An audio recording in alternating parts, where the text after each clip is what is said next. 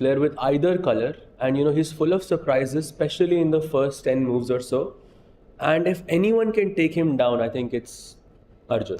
I mean, Keymer has not had a single defeat, right? He's undefeated. 3 wins and two draws so far. Arjun in that crazy game against Nihal lost that, but it could have gone either way. The thing is, I don't know whose way it will go. Both players playing really well. One at pole position by a whole point lead. That just shows the kind of form that Vincent is in. But Arjun, he's always a fighter. Completely agree with you. I think Arjun opening preparation is a huge part of it. Is he able to draw Vincent, who's a positional player, a fundamentally super classy player who likes those strategic fights, into Arjun's battleground? Will he be able to create that Arjun mess early on? And I think that will be a key factor in this. Yes, and we have things kicking off already in the playing hall. Arjun versus Vincent has begun, guys. 1d4 played by Vincent. Action has begun here. I'm not surprised. Sorry, Saj, go on. 1d4. I mean, if you want to play for a win as black, King's Indian, Benoni, Benko, what do you go for? Tough question. I'm guessing G6. Arjun is this guy who likes to completely play out of the box. He has played the perk defense recently. We saw him against Gukesh in Norway chess. He went for E4 D6, and I think today he's going for D4 G6. I think there will be G6 with the idea of fan-catoing the bishop. At some point, I will say he starts with the knight developing first, knight f6, and keeping some options open. That's my first move prediction. What about you? I think I like Sagar by 6, so I'm gonna say 1d6. Oh, let's have all the 3 moves on our board. So knight f6, g6, d6. I think if all 3 moves prove to be right, at some point it'll be a King's Indian. What if none of this happens? What does that say then about us? No, I mean, Arjun has to play for a win, right? And playing perk against Gukesh in the Tata Steel was an insane decision, and it paid off as well, if I remember correctly. Whoa! Let's go. Man's hedge. What a guess! I thought you said d6. Yeah, I said d6. Oh, he It's played D5. D5. Oh, wait. Sorry, guys. Arjun played like this famous game of Fischer versus Tal, I think, where, Fischer goes E4 and then Tal pushes his pawn to C6 and then C5. Yes. But this is slightly surprising. This is the Slav defense against the queen's pawn opening, and it's a very solid approach at the start. I'm still expecting Arjun to play your move g6 to get the bishop there, but he does delay it. He brings out his light squared bishop. I don't know about you, Sahaj, but for me, this Slav approach by Arjun, given the tournament situation, I'm slightly surprised. Yeah. Maybe he is banking on the fact that Vincent is not going to go for a straight draw, and Vincent is going to try to play for a win, and that's where he can, sort of strike back in this position. But yeah, allowing Slav exchange is not maybe not the best decision given the tournament situation. Yeah, but I think sometimes, as you guys rightly pointed out, Vincent is such an uncompromising player. He will be like, okay, I have white, I should play for an advantage. And then Slav becomes a very potent weapon because you are super solid here. And then the opponent tries to push a bit much, and then Arjun gets his chance. So I'm very excited with this opening choice. But Vincent, look at the speed with which he's playing. He's well prepared. That definitely feels like prep, right? And he plays the first move that comes with a direct threat of attacking the b7 pawn, which needs to be handled. And now there's an approach where you can actually offer a queen trade. And he doesn't. I'm happy to see that on the board. Yep. Okay. So maybe, we're not going into a dry endgame just yet. I do think that once white inevitably takes that bishop on g6, there's going to be an imbalance in the position. And Arjun is a master of imbalances in that sense. So I'm still going to say that Arjun will try to win here. Oh, for sure. I mean, I think this game will have a lot of content here. It's not a dull game by any means. So fighting opening. But then again, Vincent could also triumph here. So all 3 results possible out of this opening that we can see. What pawn would you recapture with? I think this would tell, yeah? If you take with the C pawn, it would be pure symmetry. If you take with the E pawn, more fighting chances. I think when you're playing for a win, or if you want to create that imbalance, I would expect him to take with the e-pawn, but he's really paused. And this is slightly also surprising for me because, again, Arjun is a player who has incredible opening preparation. We've seen him with those 30-move games, and he does, in fact, take with the c-pawn, so going for that symmetrical structure. And this does invite white to develop the bishop with a check. Yep, absolutely. And he can answer with maybe knight to c6. He goes bishop to d2, making room for rook c1 later on. A bit scared with Vincent's speed of play. He's playing so fast. Knight comes out to c6, and this is one of the reasons why Arjun took with the c-pawn, because his knight was undeveloped and he can put it on this wonderful square. If it was on d7 already, I pretty much think he would have taken back on d5 with the e-pawn. Big question. Is Vincent setting up a long castle here? Are we going to see fireworks not by Arjun but with Keymer this time, and he does it? Wow. Just as I was shaking my head saying, Tanya, that's not going to happen. The bishop is on this diagonal. But Vincent's just done it. So he's taking the fight to Arjun.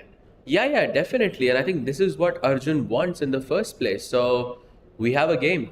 We definitely have a game. By the way, in Nihal versus Awonder, I see, okay, some moves have been played because... No, Nihal versus Yordan, yes? Sorry, Nihal versus Yordan. I couldn't see the first move being played for a little bit. So I wasn't sure if Nihal was meditating or Nihal was a bit late to the game. Nihal, I'm pretty sure, came late. He's doing that in this tournament. He comes like couple of minutes late. And I always am amazed by a couple of things about him in this event. He's playing offbeat openings. And also when he develops his knight, he always kind of turns the knight backwards, looking backwards. Have you ever seen a player doing that? I don't know if we can zoom in on that knight on f3. But Nihal is generally, I think, the only player I've seen who makes the knight's point backwards. Like generally you have sidewards or frontwards, yeah? I always try to put my knights facing each other. Yes. I guess that's the normal thing. That's like Grandmaster. I think, Tanya, you must be putting frontwards, yes? I think it's one of the two, but you're right. A knight's facing backwards is super rare in chess. Yeah. You definitely adjust it either. I think sometimes I would do both towards the left and not facing each other. Or frontwards also is very natural. What about you? Where are your knights? I try to put it like frontwards, looking straight. But is it slightly diagonal? No, straight, because I want them to go ahead. But Nihal, I'm always surprised when he puts his knight like this. Anyway, it's not a big deal. As long as your move is good, he plays the same opening, actually not the same, similar to what he played against Arjun Erigaisi with b3, bb2. But in that game, the bishop came out from this diagonal this time. Nihal is like, I need the double fianchetto. So I looked at this opening very recently actually, and this is a shaky move order for me because as soon as Nihal had played b3, Yordan could have played d5. And there is this setup whenever you play b3 and bishop b2, you should not allow d4 from the black pawn. No, d4 from black. So after move 3, when Nihal played b3, in this position, Yordan could play d5 here. And if you go bishop b2, the idea is I'm going to play c5. And now if you play c4, which is very logical, I'll go d4. So this already, according to engine, at least according to a very, very strong engine, this is already some minus 0.5 position. Nice. For black. So he's still looking for those crazy opening ideas, because I think he was inviting this position early on. But Yordan doesn't go for it. He goes for his typical King's Indian position. Yeah, I want to also just set the table here because both these players are on 2 points currently. They are from 7th to 10th, which means that for them, a result is very important. If they want to have any shot at a podium finish, then they want to fight in this one. And I think Nihal's opening approach, it might look cagey a little bit, right? Like no pawn has gone beyond the 3rd rank. But usually these openings tend to just say, I want a game. I don't want a theoretical battle. I want a long fight. In the middle game, once you start capturing the center, and there are trades, the position does tend to explode. So even though it looks very sort of cautious by both these players so far, I think they're both very, very aware that they need to make a fight in this one. Like a draw does not suffice for either of them. Absolutely. And I think Nihal would love to give a present or a gift to someone today. any ideas on who that person is, important one in his life right now, whose birthday is today? Sorry? Yes. Yes. Oh, wonderful. Yes, Grandmaster Vishnu Prasanna, who is his coach here, is celebrating his birthday today. And so Nihal is like, okay, I need to give a gift to my coach. Guru Dakshina, yeah, as they say. So a very happy birthday to Vishnu. I think he will be he's here with Nihal. I'm probably hoping maybe he'll join us in the commentary as well at some moment. So this one's still early days. Should we do a quick opening tour and check out all the 5 boards? Maybe zoom out and go through, because we also have a battle between 2 very good friends today. Oh. Which one? Oh, my God. Sagar. Wow, we have the big clash between Anish Giri and Vidit Gujrathi today, and Sahaj has some great stats on this. So one thing that I was really perplexed about that is that between these 2 players, they have played around 26 times, and Anish has won 8 times and has suffered 0 losses against Vidit, which to me was a crazy stat. And they have drawn around 16 times as well. The last time they played against each other was in Tata Steel, and it was a Slav exchange. So, very, very typical, not a super competitive game. But today, as you can see, Anish has this bishop on on h4 now. And it sort of invites black to play g5 in this position. If you castle early on, then you are unable to play g5, because I can sack that knight and completely go into this huge mess. And it would look like an Arjun type of a position. Very interesting that he's actually inviting Vidit and provoking him to go g5.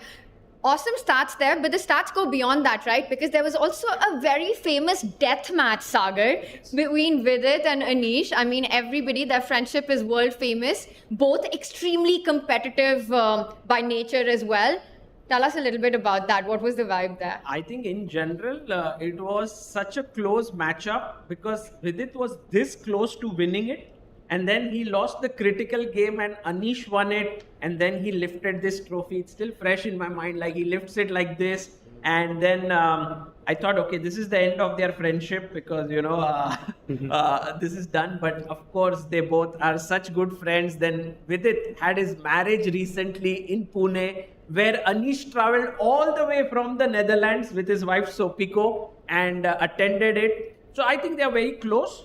But on the board, I think today both of them want to win because they are at 50% score. The one who wins today will get a good chance to finish at the top. Absolutely. And the position, is just that, in my opinion. Anyone can win here. As I said, black wants to play g5 and create that attacking chances on the king side. Whereas white is hoping black is going to overexpose, on the king side and maybe strike in the center via d4 and create some counter chances there. So yeah, it can be anyone's game at this point. Can we just take this from the top? Can we start from the beginning and see how the players got here? It was the king's pawn opening. Yes, it was Anish's favorite opening, I think, with 1e4. He loves the Italian. He puts his bishop on c4, and I think Vidit is also quite an expert at this with both colors. So it'll be interesting to see who springs the first surprise.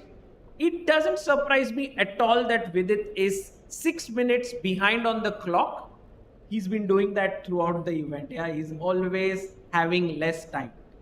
I think that's one thing that Vidit actually recently has struggled with, not just in classical standard formats, but across chess formats. And I think that also comes from perhaps a feeling that he hasn't been training or practicing as much, big life changes, getting married, traveling around. So I think Vidit does feel that, and when you're at the top, when you're playing against these kind of opponents, I think that does play a role. So Vidit has been having problems on the clock, getting great positions on the board, but in those critical moments, things seem to go wrong. But this I fully understand, because here, your heart wants to play g5. You haven't castled as black. Your opponent has castled already. The bishop on h4 will be hit. But it's such a committal move. Once you go g5, there's no going back, because then you have to decide, are you going to go long castle? Can you go long castle when you've already played a5 on the other side of the board? It is not advisable to go castle on the long side, but in Vincent's game we saw something similar where he went long castle, and I was also pretty shocked by that. But in general terms, you should keep the king in the center for a long time and then try to create an attack, and then you castle on the short side despite playing g5, which is a bit weird. However, from Vidit's perspective, it is a bit strange that he allowed bishop g5 to me, because you can prevent it. You can play h6 early on and then go d6 and then go short castle, and the bishop remains on c1, which is more of a dry. I would say both players would be a bit more comfortable. But my guess is that maybe Vidit didn't expect Anish to go all out with bishop g5. Very interesting, very provocative, and because we've got an audience with us, आप लोगों को क्या लगता है? Will we see g5 on the board? Will Vidit go g5? No, says Jaikar. Okay, no g5. So basically, people are like, Vidit more positional. He might be like going. I heard a big yes there. Who said yes? I thought someone said yes. Yeah. I want to see g5 on the board. I think as commentators, that would be the dream position. I think Vidit has to play g5 at some point. Whether it will be this move or the next one, I do not know. And this is what Anish wants Vidit to do. He wants him to be provoked. I think Vidit is also happy to get provoked here, because this means both will have a fighting chance over here. Yeah. By the way, guys, Sahaj, we both have been commentating since last 5 days. Tanya, it's the first day for you here. How do you like this atmosphere? How do you like the live crowd here? That is factually incorrect. My first day here was back in 2013. Oh. It's been a while. Yeah. But it's awesome to come back. It was also in this hotel. It was right here in this hotel. In this room? Were you sitting here with like Lawrence Trent? No. I think we have. It was downstairs. Okay. Yes, Basement. but I think our commentary for the World Championship match was upstairs. They had a press conference room, and next to that was our studio. So different setup, same hotel. Very nostalgic to be here. And it's it feels special to be back. Right. So while it's been a while, and I'm kind of glad that I could come for these last few rounds and be with two of my favorite commentators for when the tournament looks like it's going to really heat up today. If g5 happens. Yeah, I think it will be fun, Tanya. And one thing which I've always been seeing here in this hotel is from my room, I can see the swimming pool. And that's the same swimming pool in which Magnus jumped after becoming the world champion in 2013. And I'm wondering, the one who wins this tournament, should we of get that person and throw them in the pool? Both the masters and challengers. I mean, That they will will jump, but maybe we could also try. That will be so much fun, and every day I've been thinking about the swimming pools situation, and it's great that you waited for Tanya to come here to bring it up, because she was here the last time it happened, right? And that is, I think, one of the most iconic photos of chess. Yeah. In 2013, when Magnus became the world champion. does this, Yes, yeah? Yeah. in the pool. Yes. He was thrown into the pool. He didn't jump into it. Right. So I think we might have to follow tradition. Maybe it depends on who wins as well. Well, right now, Vincent looks really good because, guys, did you see he already has a position with quite some edge? If we go to that game, Vincent versus Arjun, the bar already suggesting, very comfortable position for Vincent. Absolutely, and the position and the pawn structure is pretty symmetrical, except for the pawn on g6 and g7. That's being the only imbalance overall. And of course, there's a bishop versus knight difference as well. But when the position is this symmetrical, the advantage seems to be quite stable. As in, you don't have to make super precise moves in order to retain your advantage. So I think this looks really good for Vincent in that sense. But Sahel, what about the kings on the opposite side? Does that not kind of make you feel that Vincent will go g4, h4, h5, just last open the position? Yes, and Arjun can go b5, knight a5, knight c4, and just b4. I mean, it can become a race very, very quickly. That's a very great point, that kings are on opposite sides of the board, so it can become really hectic really, really quickly. And looking at the time, it's the first time I think Vincent is thinking, yeah? True. So probably Vincent is the better prepared one, or what do you think? I want to just back up to that point, pawn takes pawn happened in the middle of the board, because I think it's really interesting how quickly Vincent played and what the whole idea was. Few moves have happened since, So there was a trade at the center. We see another move that Vincent has just played. The bishop came out, the knight was developed, and then I think there was a long castle, a developing move, bishops traded off eventually. And here, this is what I really like what Vincent did. By the way, really instructive stuff. Whenever you go long castle, always take a pause to put your king towards the corner of the board on b1. It's a lot safer. You sidestep any checks, any open lines on the c file. So before Vincent starts with anything on the right flank, he replaces his pieces in such a way, king, ek step, rook, ek step, putting the rook on the c line, stopping Sehed's idea. Now getting b5, knight a5 becomes that much more difficult and tricky for black. Meanwhile, for Vincent, he has a hook on g6, right? You've got g4, h4, and look at this move that he's played.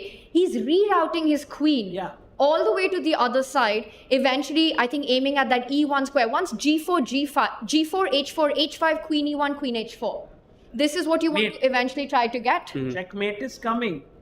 And Arjun has to be like super precise here, guys. Don't be fooled by this bar, This is which amazing. is just saying 0.5. I think the battle is on here. Vincent is going for Arjun's throat here. Absolutely. And I just want to add one more point. There is queen e1, queen h4 as well, but queen d1 is also a very good prophylactic move as well.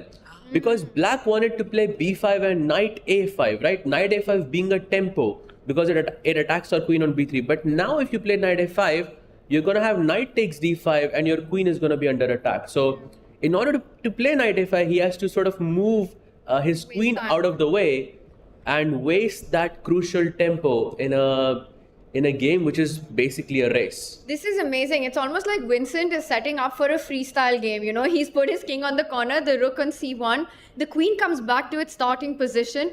And that's a multi-purpose move. You have these attacking setups that you're aiming at, but you're also playing prophylactic chess here, defending against Arjun's plan. It actually feels like it's starting to get a little uncomfortable, especially because Arjun has a hook, right, on g6, which gives white direct plans, direct way to try to open up the h line. Meanwhile, for Arjun, what to do here is not so clear. I mean, b5 seems like a natural starting point. Put your rooks on c8 and b8.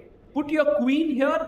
Yeah, I mean, his attack will come through, but for white, it's like straight on, you know? I also feel it's not so easy. I don't know if we can have a few moves on the board and ignore the eval bar, but just to kind of show how difficult it is for black to kind of just proceed from this. Let's make a natural move for white. Let's push one of the pawns. Let's go g4. Now the problem is, if black continues to attack b4, you run into knight a4, which is an amazing outpost for the knight, right? And suddenly all the attack on the left flank is stopped.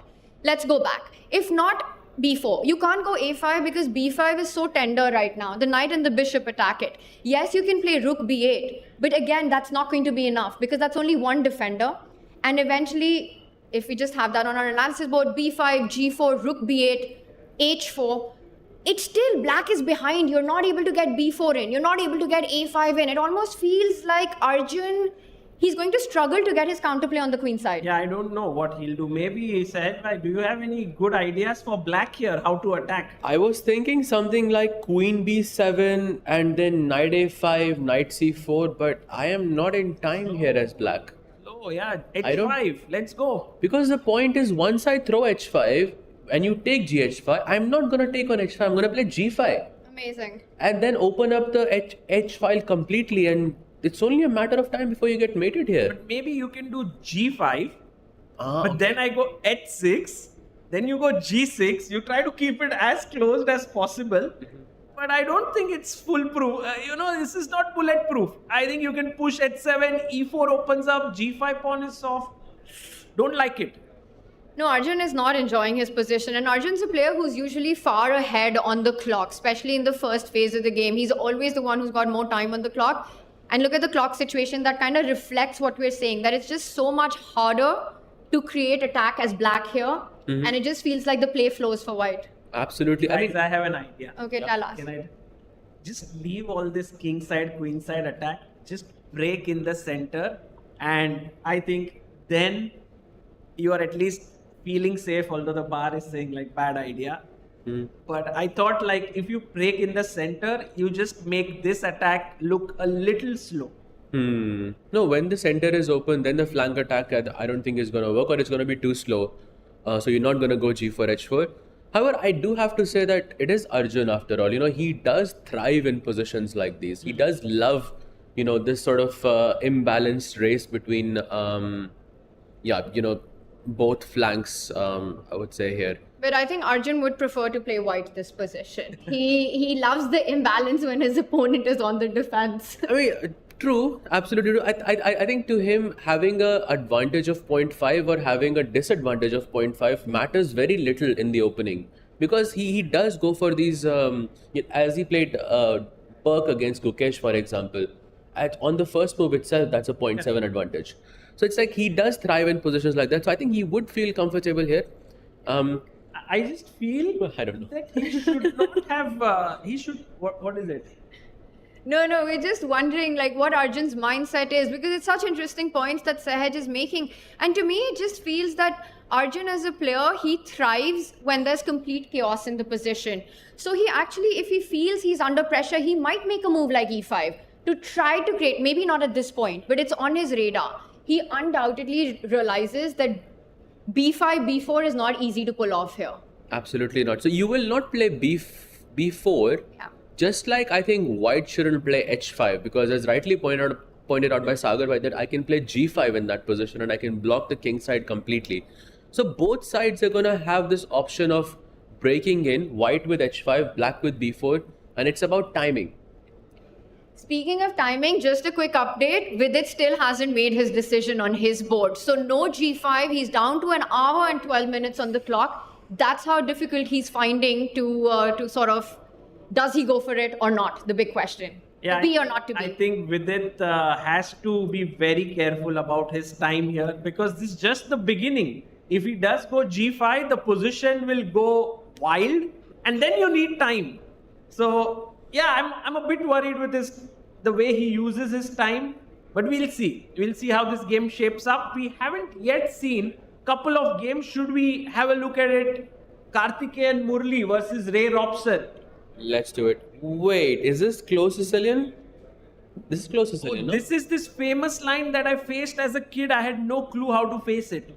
Oh, it's Rosolim, okay. Yeah, Oh, this, no, it's Rosolim. it's. I also thought the same thing, Sagar Bhai. This knight c3, bishop b5. Yes, same. Okay, bishop b5, g6 by Ray Robson. But guys, just taking a moment here to admire how Karthiken Murli has performed here. Last minute entry into the Masters and scoring 2.5 out of 5, being the last seed over here. I think, maybe he's not the last seed, Pranav is, but still, he's doing really well. You know, there is something to be said about these situations. Very often when a player is not expecting to make it to a tournament and they get into it, one, you don't feel the pressure. Second, you take it as this huge opportunity that has been given to you. I think chess tradition has shown that so many times, even in recent past, where a last minute entry coming into an event, it happened even at the Esports World Cup recently. It's happened at freestyle chess a couple of times. That happened with you, Tanya. Well, actually it did. When? I don't know how much I can say about it, but I was actually not supposed to play the Budapest Olympiad. It was so I got into the team much later as board 5. And then that you went pretty got the well. gold medal back home. So yeah, I think last minute entry definitely reduces the pressure on you, right? And you're hungry. You feel like this was not supposed to be your opportunity, but here you are. And I'll also say, India is so full of talent and so many strong players. I think for these youngsters, having these opportunities means so much, because for a Gukesh, Prag, Arjun, they have them. Now they've made it into the absolute elite. But for players like Pranav, like Karthiken, to be on this stage is extremely meaningful, because to them it feels like this is their chance to shine. Correct. I mean, the Chennai Grand Masters proved to be a catalyst in the career of Arvind Chidambaram. After winning this, you saw he moved up to 2750. Who's the other player in whose life the Chennai Grand Masters was a catalyst? Because I can't remember. Can you remind me, Sagar Shah? Some 17-year-old kid who then... Is there anyone in your mind? It's a good question. Maybe we can ask the audience, guys. Actually, do you yes. remember who won the first edition of Chennai Grand Masters? Yes. Yes. Okay. It was Gukesh. Gukesh, Yes. absolutely. And it wasn't just about winning the tournament, right? That was the start of his journey because he got that much needed FIDE circuit points, made it to the candidates, and like they say, rest is history. Yeah. Literally history, And- becoming the youngest ever world champion. And then sacrificing his queen yesterday. He's just continuing his role. He's playing at the St. Louis Rapid right now and is doing very well. Guys, can we hear it for Sagar Shah, who was up till 3 a.m. commentating on Gukesh's game with as much energy? And I don't know, Sagar, how you do it, but I mean, it's pretty amazing. That's very kind of you guys. But as I always say, that without good players, there's no point in commentating. Yeah. So. What about co-commentators? Yeah, I think, guys, can you join me tonight? I have. We'll put up 3 chairs there. But yeah, I think it's a golden time for Indian chess. You have Gukesh playing in the US. You have Arjun playing here. Prague will go to the Singfield Cup very soon. So many events happening. It's just amazing. Amazing time to be an Indian chess fan. Meanwhile, I think Vidit has responded with not G5. Didn't go, yeah. Not so. I still think G5 is on the horizon in that position, but he's keeping it for a later stage. But Bishop D7, does he want to castle on the long side? I think it's a very flexible move. The fact that Vidit did not rush with castle. Let's just do an action replay of this last move, Bishop D7. And right here, he could have gone G5, but Vidit doesn't want to show his cards. He doesn't put his king on the right flank either, so that's an option. Also, this move, like you said, once the queen comes to E7, kind of clears the path for the black king to rush to safety if needed. The other thing Bishop D7 sometimes sets up far in the future is a move like B5, if you're able to defend that pawn. Absolutely. But I have a feeling that long castle is not going to happen here, right? Like when you have the pawn here on A5, it's very unlikely. So Vidit is just waiting, as you rightly pointed out. There's one more plan, sorry Sagar, Yeah. which I think could be on his radar, which is to go A4, knight A5, and then start advancing on the queen side. Could be. It's also a very thematic way to approach these positions. Yeah, this is very much possible. And you can see Anish has paused here. And I think that was also one of the things that Vidit wanted to do. He wanted to get Anish out of his prep because Anish was playing so quickly. So this move, Bishop D7, little offbeat, maybe not prepared by Anish. Now he has to think over the board. Do you guys like playing against friends? Because that's always been something that I have struggled with during my playing career, where it's just not comfortable. Somebody who you know so well. I remember playing you in Tata Steel, and that was not a good experience. I have to say, I did not enjoy that. What? Because you decided to sack your pawn, and for 4 hours I had to defend my position, and one bad move I would be killed in that. Wait, how did it end? We drew. I somehow So survived. peacefully. But it was not a pleasant experience, I have to say. So no, I do not enjoy it. By the way, this move Bishop D7 has been played twice by Magnus Carlsen against Gukesh. Actually, no, once against Arjun, once against Gukesh. Really? Yes. Wow. Okay. And do you know which events were they? When I'm just gonna look it up right now.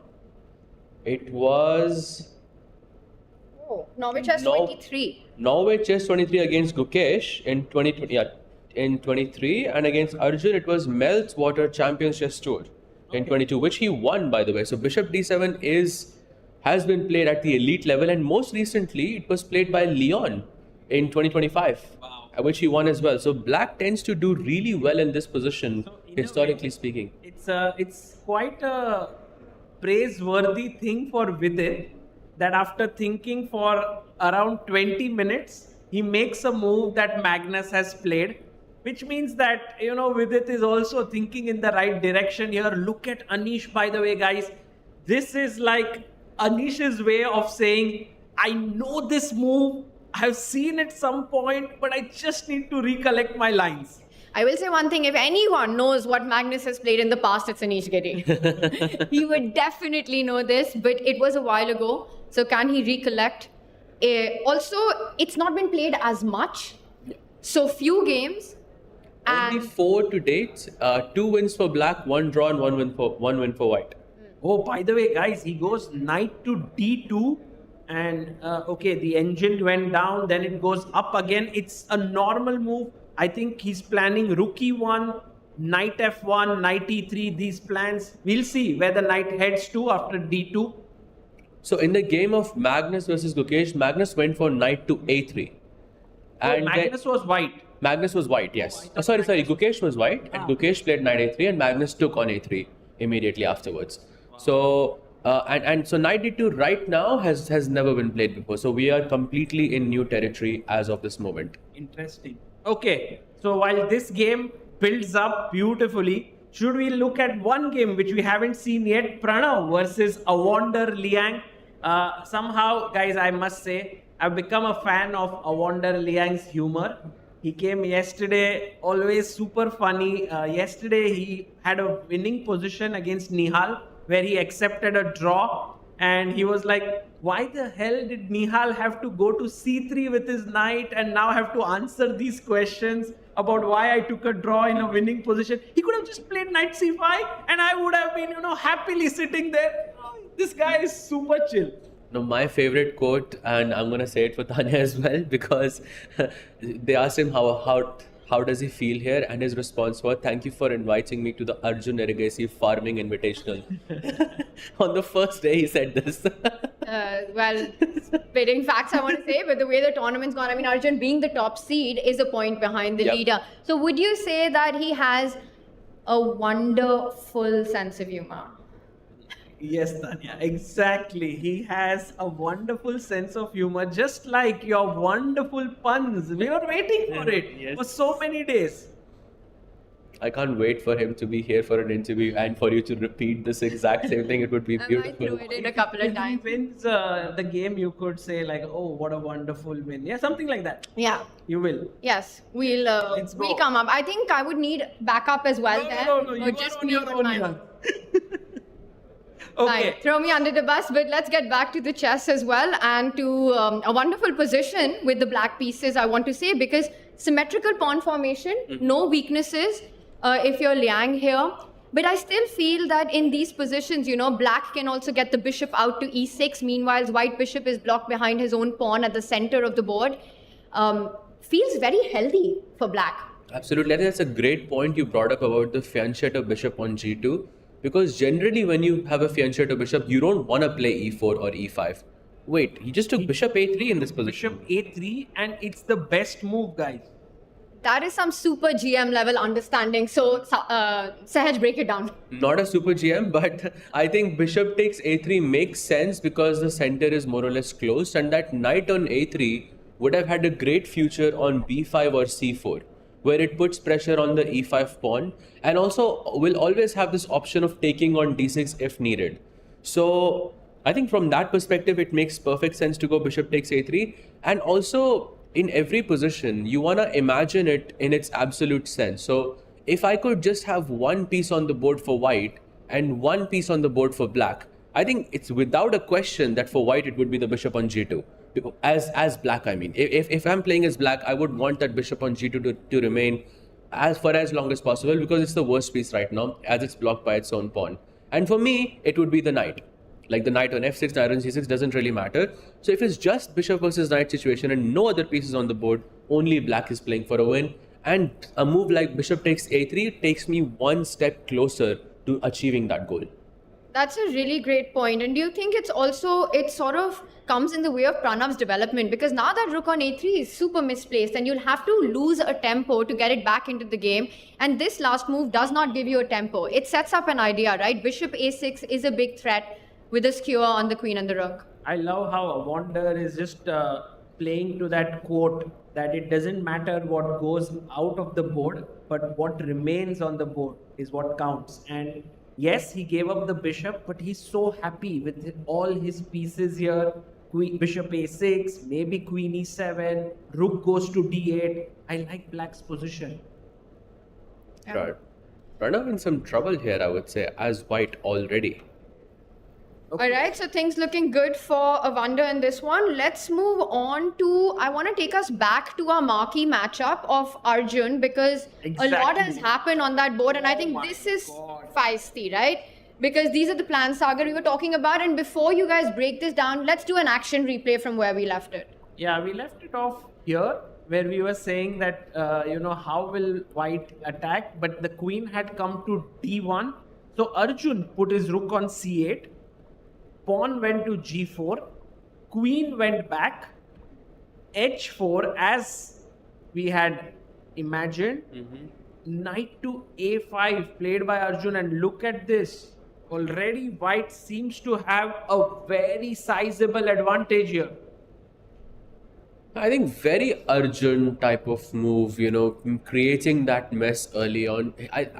What doesn't make sense to me is that why didn't he go b5 immediately, and then decide where to put his knight? But I'm guessing that after knight to a5, he wants to keep that option of going back queen b6 and putting pressure on the b2 pawn. Because once he has committed b5, the queen can no longer look at the b2 pawn anymore.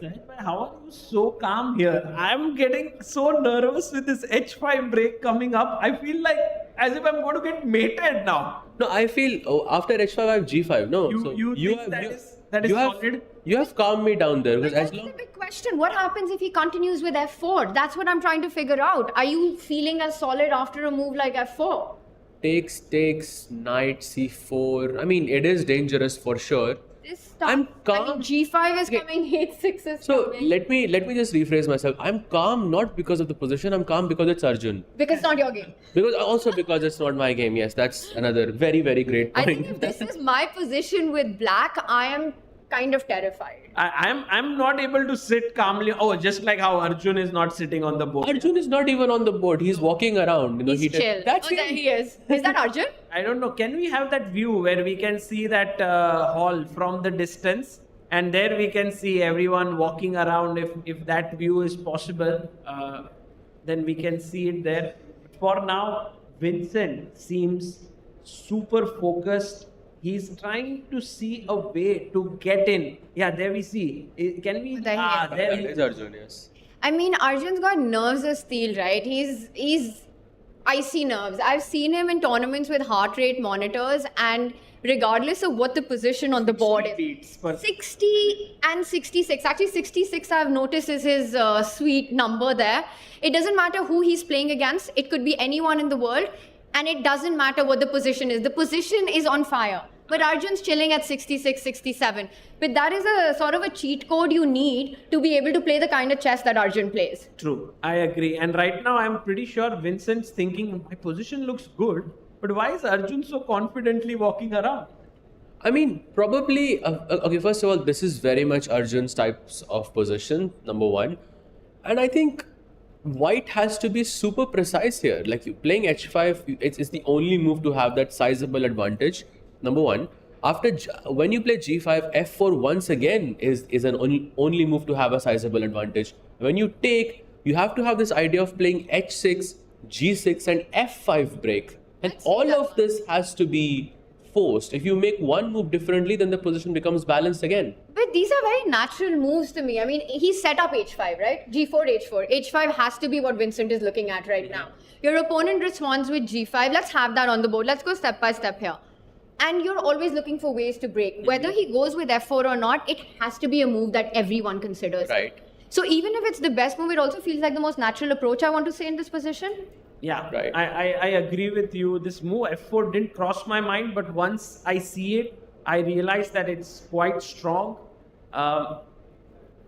Vincent, thinking here about what to do in this position. Is there any other move apart from h5 that comes to your mind?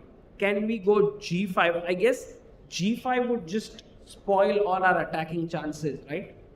Because then you give the black knight, I think, to hop over to h5.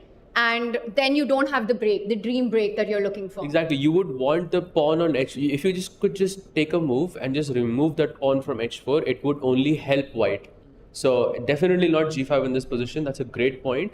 But yeah, after h5, g5, I was also thinking that what if I just make a normal developing move like bishop d3, right? That's only going to help my attack on the king side. However, it would be a waste of a crucial tempo simply because black wants to play knight c4, and your only response or your only logical response is to capture that knight. So you want to do that capture from f1 to c4, not waste a move via playing bishop d3. Correct. Yeah, it's well explained there. While this game continues to be super exciting, and we are pretty sure that Vincent will go h5, shall we quickly check what Nihal Sarin did in his game with Yordan? Let's Let's do do it. it. Okay. More calm position than one would have imagined. It's kind of an English opening kind of a setup now that White has. I don't know if we need to go through all the moves that have happened because it's such a non-confrontational position. No pawns attacking each other, no pieces traded, and we are on what? Move number 14 already. 13 moves have been completed. This position is the other end of the spectrum from what we just came from. From the Arjun Vincent board, where it just looks like it's all set for an explosion on that right side on the right flank. Here, it's extremely positional, extremely cagey, but just for me, first sight, instinctively, it just feels that White should be more comfortable.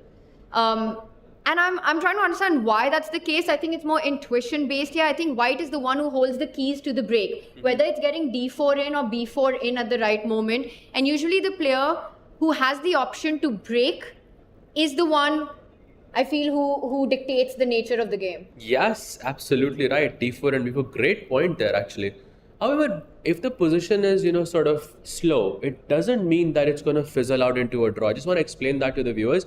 It's just that both of them really need a win to sort of have any chance to be in the top three or to finish first.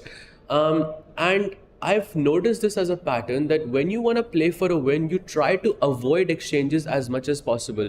One game that really comes to mind is that game between Anish and Aditya Mittal from the Sharjah Masters. Sagar bhai, we have spoken about this game before. When Anish needed a win, his first move was knight f3 and his second move was e3. Knight f3, knight f6, e3. I've never seen an elite player sort of start this slow, and the game was really long. He kept pressing, and ultimately Aditya, didn't survive the pressure. And I think the same thing is happening here as well, because all the pieces, not even a single pawn is traded off on the board. This means that they are waiting. This game might be the longest out of all of them. Could very well be. And I think Yordan yesterday was so happy. He's the only player who won his game. He beat yesterday Ray Robson. And then when I was actually going up to my room, I saw him just come out of the elevator, and he was so thrilled at this victory because it was such a long one and his first win in this tournament. So he might be feeling very good about himself right now. His first win in the tournament, and that also after 2 back-to-back losses, right? So it's exactly what you need to go ahead in it. And speaking of his mindset, I did see him at lunch today before the start of the game, and he was sitting on a table by himself.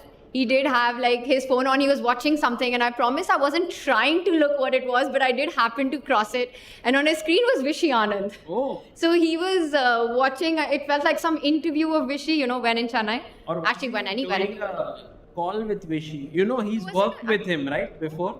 Yeah, Really? at some point Vishy... He's worked with Magnus, I know. Yes, but also Vishy had revealed, I think it was for Leon Masters or some event that Anand played, that he had been working with Yordan.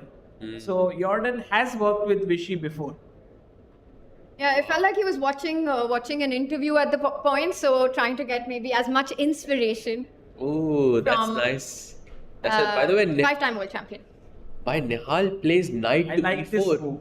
It's a very cool move because if you take here, suddenly the pawn moves away and the rook starts attacking the slightly backward pawn on d6.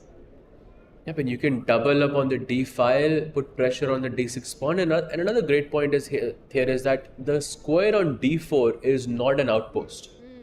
That's the advantage of having double pawns here, because you can always play e3 and just guard d4, f4 if needed, and you can double up on the d file and put that pressure in. Nihal, I think I'm liking his position more for sure. You know, this move knight e4, for me, it just feels like it's not a move that maybe would be on a lot of our candidate moves. You're sort of inviting a trade that doubles your own pawns. You're blocking your own bishop on g2 on the light square. But once it's on the board, once it's been played, you can't unsee it. It just feels like he's trying to create that imbalance. So a very creative idea here by Nihal. Pressure on d6. I saw Yordan. He was, I think, about to pick up his queen. That's the hand movement that I saw. And place it on e7 would be my guess. And there it is. You know, hand reader. After playing, Crazy. you just feel it. You're like, that is heading on e7. How many talents do you have? Yeah? Like spuns and then If you hand need reader. a hand reading expert in the commentary, I am ready for that. Creating new roles here, Tanya. But Tanya and Sahaj, did you guys see what Anish Giri and Vidit just did right now? So after knight d2, we left it off here. Bishop a7 and then rook c1. What the hell? What is the rook doing on c1? No, I wanted to go back to this game for quite some time, but I couldn't figure out the meaning of rook c1. So while we were talking, I was still thinking what was the point of rook c1, and I still don't understand. What? The only thing that comes to my mind is that he wants to go d4, and after takes, the rook suddenly opens up on the c5. But I thought about that, but you're losing a pawn. Yes. So how do you play d4 in this Is position it then? completely crazy to suggest that Anish will now bring his knight back to b1? Because putting it on b3, you feel the bishop on c4 might end up in a bit of trouble. Well, okay, knight b1 just feels like too much, but maybe rook e1, knight f1, and then go with d4. Like, I think that could be the plan, and then your idea that your rook on c1 is better placed if the c file opens up. Yeah, it's a very weird move, one must say. It's passing the ball. Yeah, I think it's moves like this that make your opponent also feel like, something's wrong. And then he makes some move which is quite bold, like with it, castled here. And the engine already says, with it, you should have played g5. Why didn't you go for g5 and castling here? It's very clear, I think, that Vidit is not comfortable playing g5, at least not at this moment. But g5 is not something you can hold for much longer, because I will play rook e1, I will play knight f1 like you mentioned. I'll try to put my knight on d5, and eventually you have to play g5. Yeah. And I think the more you delay it, the more dangerous it can become, because if you play g5 instantly, then the king is in the center. So there is no threat of knight takes g5, but now knight takes g5 is something you will always have to consider. Guys, Anish is going for this plan, rook e1, rook c1. And maybe, I think this is what Anish wanted. I kind of get it. The thing is, he didn't want to commit his rook to e1 before some move like short castling happens. And he was trying to find a slightly useful move for himself. And he said, okay, rook c1 seems at least slightly useful. Let me do it. Okay, we have to. Okay. We must. To Arjun, Vincent. Immediately. Wow, what happened? It is shocking. No. Arjun Erigaisi is like, On fire. you come at me, I let you come at me. Yeah, he doesn't even stop it. And he looks so chill while he's doing that. Like, not a care in the world. Okay, this is a gutsy decision by Arjun. And it's the best move according to our engine, yeah? Sagar, back up one move, just one move. So h5 is what we were expecting Vincent to play. And I just want to say, every single human will play g5 here. But sometimes Arjun is just superhuman when he does these things.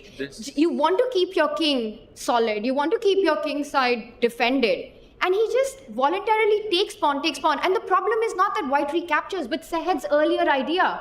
You're actually inviting g5, rook takes pawn, opening up that h line. And what does Arjun have in mind? Is he just getting greedy with the g pawn? This is brave stuff. Yeah, he is getting greedy. He'll go g6, then push the rook away, let's say rook h1, rook h2. And then he'll capture the pawn on g5. And for all the suffering that he has to endure, he will have an extra pawn. If you have to suffer, you need to suffer for something, right? Yes. Absolutely. And I also like the idea of knight to e8. I know it looks crazy, but somehow I'm also thinking about going to c4, like knight d6 and knight c4, just to have something over my opponent to create that urgency. Rook h5, g6. Okay. And then you go rook h3 and then I take on g5. Is this really that bad for black? Should we try to checkmate Sahaj here? Okay, let's play a move that I find... Okay, I want to see what happens after e4 here. Maybe the bar will just immediately drop. It's the best move. It's the best move. So far, so good. See, this. I'm getting those memories from 2012 Tata Steel again, because then also I was a pawn up against you. Yeah. I was a pawn up against you. Let's and you had this definitely crazy- checkmate Sahaj in this position. Get that revenge win in. Finish what we started, all of those years, 13 years ago. But yeah, this looks very, very scary. I have to give you that. Maybe keeping the knight on h7 is the smarter choice here, because now bishop coming to d3, even the queen going to h1, that Alekhines gun. Maybe do this, Sahaj. Bishop f6. And if Tanya pushes further Fine. on, then you have this nice home here. What is nice about this? I'm sorry, but this looks... I don't want to be black here. Yeah, this doesn't look that good. Yeah, the home looks a bit shaky here. Yeah. Bishop h6, and then maybe just build it up with bishop e3, queen d2. Okay, if you give me a knight on f5, like instead of e8, I'll take it. Whoa. And look at that. We have a decision from Vincent. He does not go for g5. A different approach. A temporary pawn sacrifice keeps the tension on that flank between the face-off of the pawns. Develops the bishop. Well, Arjun now has to tread super carefully. If he takes this pawn on g4, expect checkmate in under 10 moves. F takes g4. Under 10. I love how Sagar went for under 10. That's the safest option in the position, you know. 10 move mein to ho hi jayega. Exactly. Queen f3, g5. It just feels. I mean, a resignation is on the horizon here. But he has to play knight c4. It's the only move that doesn't give Vincent a winning advantage, basically. Yes. Yeah, true. I also feel like after knight c4, if you have to take bishop c4, then what did you achieve with this bishop d3 move? So I think he won't take the knight then. Oh, I think I understand his point. He doesn't want to take the knight. He wants to play g5 and g6. G5, move the knight, g6. Let's go. Knight e8 or h7, now knight h7 makes little sense because we have the bishop here. So knight e8. And now g6. This is crushing. I mean, the bar says it's still fine and holdable, doesn't give a massive advantage, but the human evaluation here feels like it's a lot more crushing. Yeah. I would think that I'm lost here already. And, Vincent has been giving these stares throughout this tournament. We saw it yesterday as well. And I just saw a stare towards Arjun as well. I feel like he is here for business. I think, and if he wins this, at least it would be a 1.5 point lead over everybody else. At least. Yeah, that would be 1 foot into the championship. I mean, if you're able to convert this advantage. And the thing is, he's sort of managed to get Arjun in a position that Arjun does not like at all. As a player, he doesn't want to be on the defense. He's okay being worse as long as there are tricks and there's chaos in the board, both sides. You know, that famous Mikhail Tal's forest of complications is where Arjun lives. But this just feels like Vincent's having all the fun. I don't think this will happen. I don't think he'll allow knight c4, g5. So how does he defend? What does he do after bishop d3 here? Yeah, I think knight c4 will happen. You think so? At this point, I pretty much think this is going to happen here. I'm not so sure if Arjun will play this move or not. It's actually a very intense moment in this game, in this tournament, guys. I think we are going to take a very, very short break of 2 minutes. And on the other side, we will continue with the analysis. This is the PTZ Optics Move 4K, a smart camera built for fast-paced sports action. It follows the players automatically with smooth, accurate tracking. No camera operator? No problem. Control it from a joystick, a phone, or let it run on its own. With crisp 4K video and easy streaming, it fits right into your setup. Perfect for schools, clubs, and live sports broadcasts. PTZ Optics, professional video, made simple. Brought to you by RTAV, your broadcast AV partner.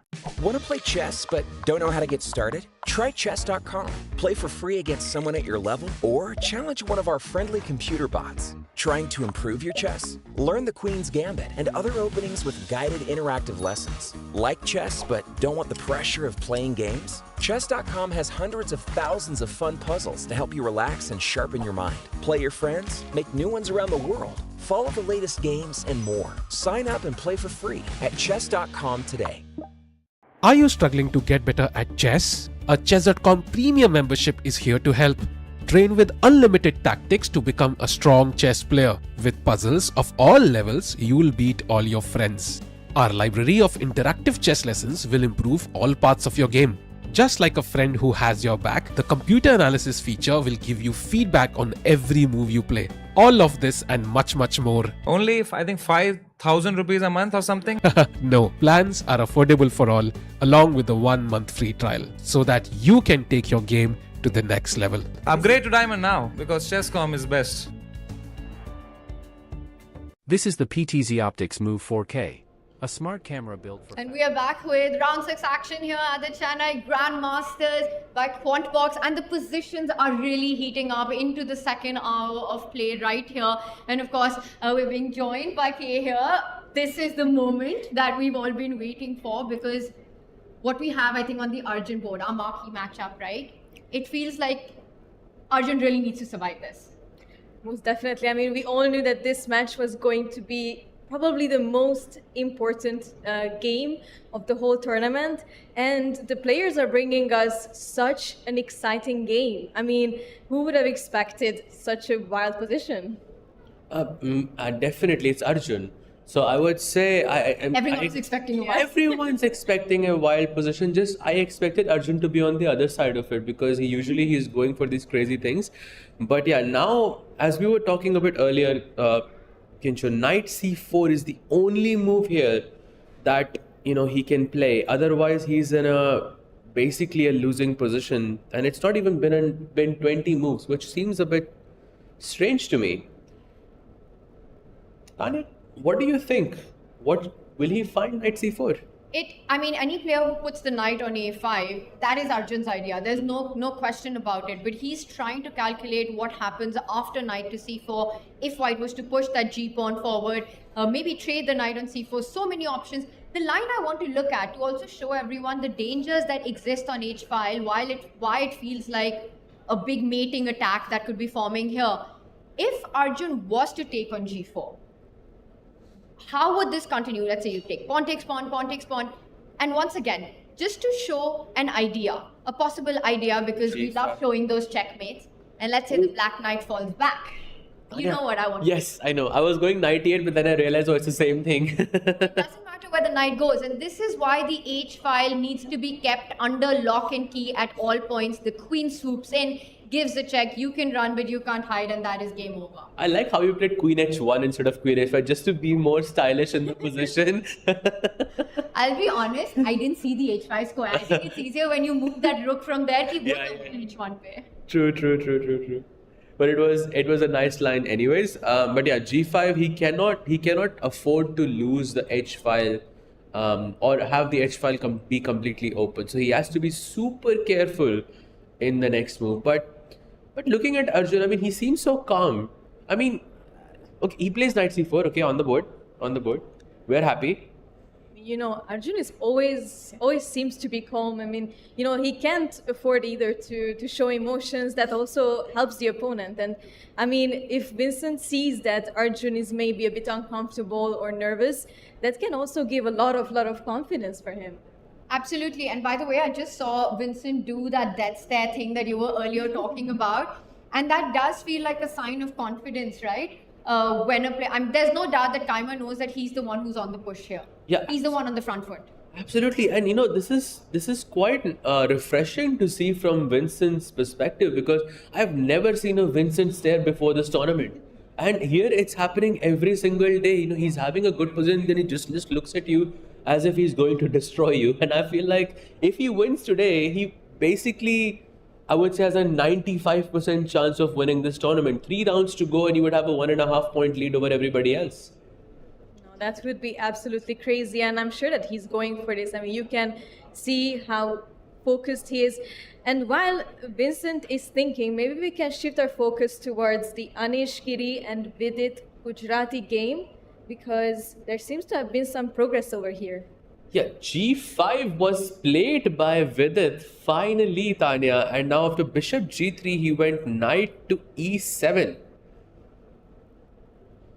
So he's trying to reroute his knight to g6, but not only that. There was another idea that we spoke about, which is to push the b pawn to b5 to try to expand on the other flank as well.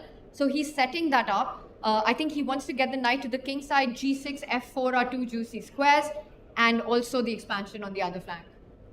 Yeah, so b5 on the horizon, knight g6 on the horizon.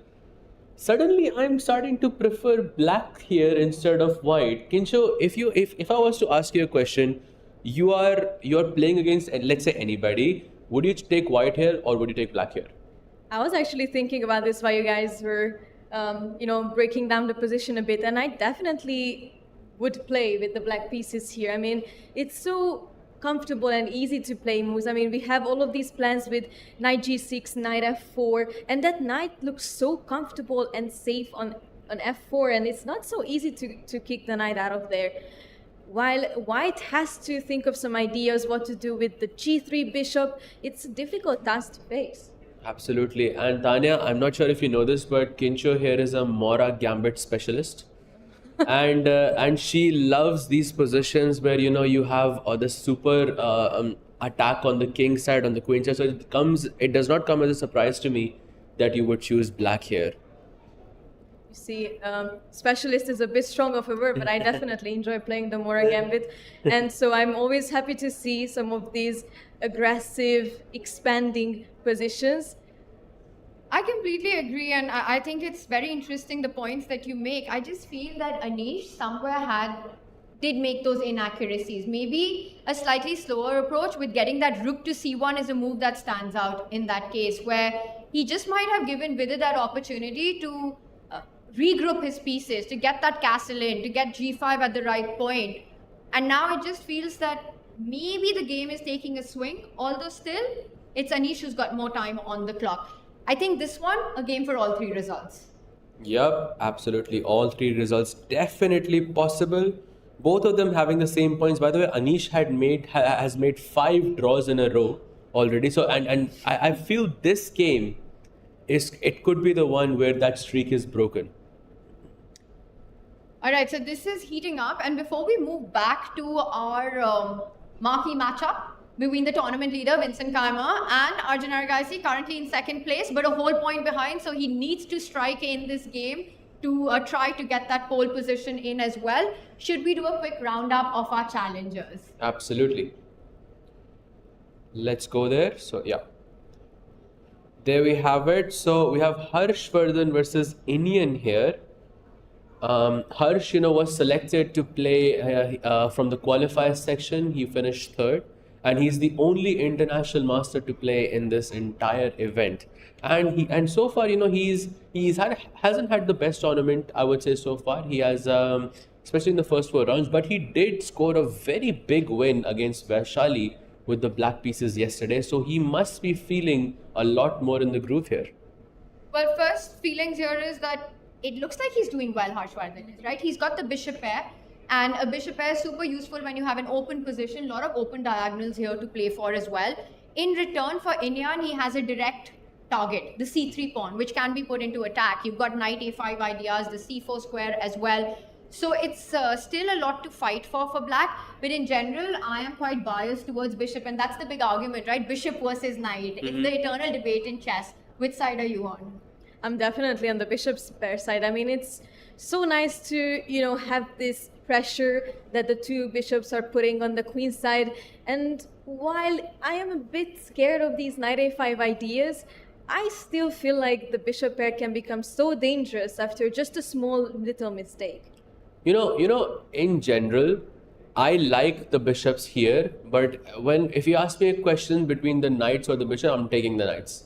100%, because I feel the knight is the most unique piece. But here, that knight doesn't seem as unique to me. Wait till it gets to c4 though. Yeah, okay. So maybe then we might be talking about a different story. But I've got a question for our audience here. Let's see how many of you can answer this one.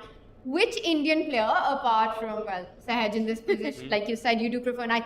There's one Indian player who very famously loves the knights and has given up the bishop for the knight in multiple brilliant games of his. Does anyone know who I'm talking about? Tanya Sachdev. You didn't have the right answer there. Vishwanathan Anand. Vishy is a player, he is known for it. Some of his masterpieces have been giving up the bishop pair, forgetting that knight, and then how he goes on to finish it. So he's definitely one who loves to play with the knights. Meanwhile, Indian first blunts one of the bishops, the dark squared bishop, and I think in the end, knight a5, knight c4, the plan coming up next. Yeah, that c3 pawn is going to be an issue. Let's see how Harshvardhan deals with it. And while he thinks, Tanya, where do you want to take us? I want to take you to my teammates. Let's go. It is the Indian women team clash here. Vashali with the white pieces against Harika with the black pieces. But also, what a crazy position this is. There's already a connect 4 in the position. The pawn formation looks very, very interesting with Harika having one on d4, which means black has space as well. But the biggest fight is on the h file. Harika's managed to get h5, h4 in. White has the lead in development. It's Harika's attack versus a more harmonious position for White. Who's better? So, Tanya, quick question for you, and sorry to put you on the spot. These are both of your teammates. You know what I'm going to ask you here. Who are you rooting for? For chess, always. Oh, come I'm on. rooting for the occasion. It's very tough. I had the same thing I was thinking about, and I was asked about this in Riyadh when it was Divya versus Humpy in the World Cup finals as well, because it was such a big moment for Indian women chess, right? To have two finalists, and it almost felt like whoever wins, Indian chess wins. And it was such a big fight. I think both Humpy played an exceptional event. Divya, flawless throughout, amazing to watch. So I think this is the same story here. It's hard to root for any one of them. Both are, I've played alongside both. I've played against both these players. Super strong. And like I said, I think the position promises to be a fun one. I completely dodged it, I know. And I thought at the end of that sentence you're going to say, Vashali. Okay, I will say though, I like Black's position here. I do. I do. Because that bishop on g2 and the pawn on e4, being sort of blocked by its own pieces, I mean, definitely not ideal. However, that pawn on f5 does pose some, let's say, opportunities for White to create a kingside attack. But the problem is that Harika hasn't castled. If Harika had castled on the king side, then I think White would be very close to being winning. But that hasn't happened yet, and Harika might even just go on the long side, and all of this ambition you have on the king side is just completely squandered. So, yeah, I would take Harika here as well. Kincho, white or black? I completely agree with you. I would also play with the black pieces here, and just what you mentioned, the long castle. I think that's actually what Harika might be preparing here with b6. Maybe bishop b7. Yes, Tanya is also showing queen d7 and the long castle. Then maybe rook g8, and we can also maybe challenge that f5 pawn with something like g5 or g6, and it can become such a scary position for White here, just in a few moves. Love how she broke it down. This whole plan for the next 10 moves already. Everything fully prepared, and yeah, it looks quite scary. Tanya. I agree. I think visually it feels like the moves flow easier for Harika in this one. So Vashali with a bit of a defensive task. Should we move on to some of the other games? I want to go to the Beast. Just one thing I want to mention before we move from this game, and it was absolutely shocking to me. Harika and Vashali have never played against each other. This is the first time they're ever playing against each other. I checked from 3 different sources. They have never, not chess.com, not Title Tuesdays, not like any national championship. I couldn't find a single game between them. That's actually very fascinating, but I think I understand where that's coming from. I think Harika doesn't play online as much, so not so many appearances in the Title Tuesdays, and I think it's also a clash of generations, right? Yes, of course. So yeah, it's very interesting that they've been teammates in the World Team Championship, in Olympiad, but have never faced against each other in any of these Grand Prix events or any of these women events. Absolutely, but yeah, first time they're playing against each other. Let's see how this. And I wonder if this plays into the mindset, right? Because Harika did play. I think she lost to Divya in the World Cup. Yes, in the World Cup quarterfinals. And I have to say, whenever the older generation is playing against the younger generation, you kind of still want to establish sort of your dominance. That there's still work to be done before you are able to come across. Absolutely. So I think you're extra motivated for that. I've seen like we know Magnus, Hikaru, they talk so much about this, that they're always take it such a challenge when they're playing against the younger lot. And I think it's exactly the same here as well. Absolutely. So Tanya, you don't have to give me names, but do you think the younger generation is stronger, or do you think, okay, stronger is maybe a very strong word, but do you think the older generation, especially in Indian women's chess, which one has been more dominant to you? I mean, if we talk about domination, it takes years to establish that, right? So I think it's too early to say that about the younger generation. It just feels like very different kinds of chess that's happened. And that's because of the tools that the younger generation has to their disposal, you know, computers at such a young age, fantastic training, opportunities. So I feel like their minds just think differently. The kind of moves that we see from the likes of Gukesh, Pragnananda, Arjun, it just feels like you would not get to see that maybe 10 years ago, or from the generation that was sort of the past. So it feels like just a different beast. Chess feels like a different game altogether now. No, that's a very interesting point, because Gukesh is known to sort of make these worse moves in drawish positions. And I saw sort of remnants of that in Divya versus Humpy as well, where Humpy was trying to sort of not trying to equalize the position, but she was okay with making a draw. But Divya was on purpose going into positions that didn't necessarily make her position worse, but kept the game going, which was very refreshing to see from women's chess as well. I'll tell you the one difference that I find in the younger generation, and let's first, before we do that, go back to our Masters section as well and see what happened on the Arjun board. But the one thing that comes into my mind that I think is a very key difference, but I'm going to first pull up our marquee game in this one.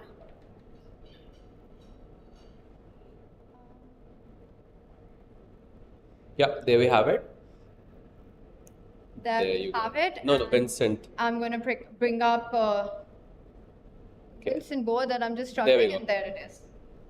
All right, so not much has happened since we left it last, but Vincent is just pretending ki right side, there's nothing happening there. I'm just going to keep the 2 pawns there, the tension as is, and just do a quick action replay from when we were here last. The bishop was developed to d3, and black Arjun here jumped in with a knight, the best move in the position. He finds it, and Vincent continues to keep the tension, the face-off between the 2 pawns. And just to wrap up, before I throw it to you about what you think about this position, Kim Shaw, is that I think the big differentiator in the younger generation that I find, especially after commentating on their games, is that they don't fear anyone.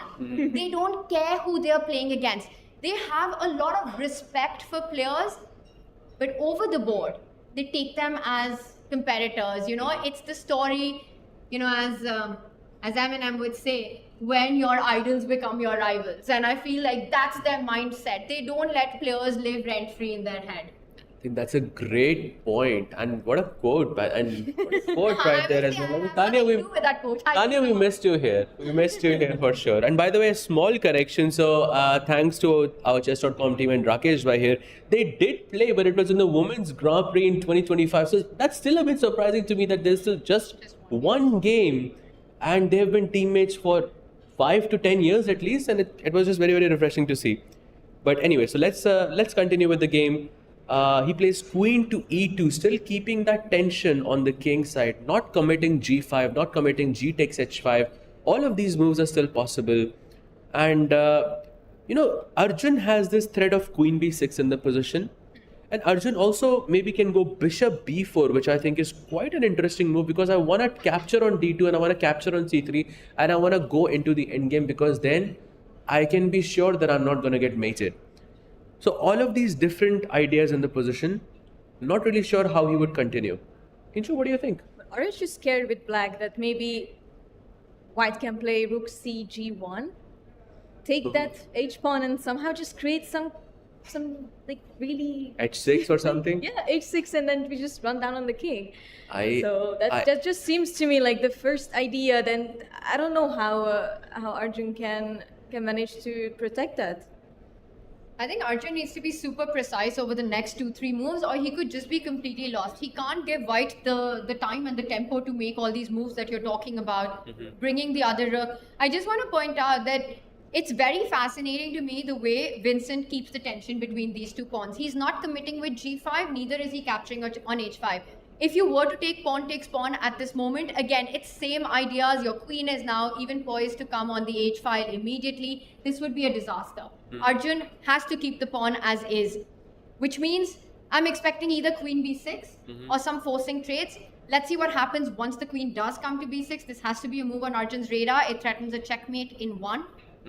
So of course, rook c2 you can just completely rule out because there is knight a3 check. Very important point though. Yeah, still white is not losing here, surprisingly. That's how strong the attack is. Yeah, that's how strong the attack is in the position. Actually, this looks quite interesting now because I can play g5, rook takes h5 and still have some attack on the position. Of course, it's unnecessary because a rook in this situation is a vital attacker. So you would want to keep that for as long as possible. So why sack the rook in this scenario? There is bishop takes c4, which is an interesting move. But I don't like that because I feel like even though I'm taking away a very strong attacker for black, I think I'm also taking an important attacker for myself as well. So should he go bishop takes c4? What do you think? It's the most direct line, right? Checks, captures, threats, and I think when you're on the attack, you're always looking for that. And I wonder if now the point is that you simply continue with momentum, you go g5, let's say the black knight falls back, rook takes pawn, and I'll point out one thing. This little move by Vincent, it not only lines up the queen ready to come to h2, but also the rook from c1 can slide over to that h file. So everything once the h line will open up will fall into place very quickly. Yes, and actually, firstly, I didn't really like the idea of bishop takes c4, but the thing is that it's so easy to play for white here. I mean, we really have some direct ideas that even in this position, we are doing so well with the white pieces. And I just don't see that even after queen b6, how can Arjun still manage to defend his position? I think you have to be super precise here, as in one careless move by black can be just completely over. Like this game can be finished in the next 10 moves if Arjun makes even a slight inaccuracy in the position. So very, very difficult for Arjun here. But I am confident that Arjun will continue this game for a long time because it is Arjun. He's known for sort of playing on the edge, and I feel like this is as edgy as it gets when it comes to the position. And he still looks pretty unconcerned on the camera, Arjun does. It doesn't look like the tension's getting to him. That's another stare by Vincent. I feel like there is some psychological battle that's going on between these two players.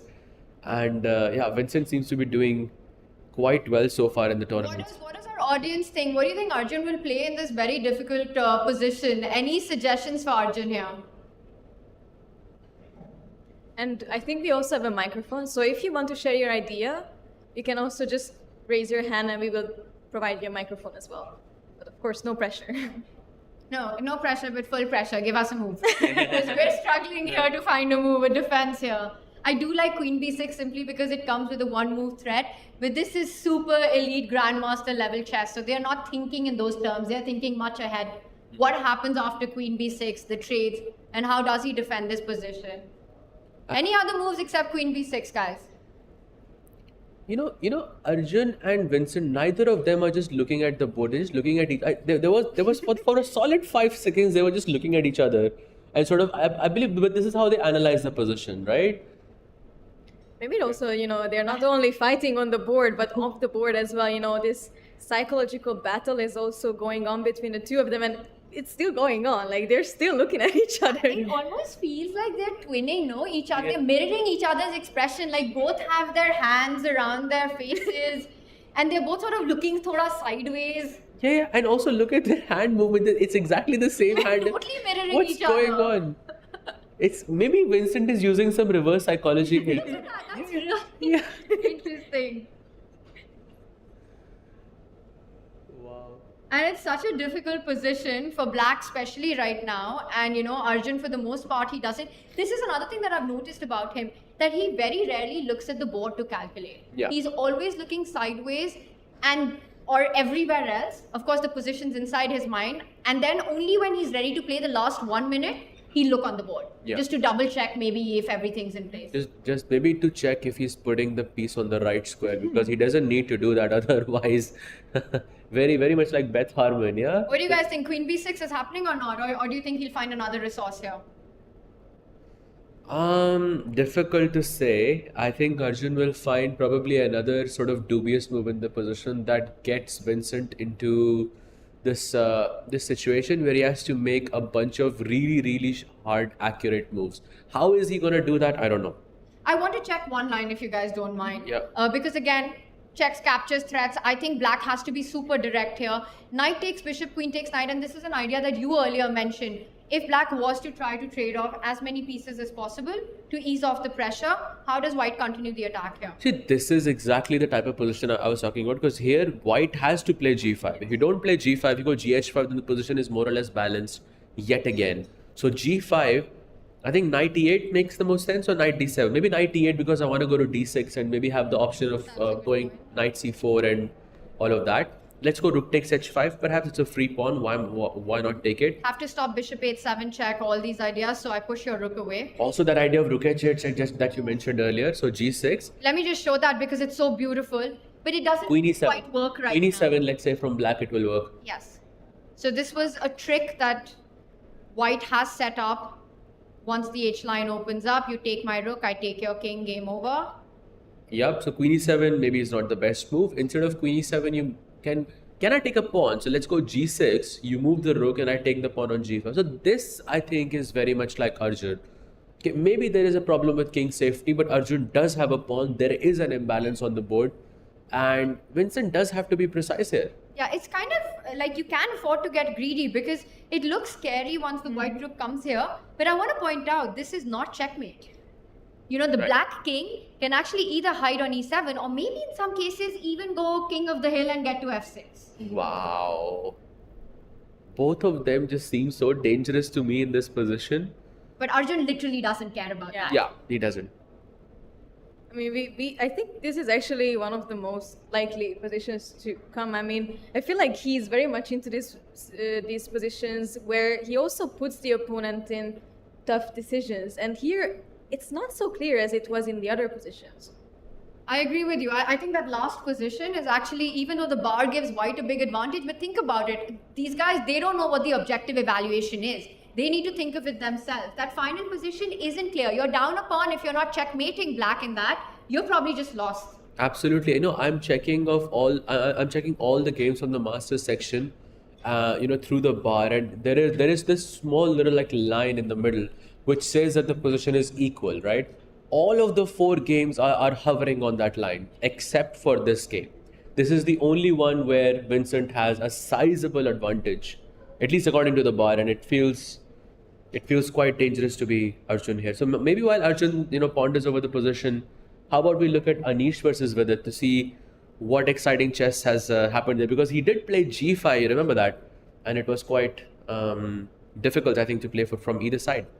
Let's do it. And I think for Arjun, it's a decision between either getting his queen to threaten the checkmate or to go for more trades. We'll see what he comes up with. Or does Arjun things and completely surprises us with a third option? Mm-hmm. Absolutely. Okay, so g5, bishop g3, knight e7. This is where we were, Tanya. d4 and knight g6, right? Are we still choosing black here, Tanya? I mean, commentators are super fickle like that, right? They keep shifting their evaluation every move.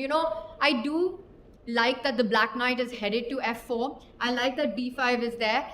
I see the bar is pretty much in the balance. But having played these positions with the black pieces, I think I would rather be black here than white. The bishop on g3, kind of stuck. I also want to point out that in the last move, white could have won a pawn. Really? How? After knight g6, e5 was hanging. Oh, But let's show that. There's bishop f2, no? At the end. So Wait, let's show that. Yeah, let's show it. So d5. There were tactics in this position after knight g6, a trap that Vidit actually set up. Pawn takes pawn, pawn takes pawn, and white's got 2 attackers. You can go knight takes pawn, but after this line does finish, there's a counter sacrifice, and this is quite beautiful because it all relies on the fact that white has played the move rook to e1, and suddenly the bishop that was on the edge of the board picks up the pawn with a check, king takes bishop, knight jumps in, the king has to fall back. You regain material, it's still material balance, but look at the position, the knight beautiful on e5, a healthier pawn structure. I think Vidit would have been super happy with this position. It's a nice little subtlety that you mentioned, that the rook on f1 it wouldn't happen and the rook on e1 it would. I mean, just one small difference in the placement of the rook can change everything in the position. But yeah, I think this is difficult for white. D takes e5 not possible. The trap evaded by... And he stops it. So now he's actually threatening pawn takes pawn because he's taken away the g4 square from the knight. Nice, very nice. So now maybe knight h5. Is that a good move? Or am I just missing something here? Knight h5 is what I think would occur to my mind instantly here. But I think there's a tactic here there. I just don't know what it is, but I feel like there is a tactic incoming. Maybe this knight takes e5. Is it? I was going to ask our audience. Oh. But let's show it to everyone. We still don't know if it works or not. Our bar will tell us if it's right or not. Again, knight coming to h5, threatening this. But knight takes pawn, opening up the queen's diagonal. If black recaptures, you simply win the knight back. And the point is that after knight takes bishop, you can win black's knight on g6. Once again, helps that the white rook is on e1 and not f1. And that queen h5, queen h6 would be very dangerous as well. So not knight h5. So what else can Vidit play here? Shall we go with your move, Tanya, and b5? b5 looks interesting, but I'm still looking at knight f4 somehow. I mean, it just looks so natural. Still, if bishop takes, we can maybe even in some scenarios take back with the g pawn, and maybe some king h8 or king h7, putting the rook on the g file. And I know it might be a bit ambitious, but also the bishop is looking at the h3 pawn. There could be some ideas there, no? Can definitely tell you like playing Mora Gambit. Wants to give away the pawn. Exactly. We have an attacker here with us. I really like the concept of knight f4. I think it just requires a calculation of what actually happens after pawn takes pawn in those positions. Yes. I think that's the key line. If black can get away with giving up the central pawn, then you're super happy. But if not, and it does look dangerous for both sides. So maybe you play queen e7 first, and then you can try knight f4, I guess. And the e5 pawn is, I think, protected, and I think it's good. In fact, I think queen e7 looks very good. But also, I feel knight f4 is a committal decision, right? You can play knight f4 at any point. So why not play first king h7, rook g8, knight f4? So going with Kincho's plan there, and then play knight f4 at the end. But the problem is that white is threatening pawn takes pawn right now. Because he stopped knight g4. So if you move your king, you need to defend this pawn at the center, right? No, I think first queen e7. Queen e7 anyway. And then king h7, then rook g8, and then you sort of, hover around this I'm knight going f4 to throw square. this out there. We've been talking about b5. What are the chances that Vidit has g4 on his mind at some point? I would be shocked to see that, to be honest. I mean, we know that Vidit is always really solid, and I think both players here are actually really, really solid players normally. So I would be still very surprised by g4, but maybe Vidit is, trying to beat Anish with some attacking chess, some aggressive chess instead of solid chess here. Also, I feel Vidit's body language right now is not of the g4 move. It's more queen e7, and I think he was about to reach with the queen. Wanting to get your idea. Oh, he doesn't. He instead plays another slower move, but defends the e5 pawn. Rook e8 on the board. So now still knight f4, possible knight. Very interesting that he plays rook e8 and not queen e7, because I wanted to use my queen because I wanted to keep my rook free, because I wanted to have that rook g8 plan that Kincho mentioned a bit earlier. But Vidit says, no, I'm going to play rook e8. This means he doesn't want to play rook g8 anymore, right? But he keeps the queen open. So does that mean he's planning some queen f6 ideas, Tanya? Maybe knight h7, queen f6, knight h5, queen f6. I'm not sure how, but could that be the plan? Very possible that he feels there's a better square for the queen. But again, in this image as well, we see the players mirroring each other. It was happening in the Vincent Arjun board and now in the Vidit Anish board. As soon as I say it, he of course changes his posture there. But I think this is going to be a slow fight. Yeah, there we Back at it, yes. Head in hands, the classic chess pose. By the way, question for the chat, so question for the audience here, I'm used to saying that, there is queen to b3 attacking b7 and f7, right? First of all, how should black play in this position after queen b3? What do you guys think? I'm attacking both f7 and b7. I'm also thinking about this one. I'm with you guys here. It's not an easy decision, but I think the point is sort of provoking something in the position. It's not a good move. You have to respond with direct moves, like Tanya mentioned, checks, captures, threats. If you eliminate all the options, I think you will come to the solution here. Any suggestions, guys, after queen b3? Bishop e6. That Bishop- looks like a very playable move here. Yeah, bishop e6 I think is a good move as well. Because but the problem is I can go queen takes b7 and then I have the square on c6 open. For the queen to run away. Exactly. So first, you see, bishop e6 doesn't really threaten anything. So try to look at checks, captures, threats here. Once you eliminate all of that, then look at moves that are more defensive in nature. I mean, you say checks, captures, threats. I'm looking at bishop takes pawn, and that's a check, that's a capture, and it's a threat on everything. So that's the move that I want to fight against. Alright, so what is the idea here? The idea is a4, which is very, very interesting because now both of the pawns are poisoned. You cannot go bishop f7 check because I'll just move my king and the bishop on f7 is now basically gone. Queen c4, you just go b5, and the queen loses connection with the bishop. Absolutely. And if you go queen takes b7, then I think there is, just bishop b6 and you just trap the queen on b7. Yeah, that's a beautiful idea. And you're going rook a7 next? Is that the move? Yeah, rook a7 and you just trap the queen and the game is over. That is beautiful. So it's not a very clear trap, but I feel like, at a lower level, a lot of players would fall for things like that because they see, oh, I'm playing queen b3, I'm attacking two pawns at once, let's just go for it. And then it's a counter trap of sorts. I think it's a nice thing to mention. I would have played queen b3, so dil se bura lagta. In blitz, I think, for sure. In blitz and bullet, I would definitely fall for this. I would, even take on f7 and just play queen c4, and then after b5, I would be like, all right, resign, go to sleep, It's very hard to sleep after making mistakes like that. I'm For not me, but used to this actually. Alright, so this one kind of still in some sort of dynamic balance where Vidit's trying to create his chances on the right flank. Meanwhile, there's tension in the center. Let's go back to the Vincent board. I want to say, although actually we don't need to because nothing much has happened there.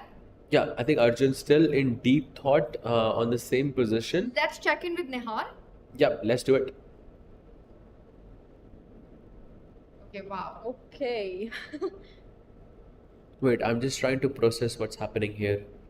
It's funny. I want to say that the last move played by Nihal was played a while ago, and that's when we checked in with this game last. So I'm going to go back to that point just to get all of us oriented with what happened. This is where we left it. And here the queen defended the pawn, the central pawn. There was a trade that happened, and Nihal rerouted his other knight to greener pastures, trying to get it to the center. Improves the position of the bishop. A pawn break that looks like a pawn sacrifice. But there's an a3 pawn that's under attack as well. That's very sneaky. Bishop takes pawn, queen takes pawn. I'm going to admit I completely missed that a3 was hanging. And this is where we are. Knight e4 given a question mark. I'm not actually sure why that's a question mark. I mean, it looks so ambitious. We are going for knight g5, I assume, trying to take advantage of the weak f7 pawn. But maybe there's some rook c8 ideas that could be dangerous. I mean, the bishop is pinned. Rook c8 looks very nice. And I also like rook c8 because the threat that you mentioned can now be saved by the bishop taking the square the rook's just left vacant. Exactly. Oh, right. That's a great point. This So e4 incoming. queen d2, can I play? Maybe not knight g5. I like queen d2 more, just to not keep my knight on e4. It's the most powerful in the center. Maybe at some point I can have knight d6 ideas in the position as well. So queen d2. I'm not sure why the bar is favoring black so much here. If optically, I think white is so much better. You have the central pawns, you've got more active pieces. Yeah, but maybe we can try to trade off the light squared bishop, and then b3 is super weak, and then the knight can jump in somehow. Maybe that is the idea here. I think there are some concrete problems here. The bishop on d5, it doesn't look it, but it's kind of trapped. You don't have so many squares.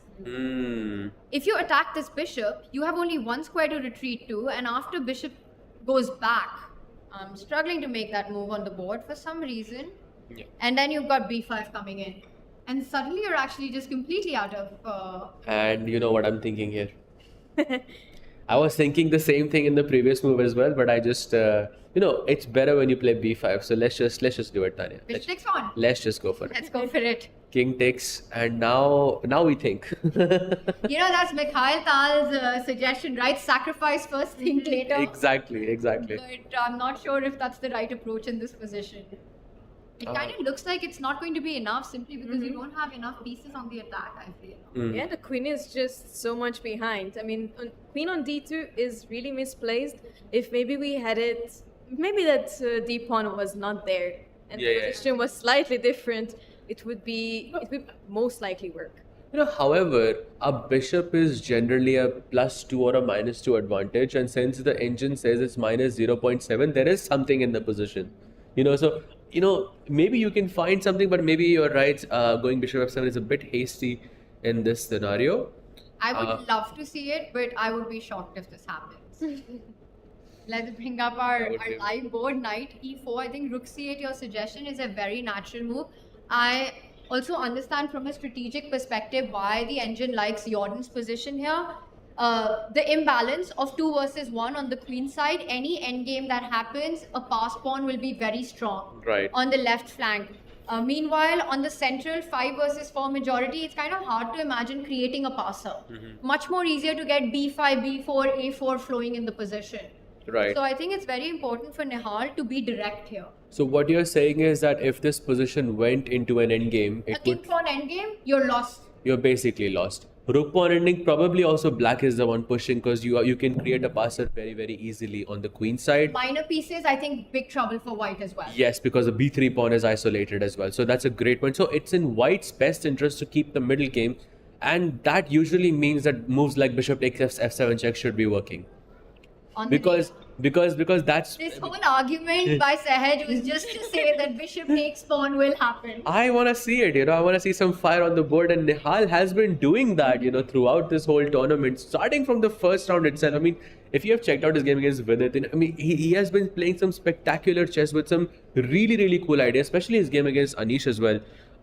So yeah, I mean, because it's Nihal, I want to see some exciting chess, Just go bishop f7. I just think it's too much time on the clock for Nihal. You need to get him down to bullet mode, and then bishop takes pawn will happen. Yep, we've been seeing that as well. So, just waiting for it to happen. Okay. Alright, so should we look at a wonderful game now? Oh, wonderful. Yes, let's do it. Let's do it.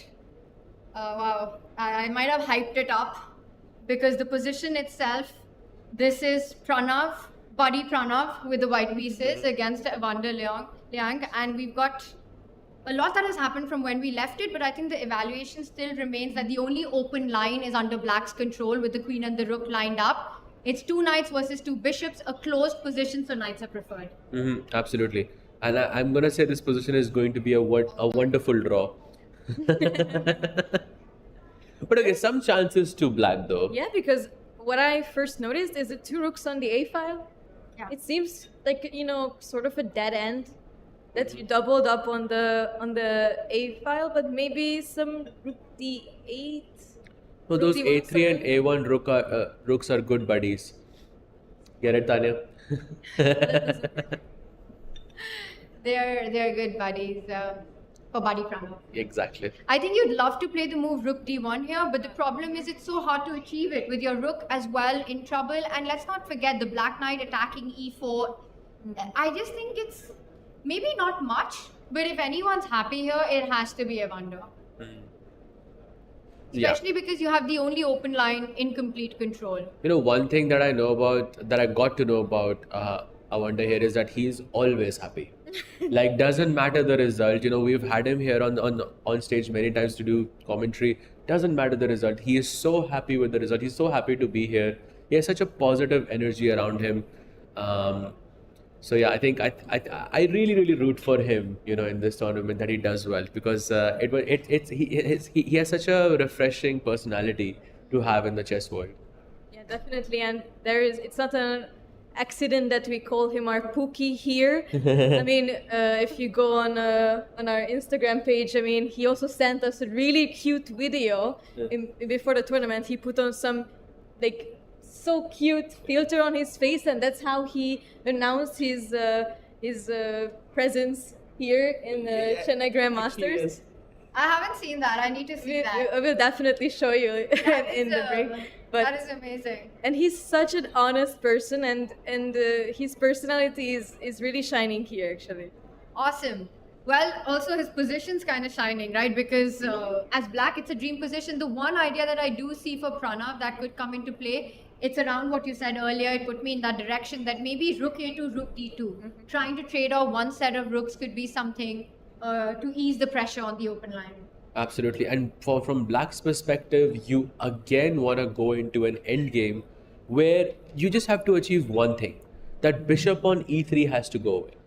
If you can achieve a bishop versus knight endgame with all the pieces traded off, with white's bishop on f3 and black's knight on e6 or f6, black is virtually winning that.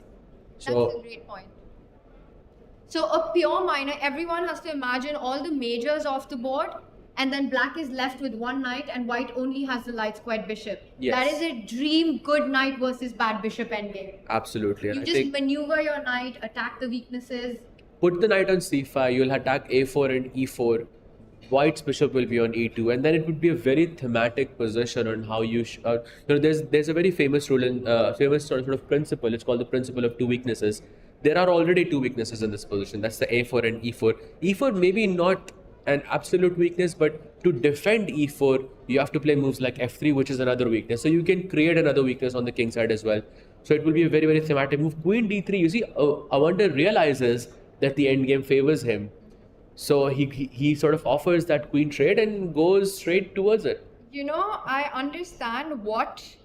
I'm going to back up. The reason why this move was played by Buddy Pranav. I think, you've been talking about the light squared bishop. He wants to play bishop g4 next. He wants to try to get rid of this bishop. So he needed to defend the e4 pawn. He makes that possible. And look at this. Awonder stops that idea by, again, trying to trade off the piece that you want to, putting pressure on e4, so not allowing the move bishop g4. That's a great point there, because now if you go queen takes g3, the rook takes g3, and the pawn on e4 is undefended, at least you cannot play bishop g4. And if you go queen b3 here, Tanya, I can go knight g5, because then I'm forcing you to go bishop takes g5, and then basically you can just resign there. Is there a reason you don't want to take on e4? Oh, that's actually a nice trap. Let's show that. See, Is it a trap? I wouldn't want to take the pawn. If I have a choice between exchanging the bishop or taking the pawn, I'm exchanging the bishop, because that pawn is still going to be a weakness that I can take at a later stage. If I take e4, maybe the position opens up, the center is more open in that position, and the bishop on f3 might become active. That's a great strategic point, but I think it might be lost immediately because of rook d1 as well.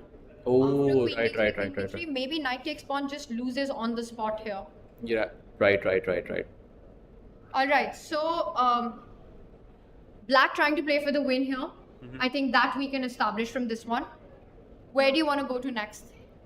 I think we can check out. Oh, by the way, we should check out in the challenges section. We should check out Abhimanyu versus Pranesh, because he is our sole leader of the tournament, and this is according to Abhi and a second as well. He named a few players, but Pranesh was definitely one of them. And Pranesh is chasing him with just 1 point difference between these two guys. So very similar to Vincent versus Arjun situation, but in the challenges section.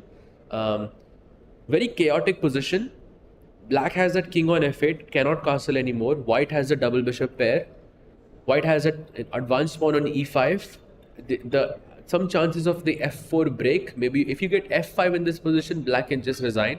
But the problem with f4 is that it also exposes your own king. That knight on a5 feels very out of place to me. I think Abhi has a good position. What do you think? I completely agree with you. I mean, okay, it's a really complex position. There's so many things to look at. I mean, there's the open H file, all of the pieces around white's king, the black king being on f8, and that knight on a5. There's just so many things to process here. But after thinking just for a few seconds, I do see some ideas, maybe with knight e3, knight g4. Maybe putting the knight on f6 can be super dangerous for Pranesh. It's a nice outpost there on the 6th rank. I think if White manages that, I think Pranesh can resign immediately, because there's bishop c5 checkmate right there, Tanya, if the knight is on f6. So we should mention that. But yeah, I think Abhimanyu is going to win this. What do you think? This looks very, very powerful for white. I mean, you just compare all of white's pieces to black's counterparts, right? There's no coordination in black's army. That king has cut off two majors from the rook on h8. You don't have time to set up anything on the h5. White's king close to his own minus, completely safe there. This pawn on e5, always threatening to go further if needed to break open the position. The idea you suggested of improving the knight comes with a tempo as well. Black's knight on a5. We are just seeing all the trumps for white here and nothing for black. Yeah, I think Pranesh is. I think if you compare this Vincent versus Arjun to Avi versus Pranesh, I think Pranesh has a worse position Then Arjun does. than Arjun. Yes, for me at least, because your king on f8 is so it's in the center. You have this double bishop advantage as well. Dark He's squares. a beast in these kind of positions. Yeah. If you give him such an advantage with no big threats on him, he usually does get the point in the bag. Yeah, and he has been proving that again and again. He has 4.5 out of 5, just one draw in 5 rounds, and that too against the beast. Yeah, Adiban in the first round. And so he has had 4 wins in a row, back to back. What a performance! What a dominant performance it has been for Abhimanyu here. Definitely, he's going for that master section for the next year's tournament. And he's definitely showing us that he wants to claim that spot and no one can stop him. But let's see if Pranesh can make maybe a comeback or wire his position together somehow. Pranesh is a very tricky player as well. He always manages to set up some traps in the position, but it just looks like it's going to be hard to coordinate pieces as black here. So as he tries to catch up the leader, should we go on to our Yes, master absolutely. section? No, and while you do that, I just want to talk about Pranesh here for a second, Yeah. because I've played 3 times against Pranesh. Okay, 3 times, and each time it was a blitz matchup. Twice online, once over the board. Each time I had a piece up against him or after move 15, and all of those 3 times I lost. All of those 3 times. So Master Trickster is an understatement. It's definitely for Pranav specifically. One of them is actually live on stream. You can check it out on YouTube as well. It's you can also gouge my reactions live as I'm tilting hard, but despite being a piece up. So yeah, he's definitely not gonna give up without a fight. So if you know one thing about Pranesh is that a comeback in the game is always possible. Yes, 100%. All right. On that note, let's see if Arjun's managed a comeback in his position. Going back to the Masters, this is not the position. This is Pranav's. Yeah, that's Vincent versus Arjun right there. Oh, by the way, isn't this what Kincho recommended? This think is what it's- we were talking about. Yes. Yes. Beautiful. Actually, no, this is what you recommended. I remember you were saying that we were discussing this line with G5. Yeah, and you had to go rook h5 and give up that pawn on g5. So now Vincent has a difficult task ahead because he can either go g5, g6, or he can go g5 and rook takes h5. What do you think is more possible here? Well, I'm just doing a quick action replay. This is what we were analyzing. Again, it's such a human tendency as well, right? When you're under attack and under pressure, you want to try to trade pieces to ease that off. So it felt like queen b6 was strong, comes in with a threat, but this was what I think you want to make work. And it looks like Arjun did manage to do that. So the bishop slides over, putting pressure on the knight. And here is where we are on our live board. And this is the move that we were worried about. No, most definitely. I mean, Arjun is trying to, trade off the pieces, the less attackers that can potentially come against your king. But g5 just seems such a powerful move here. Also the most human move. Right? Exactly. I mean, after g5, you can also take on h5. You can come with the other rook, the queen, and you can even triple up on the h file. And black has to be really precise here in order to not get mated at some point. We are worried about g5. You are worried about g5. The audience is worried about g5. One person who's not worried about g5. It's Arjun. He's not even on the board. He's just walking around as usual, without a worry. Because sometimes when you don't like your position, you don't want to give that away. You want to kind of make your opponent feel that, hey, I'm totally chill here and everything's under control. Do you think that's part of the strategy? It could be, but Arjun just never reveals anything. There is a video on Chess.com India, I remember, where they show Arjun's face and then they ask you whether he's winning or losing. And I challenge you and the viewers to actually try to get it right, because you cannot. Because he has the same reaction towards everything. And I think that's a great strategy to have, because you are never giving anything away. Even I think Prag was on a podcast very recently and he spoke about Arjun. being like this quality of Arjun being so great, because he never ever shows his opponent that whether he's winning or he's losing, he will have the same reaction. That's very scary to an extent. No, but the players are very, very prepared for these such scenarios. I mean, it's not only important to be precise on the board, but precise off the board as well. As we mentioned it so many times, that it's so important how you appear. Not only for the viewers, you're well dressed and everything, that your hair looks fine, but it's very important how your face expressions are, how your body language is. That's I think about that a lot. I think as commentators, we point that out a lot. There are a lot of chess players who are extremely expressive. You can tell what's going on the board by looking at them as well. And then you have some who have absolute poker faces. And I think one thing I've noticed about Arjun is also, regardless of what happens in the game, he always analyzes at the end of it. I think for these youngsters, it's so much about sort of getting to the truth of chess, trying to understand what is the right path, where they missed. And they just are enjoying what's in front of them. Arjun knows he's probably under pressure, but it's a fight. And he always enjoys that. So now bishop b4 on the board. I think why Keymer is not making a move is the choice is between pushing the pawn or taking pawn takes pawn, which also opens up the other line that we earlier pointed out, the g file. But then Arjun's just going to trade a bunch of pieces, right? That he should be happy with. Right. But also it's a question of g5, g6 or g5, rook h5, which I think is what Vincent is thinking about. Because g5, as you mentioned, Tanya, is a hand move, right? You will play it. I mean, if this was a blitz match, you would play it without thinking much. Exactly. Yeah. I mean, if you put this in a blitz game or a rapid game, Vincent would have played g5 yesterday. Yeah, basically. But the real question is, after g5, knight e8, what is he going to do? Whether he plays g6 or whether he plays rook h5. I think this is the tough question. By the way, I would say, personally, I start to worry about the time when I see 3-0 on my clock. And already we're seeing 3-9 on Vincent's clock. It's already been I think move 21 or so. There is no additional time in this tournament, obviously. So it could become a problem, going as we approach the end game. What do you guys think? Is Keymer going to play g5 or will he take pawn takes pawn here?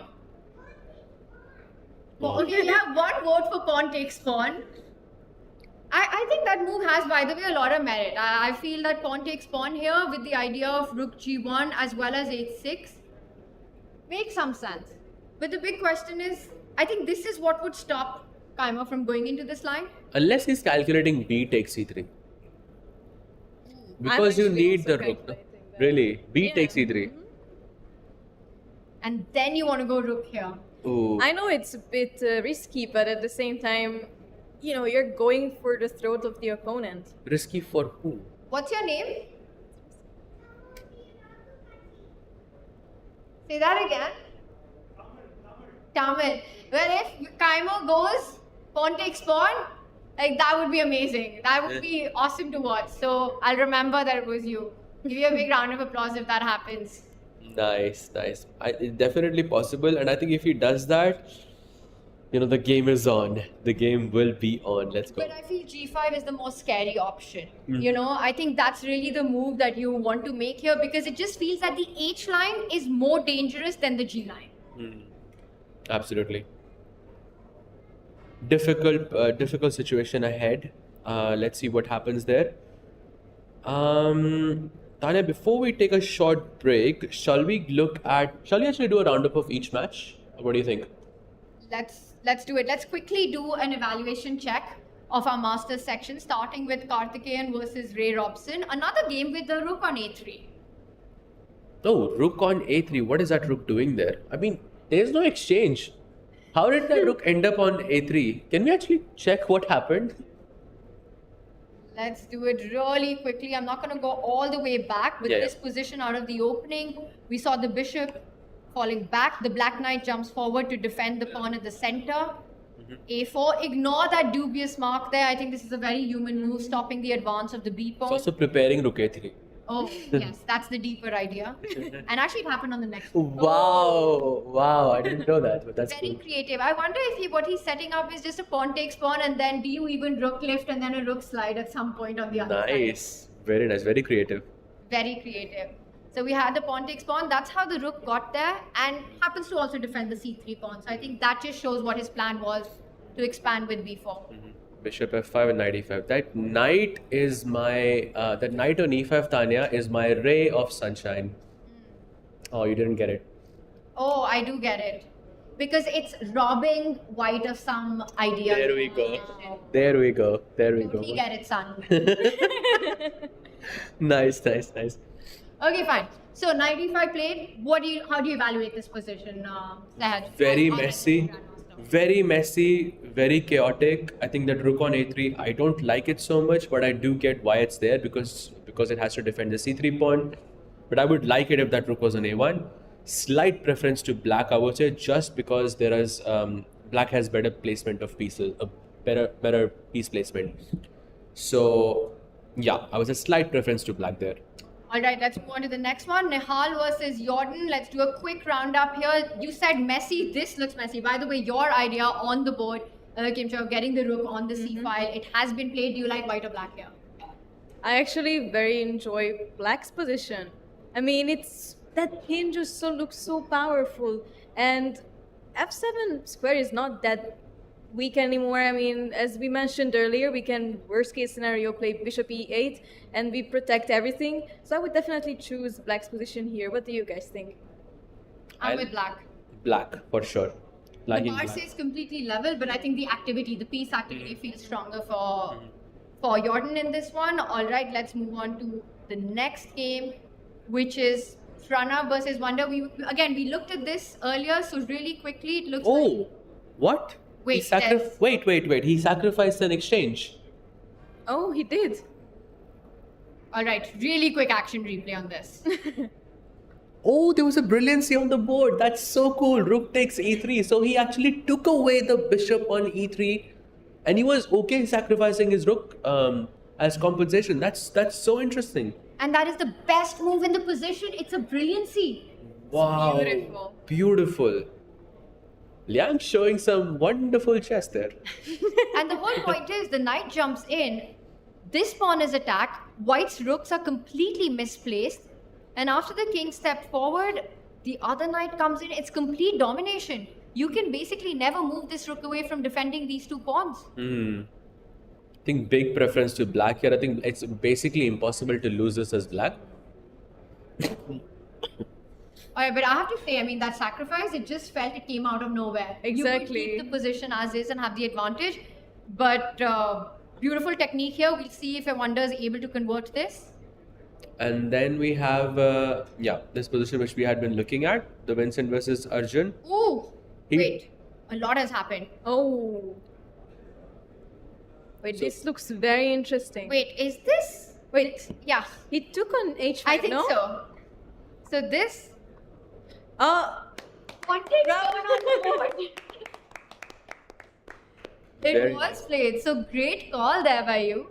And the king slides over. All right, I think we're going to break this down. But before that, we're going to go into a very short break. This is heating up. And as it goes into those moments where it could be decisive, we will be right back. So stay with us.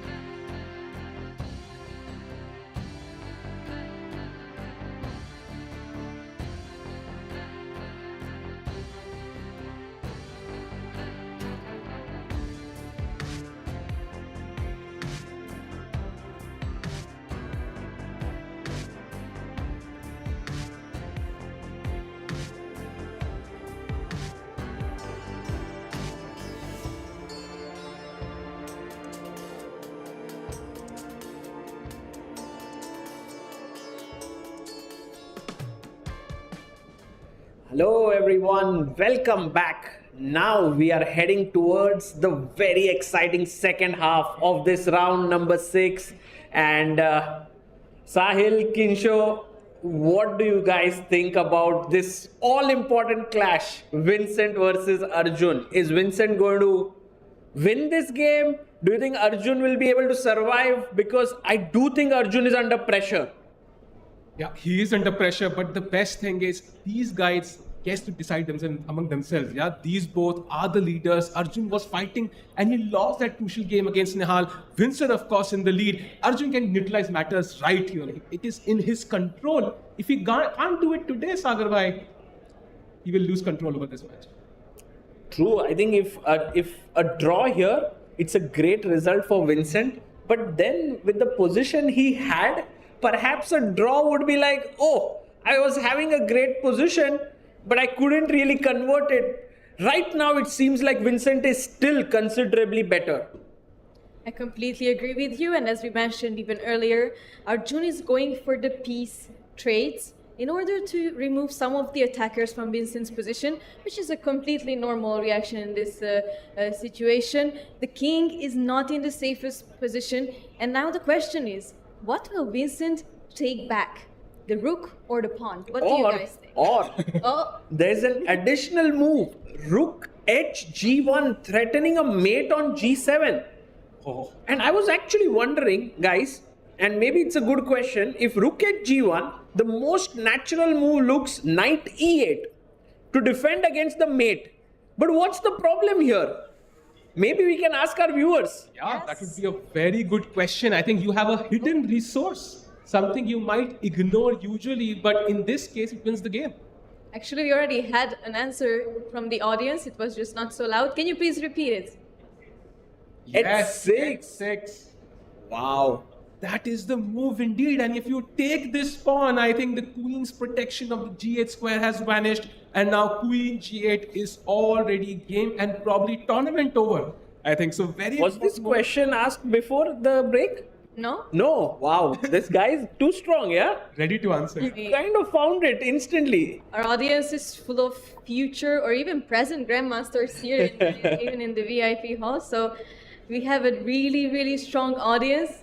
So we have some fantastic games, and before we go any further in this position, I would like to quickly just take a look at the Pranav Awonder game, because the bar is really, really favoring black here. Wow.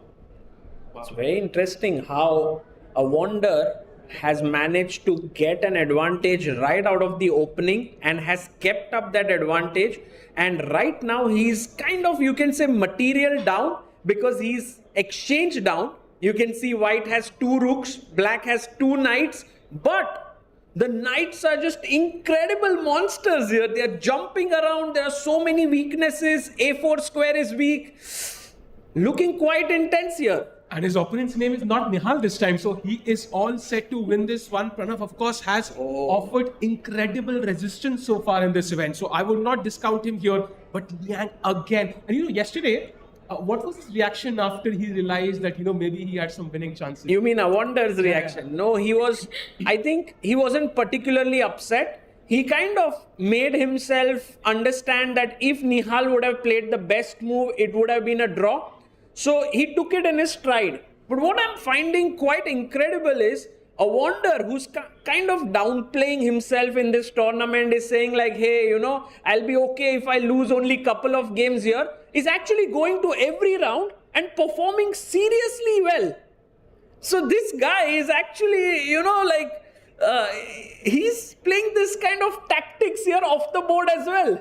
Yeah, we all have that one friend, I'm going to fail in the exams. I haven't studied, 2 days to go. I'm watching, some documentary on Netflix right now, and then he's the topper of the class. I think maybe Awonder is following that recipe. But regardless, I think on the board, Pranav here has a difficult task. As you mentioned, the knights are so good right now. And the rooks, the rook on a3 is like, bro, I want to be active, not sit on a3. Yeah, but guys, what's the best move here in this position is a bit curious for me. Correct me if I'm wrong. The best move according to the engines is h5. which I personally think is super difficult for black to find, because if you play h5, I take the pawn takes, bishop takes h5, and it might seem like, hey, I've just lost a pawn. But suddenly the knight jumps to c4 because the bishop is deflected, and now the rook is attacked. So if you go rook a2, then in this position I have rook h8, and I have complete control on this position with the e3 pawn hanging, h4 pawn hanging. Not easy. In short, it looks like, the white king and the rook are on a holiday, sitting and watching the game happen. They're not part of the game right now, and black is just dominated the game. And that's why I think this is a crucial moment, right? One mistake and the game could be over. Most definitely, and the Wonder is also up so much time here. We have 17 minutes different on the clocks, and Awonder has been playing brilliancy after brilliancy. If I'm not mistaken, yesterday also knight takes g6 was at least a good move, but if I'm not mistaken, it was also brilliancy. And even today, his exchange sacrifice was also marked as a brilliancy by chess.com. So he is definitely going for the win here, and he plays h5. What? No way. Did he really? Wow, guys, Awonder Liang, truly, as Tanya says, playing a wonderful game here. Yeah, this is truly, I think he's going to win. I pretty much think he'll win. And if you play g5, the knight will jump to f5, I believe, and h4 pawn is weak. So tremendous play by this young GM from the US. Should we go to Vincent versus Arjun? Because Vincent has played his move here. Yeah, let's jump to that game. And he took back.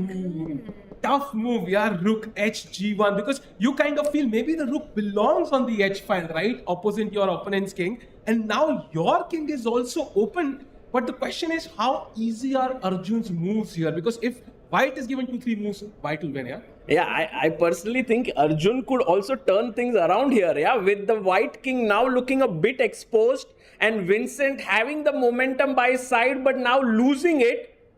Do you think, guys, this could turn around? I have a feeling that Arjun is definitely hoping for that.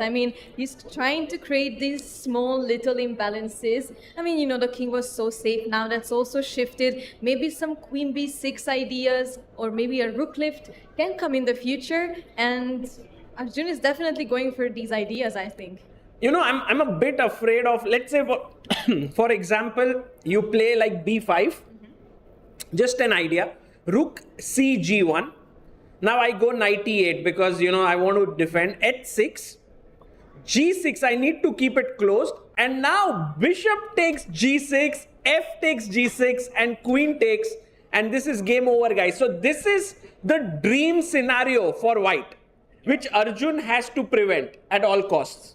Yeah, looking extremely difficult, and that means maybe black has to be precise. And for example, the best move here is knight to e8. Prophylaxis, Salvai. Yeah, but it's also like very difficult. I think black has to manage keeping an eye on the white king, keeping active options open, and also simultaneously prepare for the white attack, because white still is slightly ahead. Correct.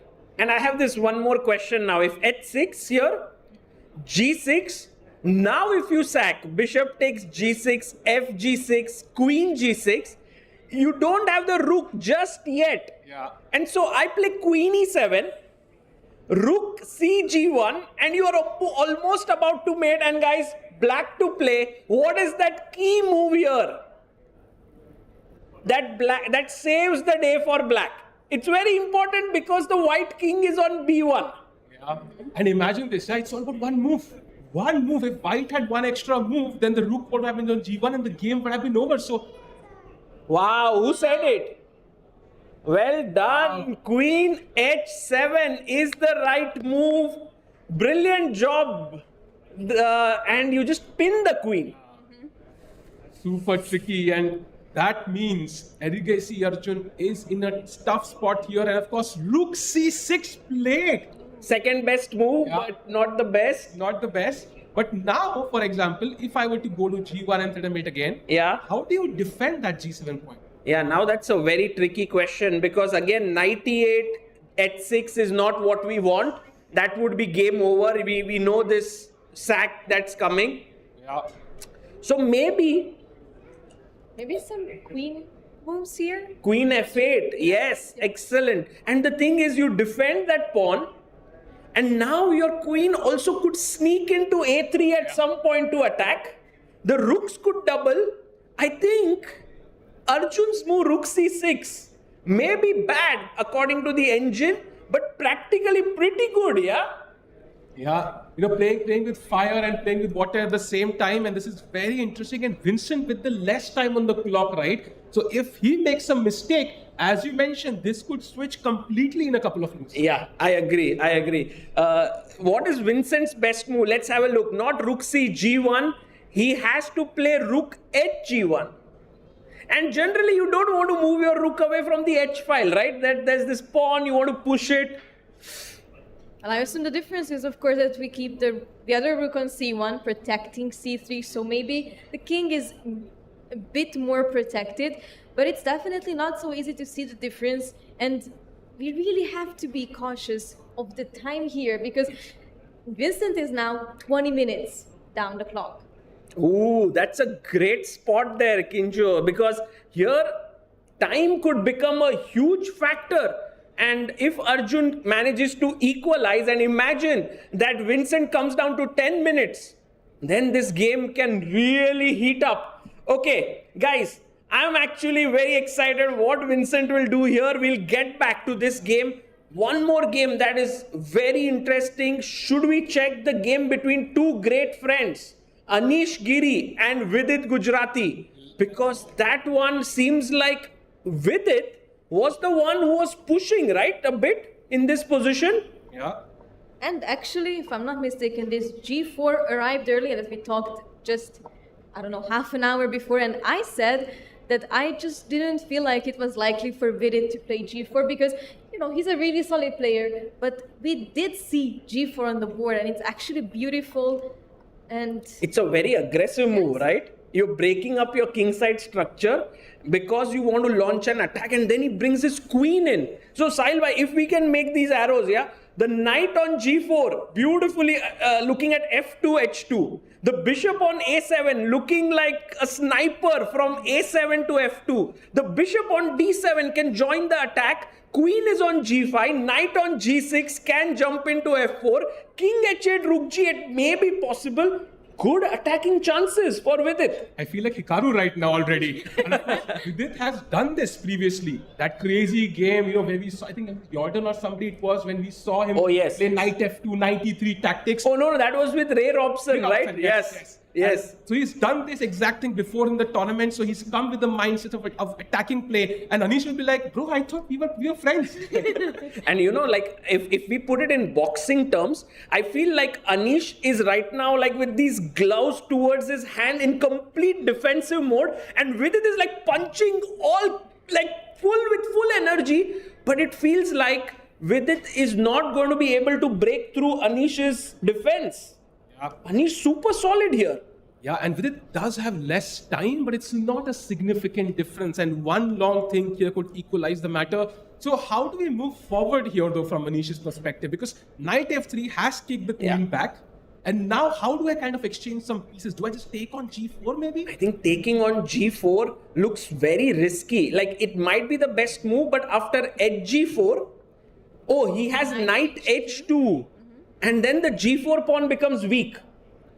Black is like a move shot, yeah. Just if we look at it was possible, there could be something here. But guys, after this line, knight h2, if we take e takes d4, I'm a bit tempted to win the e4 pawn, but I don't even recapture. I go bishop g4. wow. And the e4 pawn is defended. The white king is safe. And that rook on c1, the cryptic rook move could finally come to some use. Yeah. And also now suddenly black's king looks a bit weaker. Yeah, there are no pieces on the king side holding it together. So very interesting position with a double-edged nature.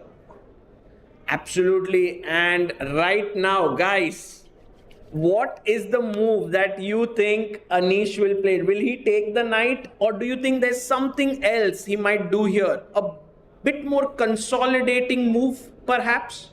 I think knight takes is going to arrive shortly. I feel like this rook c1 move has to make sense now.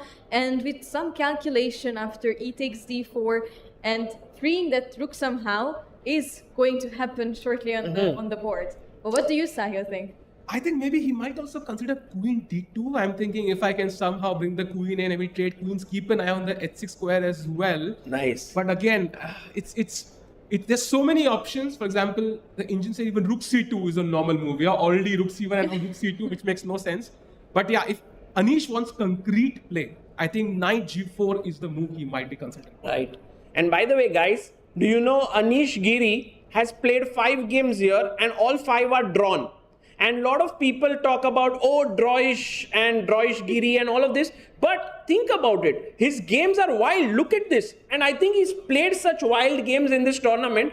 I think the reason why his games end in draws is that the moment things spin out of control, Anish is like, let me push the brakes immediately. And I think right now, it's that feeling for Anish perhaps all over again, where he's like, maybe this is spinning out of control. Let me push the brakes, and I think it might again end in a draw, and we might be like, Anish, why do you play like this and stuff? But no, he's trying his best, to create this chaos on the board. And also in this time control, it's going to be chaos anyways. Yeah. He's the clock ticking down. He's like, okay, I want control over the position. I don't want chaos. And then the chances of him kind of, as you said, clamping down even increase further. Yeah, true. Okay, guys, I'm also very curious. So, we have 2 super interesting games. Then we have this Awonder who's beating Pranav. What next? Do we go to Nihal? Nihal, apparently the position is crazy. And somehow the best move already is intriguing me a little bit here. He played b5. Oh my god, b5. And guys, the bishop is trapped. Do you see it? Can the bishop can't move. So here, white to play, if you were in the shoes of Nihal Sarin, what would you do here? Would you just say, oh, my piece is trapped? Or would you go for something very exciting? Get whatever you can, yeah? Yes? What? What's the move? You can go for something exciting, but you need to make an exciting move. Beaut? Wow.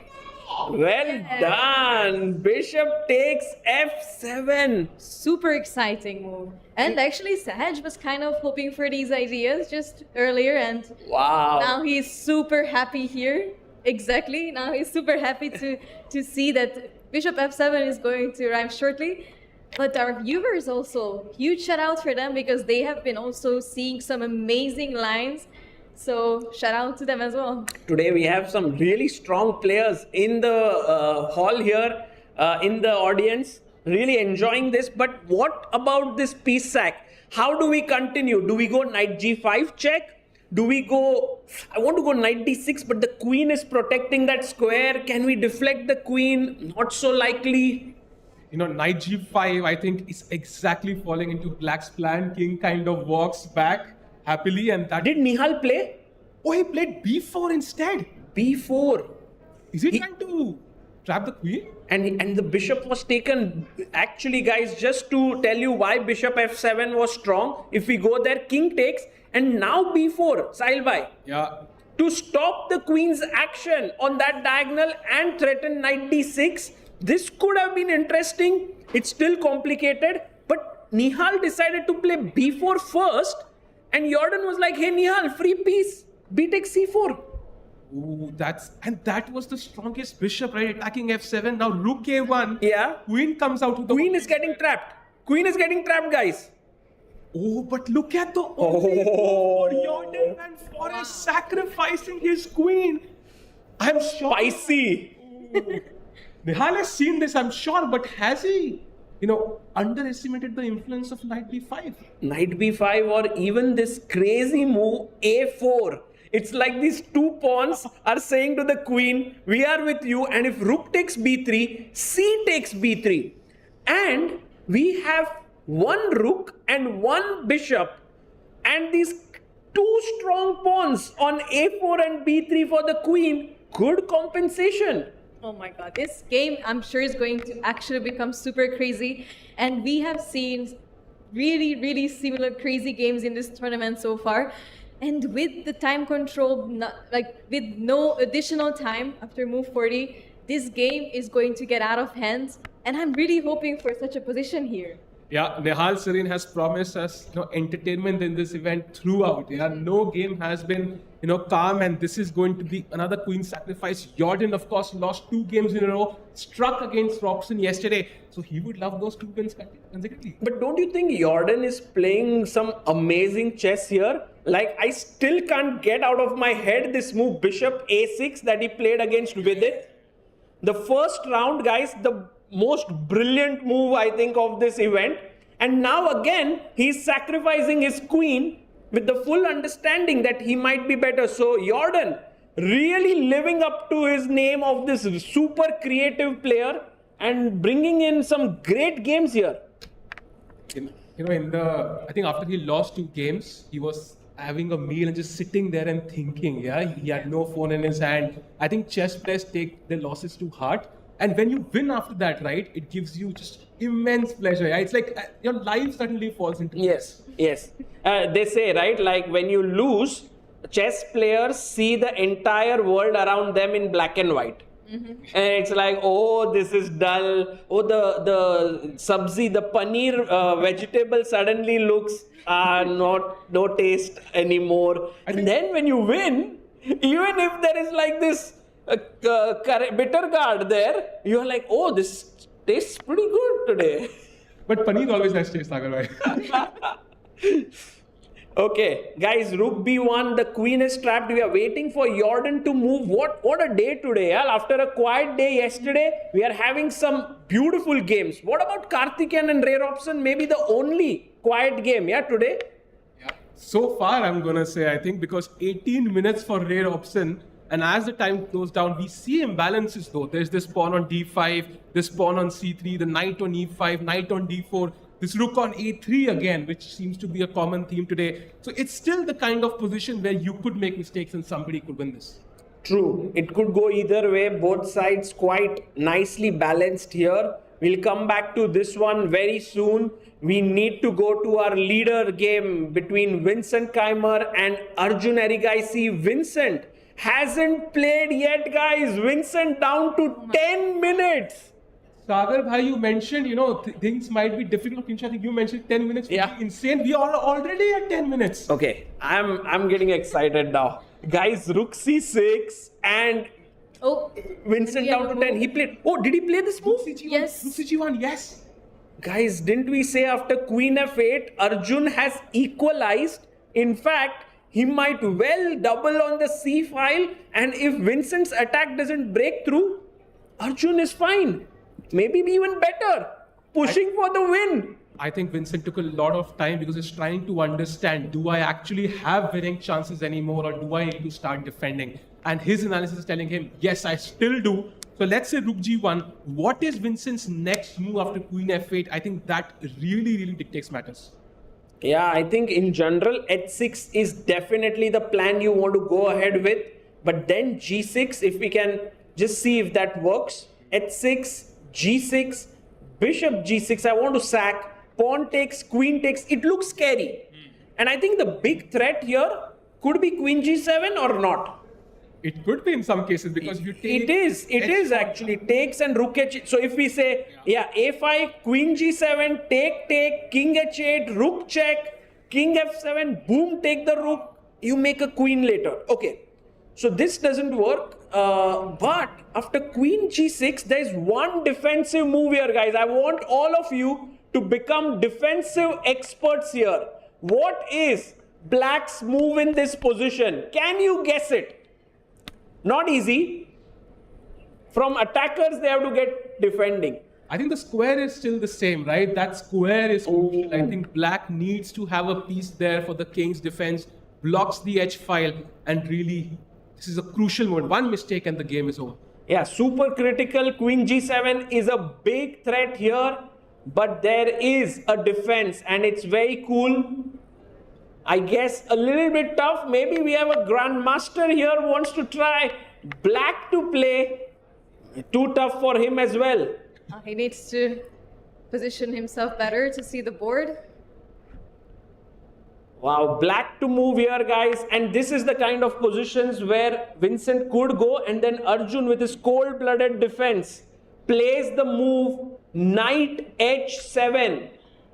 Amazing move, no more attacks, and I think this could be very cool. Yeah, check, takes king g8. And the H file has been blocked. Beautiful. By the way, guys, I must tell you one small fact that you should be aware of. Arjun is not in his best health here.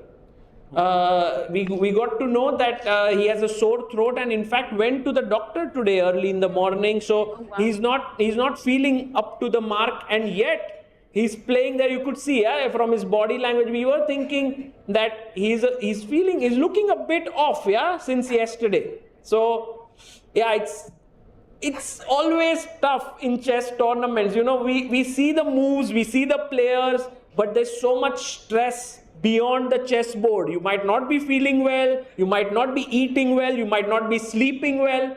Many things possible. Definitely, and Arjun also cannot really afford to look sick here, because the problem is that Vincent has so much confidence since he's the sole leader of the tournament, that even just getting to know that your opponent is sick, that your opponent went to the doctors, the opponent didn't sleep well, etc., that it can give you even more of a confidence boost. Ooh, so it's very important to Great point, yeah. That's incredible, Like then you can prepare a very sharp line, and you're like, oh, he's not feeling well. He might not have prepared well. And also, Could be. He knows, this is the moment for Arjun. He has to strike. As somebody mentioned in the chat, I think a draw might be worse for Arjun here than a loss. So he has to go all in if he wants to win the event. You think so? I mean, for his rating, no. But if he really has to If he wants to win the event, he has to go. A draw here means he would be 1 point behind, and then with just 3 more rounds to go, Very difficult. Very unlikely. Okay, guys, Arjun has 39 minutes to figure out that Queen F8 is the best move here. Should we quickly check what Anish Giri is up to? Did he play knight takes knight here? Oh, what happened? The position what? changed so much. He took on G4. Okay. Bishop takes though. This It's the time. best move by Vidit. Yeah, and another trade offered, takes that as well, plays H4, attacks the bishop, drops back, and Oh, he takes the pawn. He takes the pawn here, Sahil bhai. If you take CD4, bishop D4, and you are a pawn up. yeah, So Anish went knight to F3. And now if you take pawn takes pawn, rook on C1 is like, I saw it all along. From move number 12, I needed to be here. Rook takes C3. But still, it's a debatable question whether this position is better for white or not. I don't think so. But I don't think this has happened in the game, or it has. This has It happened. is on the So we board. will know Whoa. if it's better or not. And now black plays bishop to C5, basically blocking that C file as well. So an interesting position, and I really don't know who will be using the king side more. Yeah, I don't know if this position, actually the engine is saying Vidit is slightly better. But do you guys feel practically it's a very double-edged position with the black king being exposed?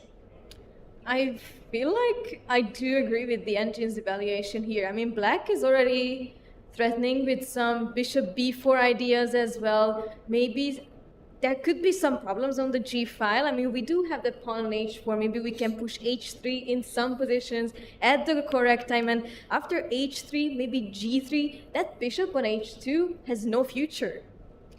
Ooh, look at this, guys. Anish and Vidit, two good friends facing off each other, and there could be a decisive game today.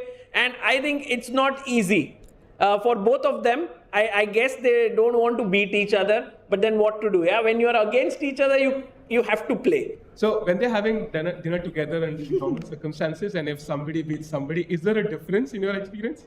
Well, in general, that I'll get to know today. But yesterday, of course, it didn't turn out that they were together at the dinner table. But today, after the game, one will see. I pretty much think that once the game is over, players are back. No matter what the result, because, okay, the fight is done. But before the fight, it's often a bit tough to, spend time with your opponent. Tomorrow you're going to play. But then again, every player is different.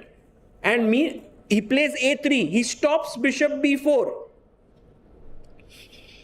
And Vidit now has 22 minutes. This time is not such a big factor, right? 22 minutes to Vidit, 25 minutes to Anish. I think this is like one of the. This is the only game maybe where Vidit is not significantly lower on the clock. Maybe I'm jinxing it right now. Really hoping not, touch wood and everything. So, what do you think? How can Vidit actually make some progress here in the position?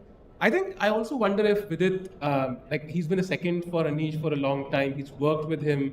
And how does he look at Anish? Does he think that, he can beat Anish? I think it's a question in my mind, or does he have a thought that Anish is the better player? What do you I think till some point, Vidit was of course working as a second, and then he was learning a lot from him. He also went on record and saying that reaching 2700 was actually made possible because of seeing how Anish worked, his work ethic and all. But then at some point, Vidit consciously made a decision that he wouldn't work for Anish, and then he started focusing on his own chess. And so at that point, I think they became friends more than a seconds or something. And so now that friendship has grown, and I believe he believes in himself that he can beat Anish. So a4 could be a very nice move. We see the king side weak. We are like, oh, there might be an attack there. But blocking the queen side has its own set of advantages, because then the white queen pawns like a3 and b2 are blocked forever. Yep, interesting. And as you mentioned, Vidit has enough time, but his time is now going down slightly but surely. So he has to play quickly, and he has momentum in this position. He has that pawn. And but yeah, I hope he doesn't take too much time. Meanwhile, can we have a look at the Pranav against Liang game 1? Oh, yes. As far as I can see, the black rook has perfectly adjusted itself to the position and is now ready to come all the way to G1 if need be.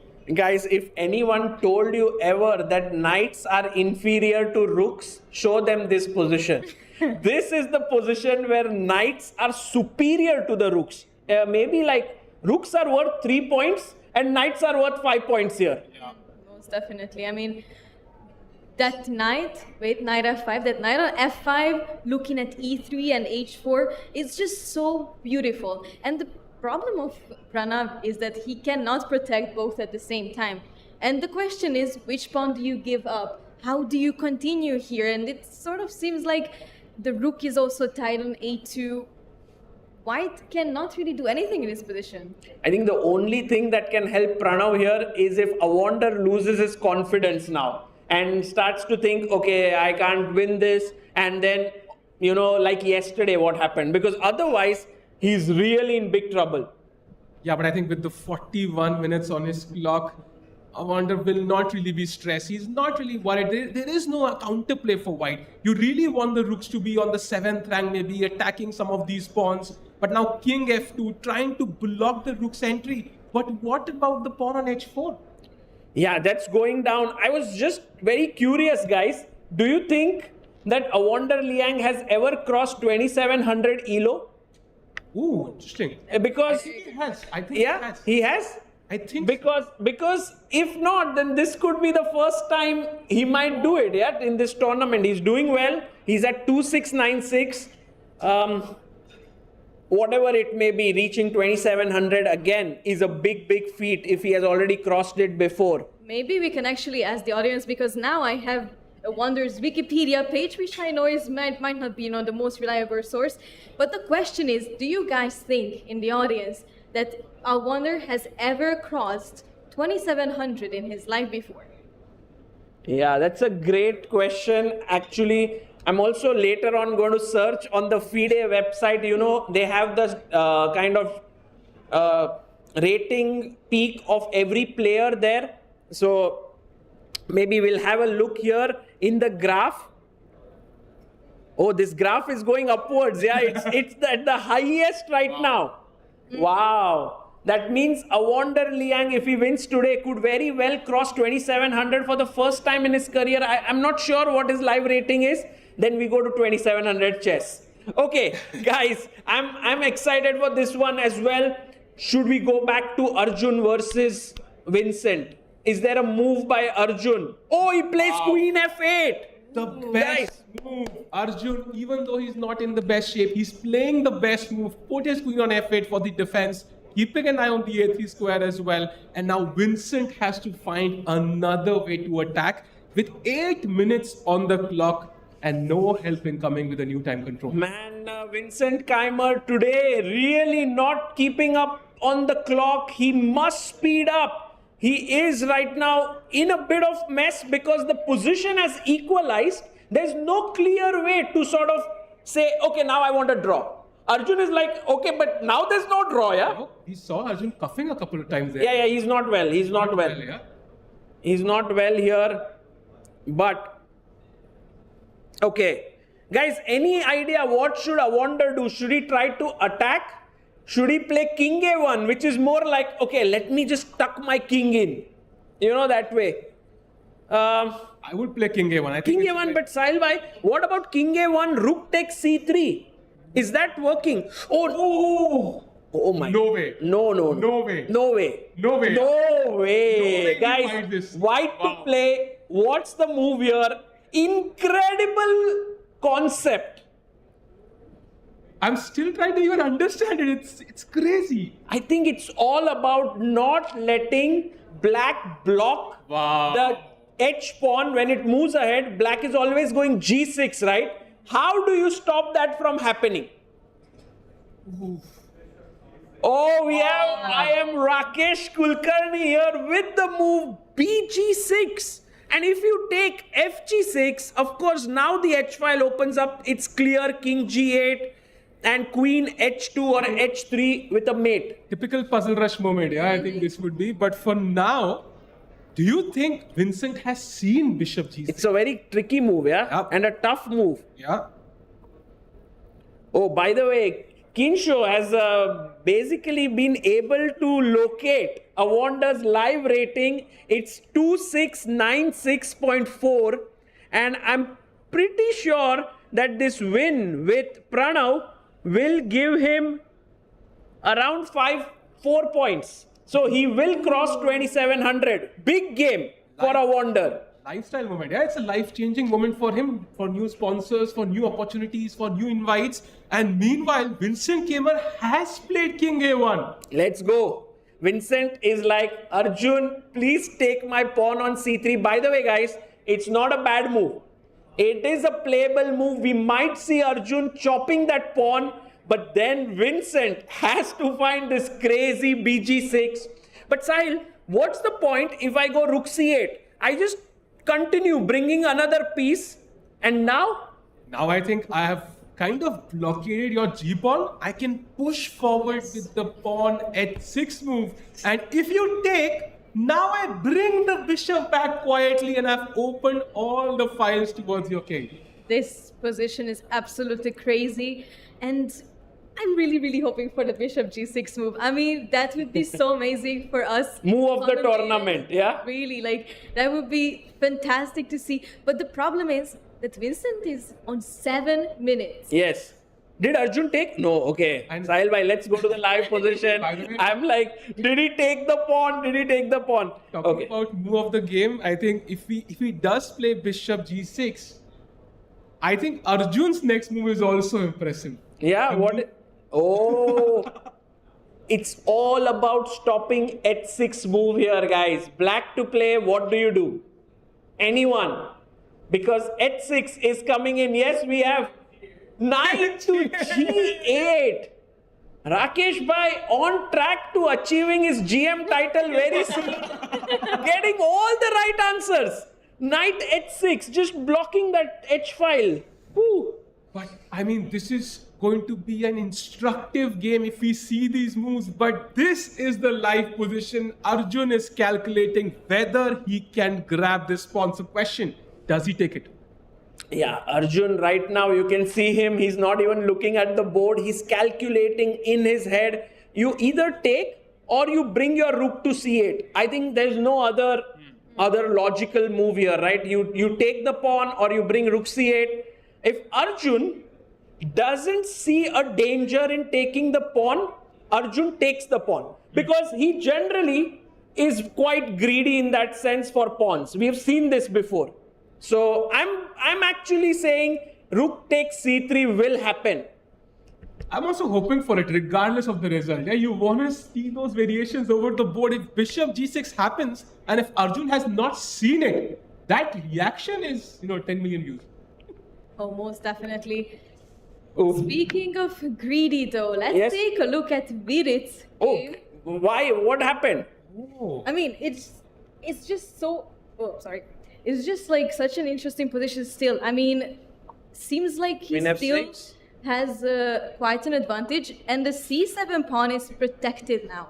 So Vidit also saying to Anish, I'm a pawn up. I'm greedy, Vidi. I've taken a pawn. And now prove your compensation here. Yeah, this is not easy at all for Anish here, and somehow, even though the black king also looks weak, you don't have the pieces to take advantage of it, and the only weakness has been well defended by that one bishop. So Anish needs a new target. Where is that target, Sagar? Yeah, he has to create it. That's what I was thinking. Is it with the pawn push to e5? But I don't know, you can't push it, right? Black has 1, 2, 3, 4 controls on that square.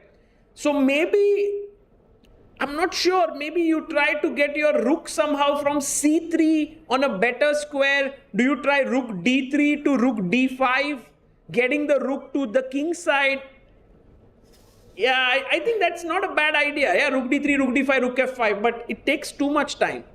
Yeah, it does take too much time, and right now Anish going below the 20-minute mark. Vidit looks quite confident right now about the position. His body language portrays a lot of confidence. Who said this? Yeah, that Vidit is a completely kind of a changed player in this tournament. He looks more relaxed, more calm. Even after his any result, he looks more under control. I think it's true, yeah. And every evening, he is indulging in physical fitness. He's getting ready for the game, the right habits. It's actually looking like he's really enjoying himself here.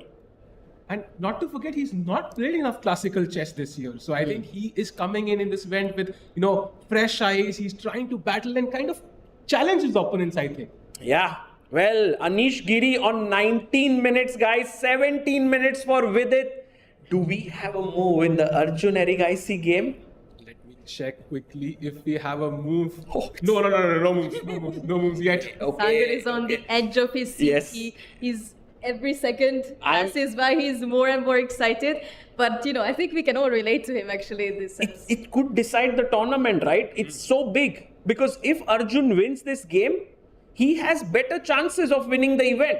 He will then equalize with Vincent. If Vincent draws this game or wins, guys, Vincent is going back with the Chennai Grand Masters title. I mean, having a lead of 1 point, having already played Arjun, then it's no longer going to be possible to stop him. So, very pivotal 30 minutes now in this tournament. Yeah. By the way, our stats king Rakesh Bhai telling us some updates that between Vidit and Anish, the last 4 classical games have ended in a draw. All. Oh, wow. Yes, they have always drawn their games. So they both are like, who is the first one who can beat the other over the board? It's not easy, but right now it seems Vidit has the small edge between the two because the position is... Oh, he plays rook d3. Yeah. Man, wow. Am I thinking like Anish? Wow. Okay, rook d3. He's threatening rook d5, perhaps that rook f5 idea. What should Vidit do now? I was wondering if knight e5 makes any sense because, kind of block that square. But after knight takes knight, pawn takes, somehow the rook can swing over to the king side. Doesn't look good. Tough position, yeah, by the way, for both players. So, what's your predicted result for this game? Okay, I'm going to be a little bold here and say Vidit takes this one, especially because he's pawn up and I don't see a clear way for Anish to make this kind of cool it down. But I think very likely the game might end in a draw. That's my feeling, but I mean, I'm torn between these two results. I think perhaps Vidit might win, draw. Not sure. What about you guys? I do have a feeling that this game might end in a draw. You know, it's always nice to. It's never nice to play against friends, but it's always nice to draw with friends. And I feel like it would also That's a be good one. amazing to see, That's a you good know, one. a sixth draw by Anish. He's definitely in the drawing mood in this tournament.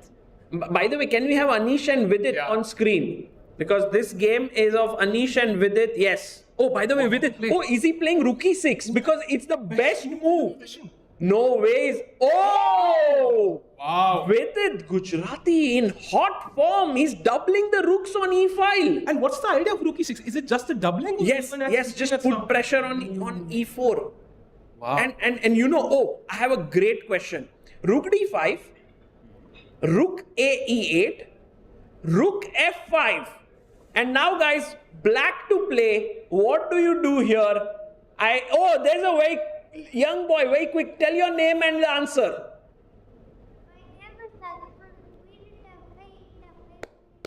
Beautiful, Lakshman. That is brilliant. He not only said one move, he gave the full variation, which is incredible. Takes, check, knight takes, mate. Beautiful. And that bishop on h2 is like, I didn't have to be there. Yeah. Sorry, mate. But yeah, Rook D5 played, and Vidit does play Rook A8. Sagar, hi, I mean, what's happening? Oh, but it's a mistake. Yeah. What? It's a mistake. The most natural move turns into a mistake. Anish Giri, no way he's going to play Rook F5. He's going Rook H5. Anish suddenly finding his rook. You know, rooks need open files. But Anish is finding this open file, open rank, then moving his rook like crazy here. Oh, he's going rook. He's doing it.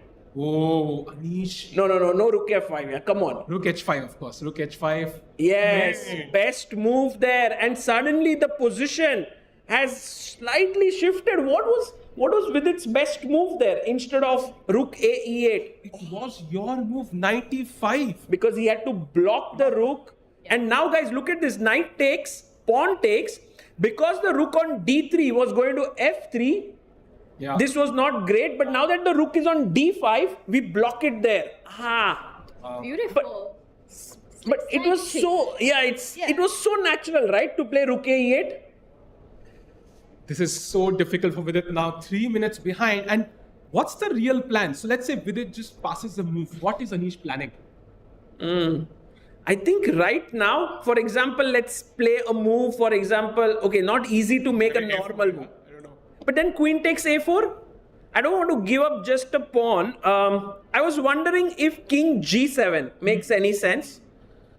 And then it's not so clear, that next move, what Anish will do. Yeah. So perhaps the position, but now maybe some E5 move is in the air. Look at Anish, Queen D2, Queen H6. Anish like is taking his collar up, thinking, completely focused. I think they both are enjoying themselves. It's such an interesting position. They are liking it. Yeah. And of course, if they have an equal record, no wins so far, I think the person who wins gets to roasting rights for at least the night. A little bit of bragging, right? Yeah. But you know, somehow when you win, that time you don't brag, but you brag like after a few days, like that.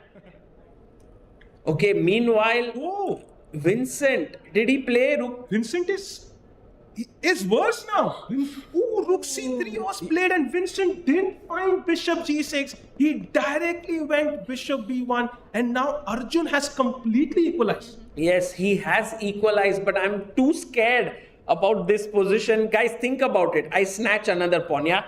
Arjun will take another pawn. Rook E3. Now, I was wondering, what is the way in which I can make inroads into the position? H6, very natural, but G6 closes everything.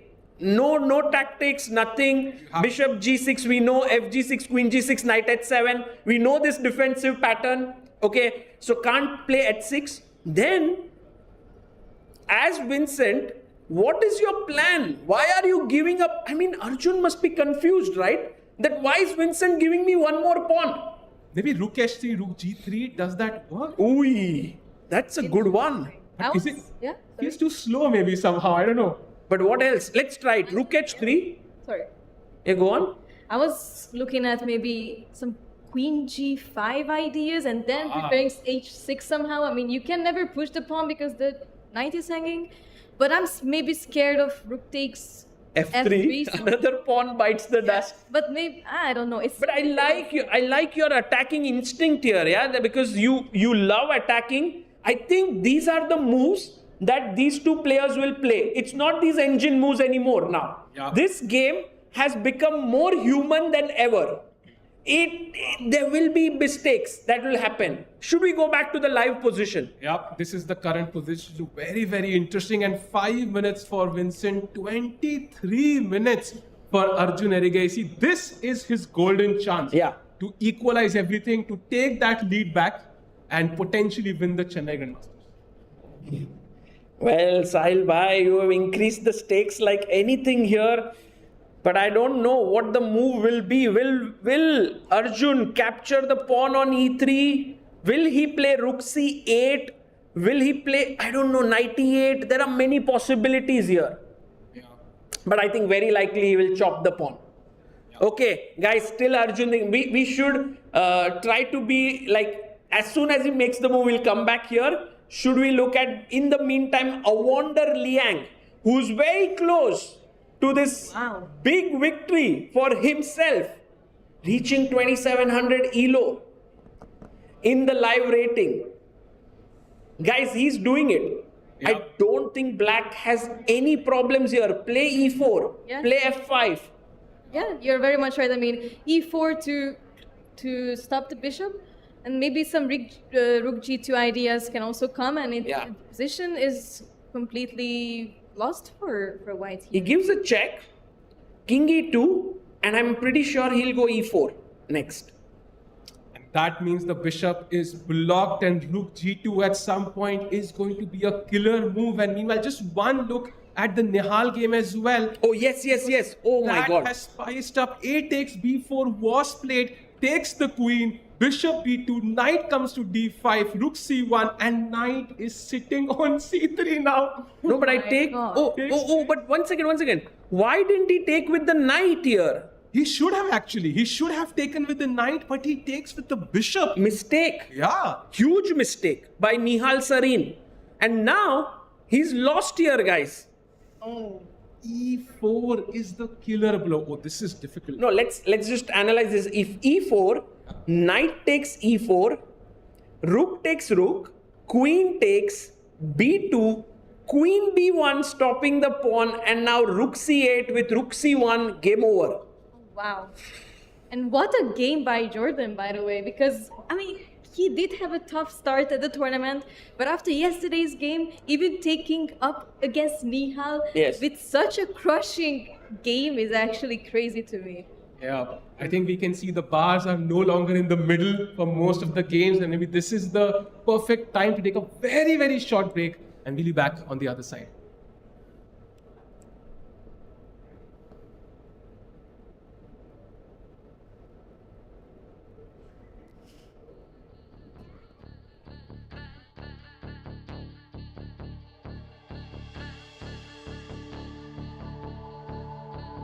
This is the PTZ Optics Move 4K, a smart camera built for fast-paced sports action. It follows the players automatically with smooth, accurate tracking. No camera operator? No problem. Control it from a joystick, a phone, or let it run on its own. With crisp 4K video and easy streaming, it fits right into your setup. Perfect for schools, clubs, and live sports broadcasts. PTZ Optics, professional video, made simple. Brought to you by RTAV, your broadcast AV partner. Want to play chess but don't know how to get started? Try chess.com. Play for free against someone at your level or challenge one of our friendly computer bots. Trying to improve your chess? Learn the Queen's Gambit and other openings with guided interactive lessons. Like chess but don't want the pressure of playing games? Chess.com has hundreds of thousands of fun puzzles to help you relax and sharpen your mind. Play your friends, make new ones around the world, follow the latest games, and more. Sign up and play for free at chess.com today. Are you struggling to get better at chess? A chess.com premium membership is here to help. Train with unlimited tactics to become a strong chess player. With puzzles of all levels, you'll beat all your friends. Our library of interactive chess lessons will improve all parts of your game. Just like a friend who has your back, the computer analysis feature will give you feedback on every move you play. All of this and much more. Only, I think, 5,000 rupees a month or something. No, plans are affordable for all, along with the 1 month free trial, so that you can take your game to the next level. Upgrade to Diamond now because Chess.com is best. This is the PTZ Optics Move 4K, a smart camera built for fast-paced sports action. It follows the players automatically with smooth, accurate tracking. No camera operator? No problem. Control it from a joystick, a phone, or let it run on its own. With crisp 4K video and easy streaming, it fits right into your setup. Perfect for schools, clubs, and live sports broadcasts. PTZ Optics, professional video, made simple. Brought to you by RTAV, your broadcast AV partner. Want to play chess but don't know how to get started? Try chess.com. Play for free against someone at your level or challenge one of our friendly computer bots. Trying to improve your chess? Learn the Queen's Gambit and other openings with guided interactive lessons. Like chess but don't want the pressure of playing games? Chess.com has hundreds of thousands of fun puzzles to help you relax and sharpen your mind. Play your friends, make new ones around the world, follow the latest games, and more. Sign up and play for free at chess.com today. Are you struggling to get better at chess? Welcome back everyone to the final segment of the 6th round of the Chennai Grand Masters 2025 sponsored by Quantbox. I am super excited because this segment very well could determine who takes home the title. Well, not literally, but kind of, yeah? I think this is the moment of truth, right? Because it can really shake up the standings. We've seen Vincent Keymer dominate the tournament so far, undefeated, 3 wins, 2 draws. And right now, the way the day started, it looked like Vincent will continue that run. But Sahil, huge turnarounds on that board. Arjun doing Arjun things. Yeah, and he's not even well. And he's kind of pulling off this crazy potential comeback here. And of course, we saw how Bishop G6, that insane move. I mean, it's inhuman to play that move over the board, yeah? Yeah, it could still happen though, potentially. You know, he's gone back with the bishop, and if Arjun goes and takes that e3 pawn, I am pretty sure that it's somewhere on the horizon to play bg6 with the idea of h6. Okay, Tanya, what's your prediction here? Because, you know, we asked ourselves, I think we didn't predict this game yet. Let's predict. Do you think Arjun wins, a draw, or Vincent takes this? This is such a tough call. Okay, if I have to make a prediction, Vincent 5.5 minutes on the clock, Arjun up on the clock, the position, the way the momentum has shifted in the last few moves, I am going with Arjun on this one. Ooh. Arjun all the way, yeah? Arjun all the way. And look at the screen, head and hands for Vincent, a complete turnaround from what we saw early on where he kept looking at Arjun, you know, he was feeling more confident. Now you can see he realizes the time, you know, it's the clock is ticking and big questions lie ahead. And I just feel that in these nervous, critical moments, Arjun just has the better nerves. Correct. You know what? Oh, he comes back. He comes back. He doesn't take, but it's a fine move. It's a fine move. No problems. Everything's okay. But what if white goes with the idea that you were looking at, that brilliancy, bishop to g6, because that's the big move. Tanya, that move is not easy to find. No. Yes. Now, I don't think if he didn't find it before, he won't play it again. Yes, Sailbhai. And I think he has maybe even seen that move because bishop g6 no longer works. Now, queen to a3, a counter attack from Erigaisi Arjun. This could very well lead to a very strong attack. And so here, no more moves like bg6 could work. But let's go back. इतना turn around कि नाम ही turn around कर दिया साहिल ने. क्या किया? Erigaisi Arjun. But I feel like I get it because this position suddenly from white being in driver's seat, once that queen swoops on that a3 square, gives a check on c3, and we have a move queen g5. He's threatening h6. h6 is a big threat, and of course, and the bishop is ready to capture on g6 if the pawn moves up. So what do we do? What do we do as Arjun here now? Actually, with h6, g6, queen f6 is hanging. Oh my That's God. What he set up. And knight h7, very quickly played by Arjun. I think if you take that knight, bishop takes knight, king takes, then Arjun is very happy. Because then to break through is super tough. Although, guys, there's always this. Can I give this? Okay, let's say in this position you make a move, rook h2. Okay, just a normal move, and black goes queen g8. Ah. Oh, it doesn't work. It does work. It does work. We have to show this idea. Guys, You need little help. little bit of helpmate kind of a thing. Queen g6, and then take and hg is a mate. Unfortunately, after king h8 in the game, I mean after queen g6, there's no way to move forward. But such ideas are there in the air. True. And now the queen is attacked. So again, Vincent has to choose a square. Where do you put the queen back? Do you come back all the way to g3? Do you put it on f4? Do you play, queen e5, h4? There's so many options, and he doesn't have time to kind of understand the differences between all of them. He does centralize his queen. He's provoking Arjun to play f6 because again, h6 is a threat. Now the queen pins the g7 pawn to the black king. So f6 would be the move, but comes with its own weaknesses, right? You're leaving behind some squares. But you have to do it, Tanya, and he plays f6. Now the queen has to move away. This is so exciting, right? Because on one hand, I feel like Arjun is consolidating his extra pawn, but on the other, the engine is like, it's still in the balance. Nothing's changed. 1 second, Sagar Shah did not make his prediction. Oh, yeah. What happened that you totally dodged that one? You put us in a spot. I didn't have anything new to add, but now the way the last few moves have happened, I have a feeling that this might end in a draw.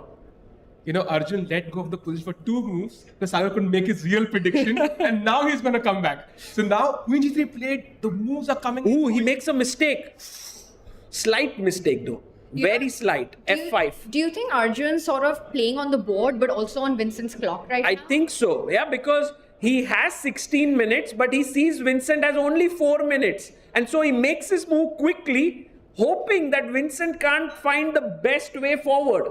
It's sort of a practical approach, right? Objectively, maybe you're not making the best moves in the position, but you're putting the pressure on your opponent, who needs to figure it out in now about 4 minutes. But what do you do, Tanya? Now, as Vincent, do you go h6? Do you go queen g6? Like trying to get in.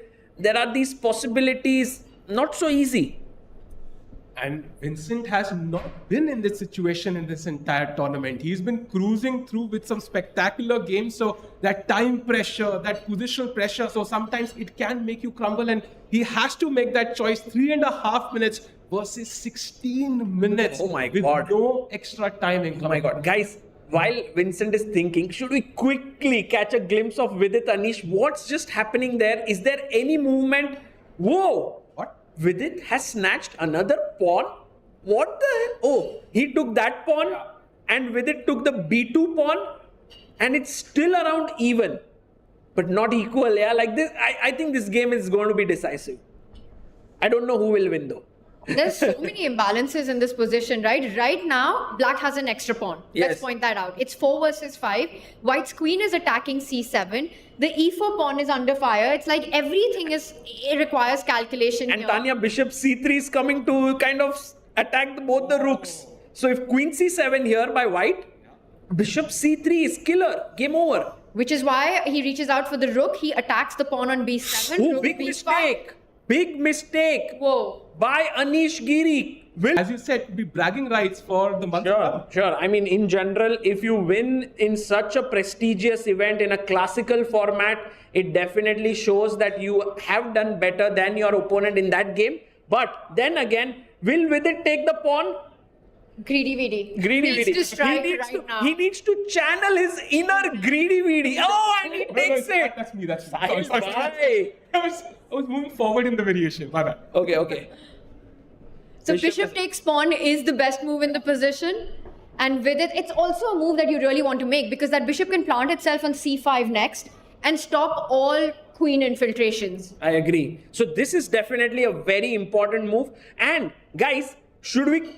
He takes it. My goodness. I'm getting very excited here. Should Anish take the c7 pawn or the b7 pawn? But then even e4 is under attack, right? The moment your queen leaves connection with that central pawn, black recaptures on e4. Wow. Vidit is going to have an extra pawn in the position. And Tanya, there are these h3 moves coming in, yeah? And that knight on f3 can get a bit shaky. Vidit Gujrathi in the driver's seat right now. He could be moments away from getting a completely winning position. Maybe Anish can take on b7. Yes, take on b7, bishop c5, rook takes c7, because I'm very, very much wanting to get back. And now, guys, h3. no, look at this move. Black to play. What do you do here? Yes. What is... Shout out. Man, this guy is Lakshman is on fire. Amazing. Rook takes e4. What? Yeah. Exactly. Rook takes e4. Queen a1. What is a check? Yeah. Checkmate. And if knight e1. Now black to play. What happens after knight e1? Queen e1. Let's go. That's the move. Queen takes e1, rook takes e1, and this back rank mate, this bishop is like, why am I Sorry, bhai.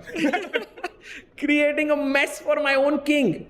Okay, guys. So this one looking really, really exciting. Should we quickly, Tanya, you're like super into the game. Should we check Arjun versus Vincent? Let's do it, because even for these two players, that matters so much, right? If Arjun's able to put a halt to Vincent's run, the whole tournament opens up. And where are the queens? Let's do an action replay on this. Yeah. So f5, h6 was played. Now g5 played. Check. Queen blocks the check. And the queens have been traded. But the g5 pawn falls. And Arjun offers a trade. Guys, am I closer to the truth now with a draw, or you think black is doing well? I just feel like we were made to make that prediction at the wrong time, and Sagar just managed to navigate. But I agree with that now. If you asked us again, I am going on that bandwagon. Queens are off the board, and after the rooks come off as well, you know, that h6 pawn. In fact, I still like black just a little bit, because h6, from becoming an asset, a strength, has become a weakness in this endgame. But Tanya, I can just give it up using it finally with rook check, king h7, rook g7, king h6, rook b7, and somehow I could get another pawn back. So maybe this will end in a draw perhaps. Yeah, very likely. Maybe Arjun will try to win this, paces the clock, but Vincent should be happy without the queens.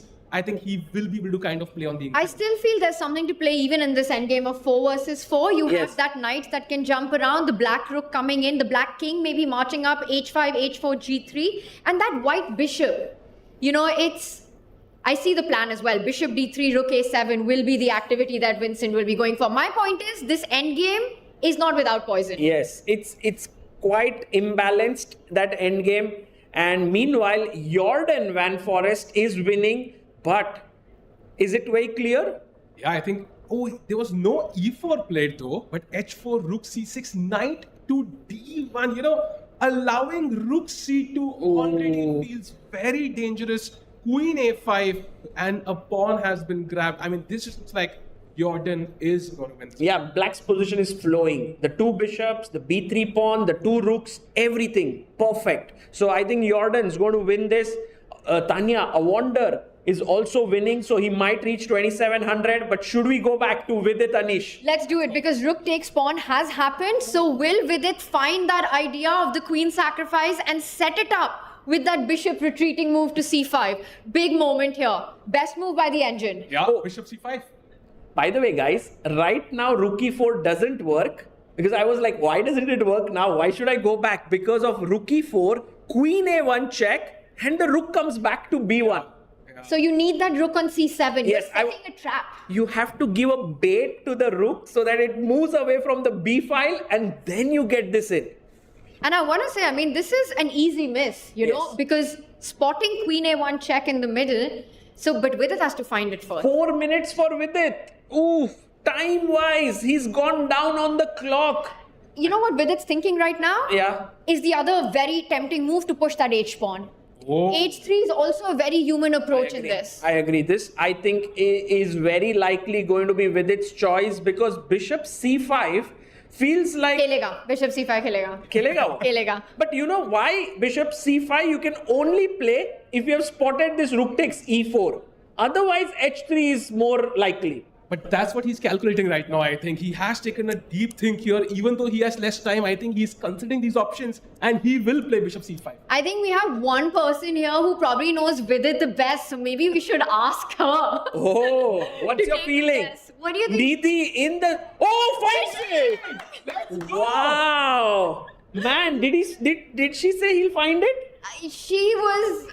Nidhi, we can have a chair here for you. Okay, guys. Bishop Vidit was like, c5. ये लोग फंसाने वाले हैं। निधि को मैं पहले ही चाल चल देता हूँ. Bishop c5 on the board, setting up a trap for AG now. Yeah, I think Anish has to be super careful here. Don't take the pawn on c7. Come back with your rook to b1.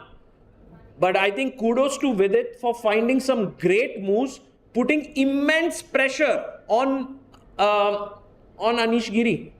In fact, Vidit won his first game when Nidhi came in, yeah? So it's amazing and he has Lady Luck on his side. But now Anish has a critical choice. Does he take on c7 and blunder? What else can he play here? That's the question. Yeah, the other point is to just regroup, get that rook back on b1. It's quite funny, the fate of this rook, guys. Remember, it went from a1 to c1, c3 to d3, d3 to d5, d5 to h5, a5 to h5 to a5, b5, b7, b... Oh my god. Crazy journey. This rook is... But he has a counterpart, the bishop. He's also been everywhere, so I think it's pretty fair, yeah? Yes. You know what I think Anish will go for? I think he'll put the rook on the third rank. He'll put that rook to defend the b3. knight. So that at least you're fighting against the h3 idea. Very, very human move there, Tanya. I think that might be the move. Now Anish is in the thinking mode. Let's head over to Arjun versus Vincent. Maybe we might see something happening there. Oh, he takes. And Arjun is considering to take with the knight or the king.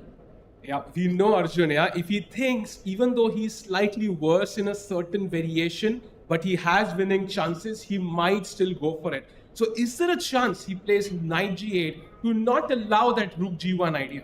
But you know, Sahil bhai, then e4 comes in and then the bishop is really happy. It unleashes itself and I don't think that Arjun would want that to happen. Also, Arjun is just allergic to retreating moves like this. I feel like he will keep that knight at the center of the board, capture with the king, but he's trying to see how can I keep this game going. And he sees that idea of the rook coming in with a check for white. He does capture with the king. Yes. I think it's going to happen. Rook g1, rook g7. Because give Arjun one move. After king to h7, black is clearly better. True, true. And Vincent now very close to that half a point, but still has to work a bit for it. He can also bring his king in, king b2, also a good move. Meanwhile, Arjun's health not so great. We can see that on the screen. Guys, Awonder Liang is totally crushing it. Yeah, we maybe don't even have to look at that game because he has such a big advantage. Should we just quickly see the position?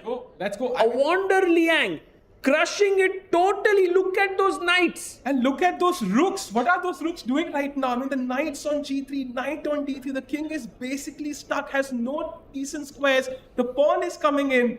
And 3 minutes for Pranav. This is basically over. Tanya, he crosses 2700 for the first time today, yeah, if he wins this. Yeah, Chennai is going to be his favorite city in the world. But also just what incredible technique, right? He voluntarily gave up an exchange in a position where there was no need to. Just imagine the kind of understanding that takes. And then the knight domination. A full nightmare here for Pranav. And he's played it flawlessly from that point. Yeah, well, Sahil bhai, which game to go to now? We've gone through Nihal versus Yordan. It's winning for Yordan. We went through Pranav versus Awonder, winning for Awonder.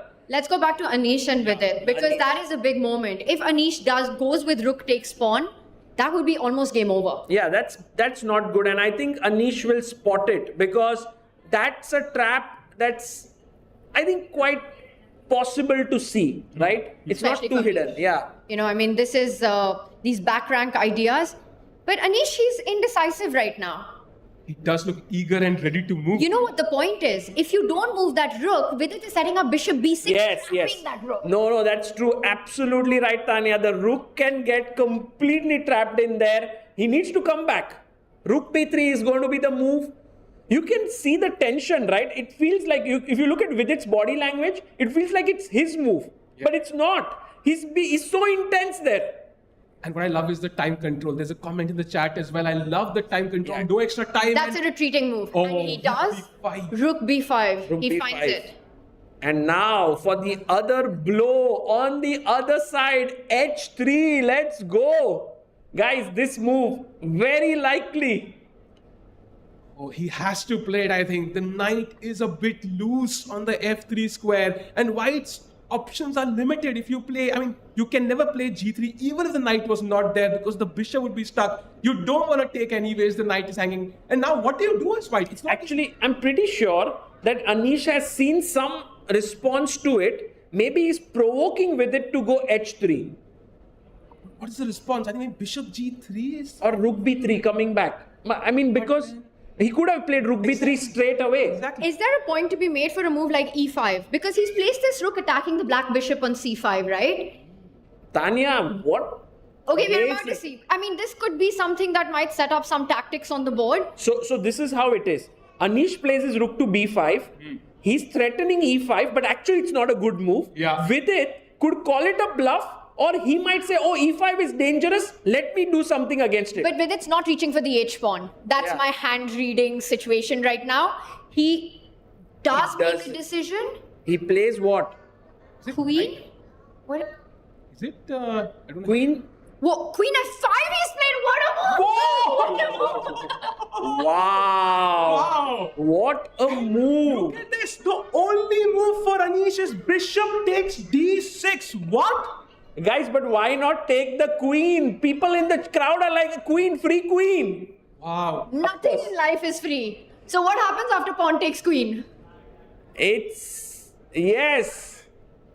Rook e1, exactly. It's a back rank mate. Takes. I want to say one thing, you know. We saw Vidit make this move on the camera, Queen f5, but none of us were calling it because we didn't realize that move is possible. And also the board was updating a little late because it was like, wait a second. That's not possible. That looks like a blunder. But no, it's a good move. Although Anish can now call it by taking this amazing move, bishop d6. Wow. Clearing the h2 square for his own king so that the queen is hanging. Look at Anish there. He's getting excited. Also, bishop f2 is a threat, right? Yes. The rook is hanging. Oh. So there are so many threats. Okay. This could be the game. Oh, this could decide the game. Rook takes pawn is a threat. Bishop takes pawn is a threat. White can go bishop takes pawn. This is crazy. Wow. Tanya Sahil, bishop takes pawn first. I take bishop takes f2. King, queen takes. I take now your rook. And 94 a fork. No, it continues. Let's cut. Queen c4. Knight takes rook. I don't know. Rook takes and Oh, this is so hard to find. with it still is a pawn up. At the end of all of this. Question. Who is it more difficult for to find these moves? White. I think finding bishop takes pawn in this position, inviting bishop takes pawn, Anish has this long road to calculate. And you know, long variation, wrong variation. I think it's definitely harder for Anish this position. Anish could be thinking that he's lost already if he doesn't see bishop d6. If no bishop d6, he's losing. He's losing. He's losing It's this the game. only move that saves the position for White. Yes. Can he be tempted by a move like bishop e5? Yeah. Absolutely crazy move. But it's like putting the bishop there, threatening to take the queen now. That is nuts. Wow. The idea is that if knight takes bishop, pawn takes queen, you lose the queen because there's no rook takes rook. Yeah. And now black can just simply ignore the bishop and move the queen. And black is winning. And black is winning there, yeah. If Anish spots bishop e5, he would have definitely spotted bishop takes pawn. I feel bishop e5 is the harder move to spot. We have a result. Draw. I think it's a draw between Vincent Keymer and Erigaisi Arjun. That's impressive, I think, from both players.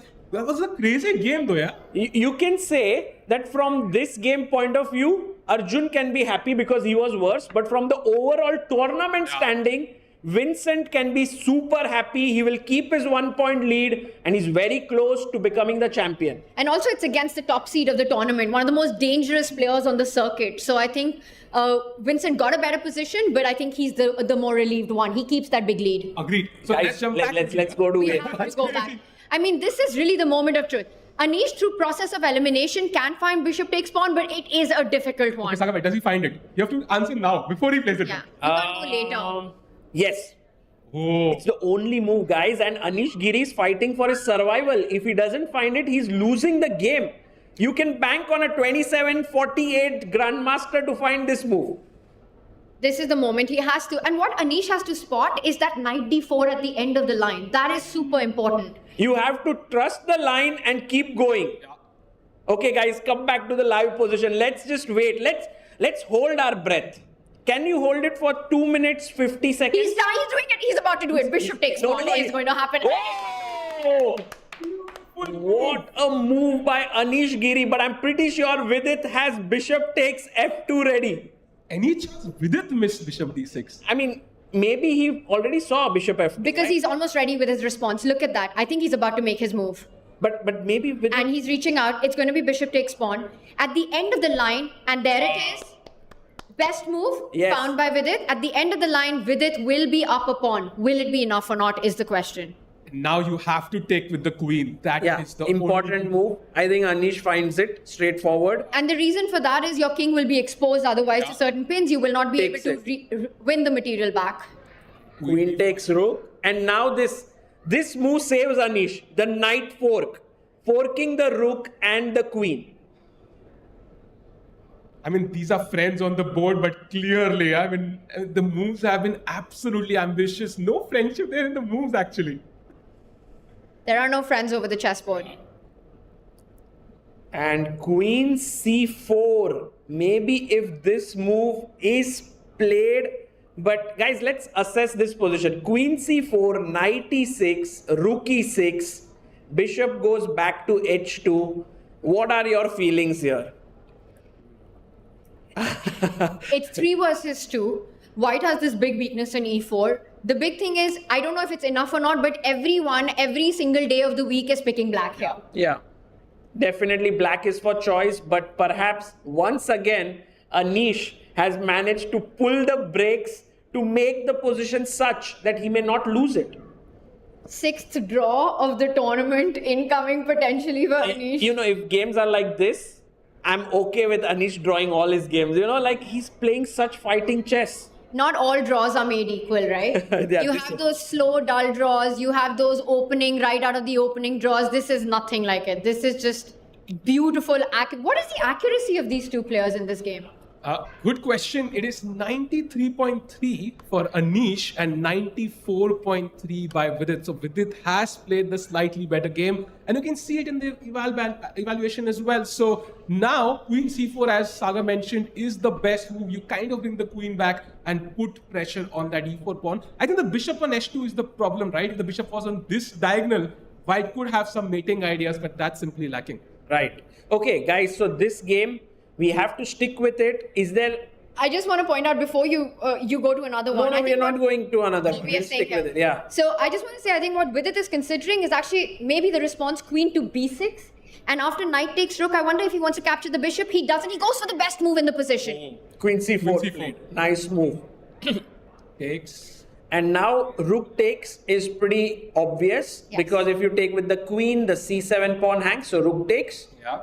And bishop comes back to h2, and there we have it. You know, at some point we thought, oh, it's impossible to reach this position. But when two world-class players play each other, it's like this unstoppable force meeting an immovable object. And somehow both are equal. Yeah, like amazing. Look at Anish here, like, okay, I've done my job now. At least I can hold this. But again, I mean, this is an extra pawn for Vidit. That c pawn is a passer. You know, there's everything to play for in this position. But Tanya, don't you feel the black king is a bit too weak? That is the compensation that you have for it. But what is c5? Like, where? Yeah, good move. I think it's the best move. It's the most natural move. Or maybe what do you think? I play c6 because then I save my pawn from the bishop and I threaten the e4 pawn. That's the difference, right? On c5, it's under fire with the white queen. Yeah. So you're immediately threatening to take on e4. Also, just good advice here, right? That you want to place your pawns on the opposite color of your opponent's bishop so that it can't be targeted. But also you want to queen quickly. So I think in general, tough decision, yeah, for Vidit. c6, c5. That is the core of chess, tough decisions. Correct. And this position has settled down into, I think, a 2-result position. Either Vidit wins or it's a draw. I doubt if there will be some huge blunder that he might lose You here. can see Anish's leg shaking there on the left. Yeah, he is nervous, even though he has more time on the clock. 1 minute now for Vidit Gujrathi. He needs to take that decision quickly. He might need that time in a crunch moment, right? Do I push the pawn? Do I defend? And if he has 30 seconds, that might just lose him the game. True. Let's push c5. I mean, I'm more for the pawn queening. Let's. Did he? Okay. That's again. Yeah. Okay. 48 seconds. Vidit is thinking a bit too much here. But then again, a lot of things have happened. The position has transformed itself. So a good idea is to take a bit of time. Guys, can we take rook e4 or it's not a good idea? Rook e4, queen e4, bishop c7. No, don't want that. I want my c-pawn, yeah? More pawns that disappear off the board, you get closer to the draw. This 2 versus 1 will be a lot more holdable than allowing Vidit with the passer. We have a decision. He does go c5, wants to queen quickly. That's a nice move. 45 seconds for Vidit, 4 minutes, 36 seconds for Anish. I think at some point, Vidit might even just give up that h-pawn with h3, trying to open some lines. That is an idea that Anish will always have to watch out for. Tanya, I mean, while we are thinking about this as an end game, you are looking at it as a middle game, yeah? Like, it could be that a rook, knight and queen combine for an attack. They usually say that 3 pieces is the ideal number to give checkmate. And here you have the 3 strongest attackers, 2 majors and a knight. Yeah. And meanwhile, as these guys play, I think 2 games, the black side is absolutely cruising. And we can have a 5-second look at both. One is Nihal Sarin against Yordan. Let's go. 30 seconds for Nihal as well. And you can see the rook on c8, the pawn on the b file being pushed. And this is looking tough for Nihal Sarin. Very tough. And also second is Pranav against Liang. And look at those pawns moving forward. Yeah, past pawns, this is also kind of lost. Yeah, here I think Pranav has this one final trick of rook d7 check and hoping to take the c7 pawn and try for something. But it's not enough, guys. It's not enough. And 1 minute for Pranav as well. So I think we'll have 2 results very, very soon. Karthiken Robson still looks roughly even. So let's jump back to Anish against Vidit. And queen e3, the move chosen by Anish. It's a day for black pieces today, right? Yeah. 2 wins there. Here Vidit pushing with black pieces. 30 seconds for Vidit though. Queen b4 is my move. Push. Queen b4. Oh, but then he goes rook c1. You don't want his rook to come to c1. And that's what Anish wants to do. He wants to play rook c1 and win your c5 pawn. 19 seconds. Alright, he needs to make a move now. Not easy. And he's reaching out. I think he's going to move his queen. So after rook c1, you'll have c4. Queen Was d4. the trade? Going into an end game might not be the best idea because queen takes queen, pawn takes, and then king f2. Just getting the king closer. You know, the other thing about this move, and Anish does reach out, he goes for the trade, is that black's pawn has now gone closer to the white king. Yes. A c passer would be more difficult to defend and fight against, further towards the flank. So I think Anish is relieved with this trade. Right, I agree. I think Anish knows that the draw is within like the grasp now. But I don't know what Vidit is feeling here. I think he might be also feeling, I think I missed my chance here, yeah?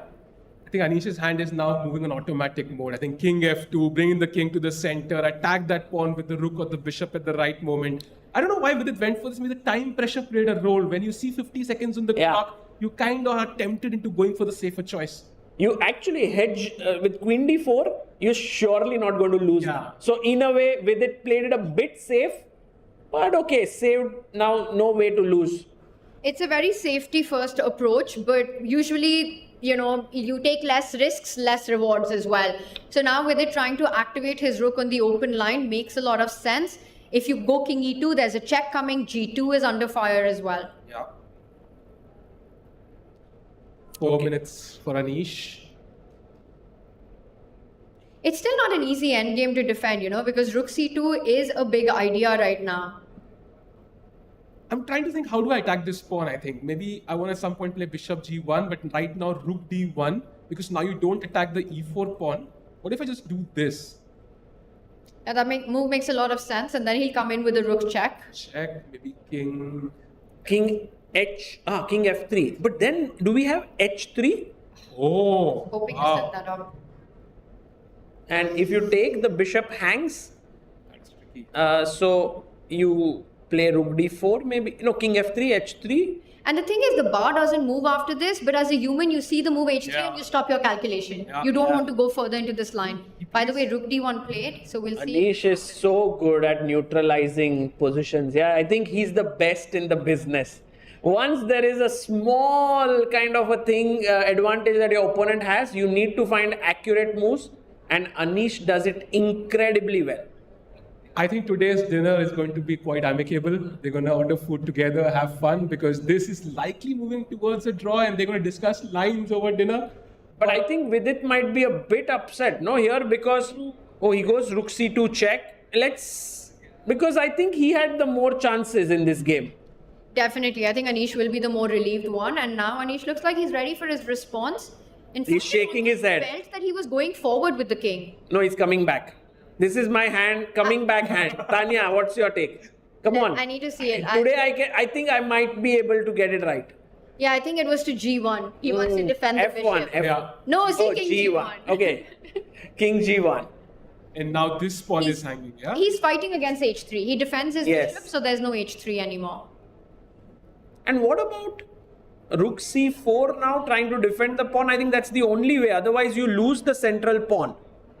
You know, but the problem for Vidit is he wants that knight on e5. That's the beautiful square for it. But now suddenly that bishop on h2 is just stopping the knight from getting active from f4 or e5. But could we have played like h3 and knight h4 with the idea of knight f3, I was thinking?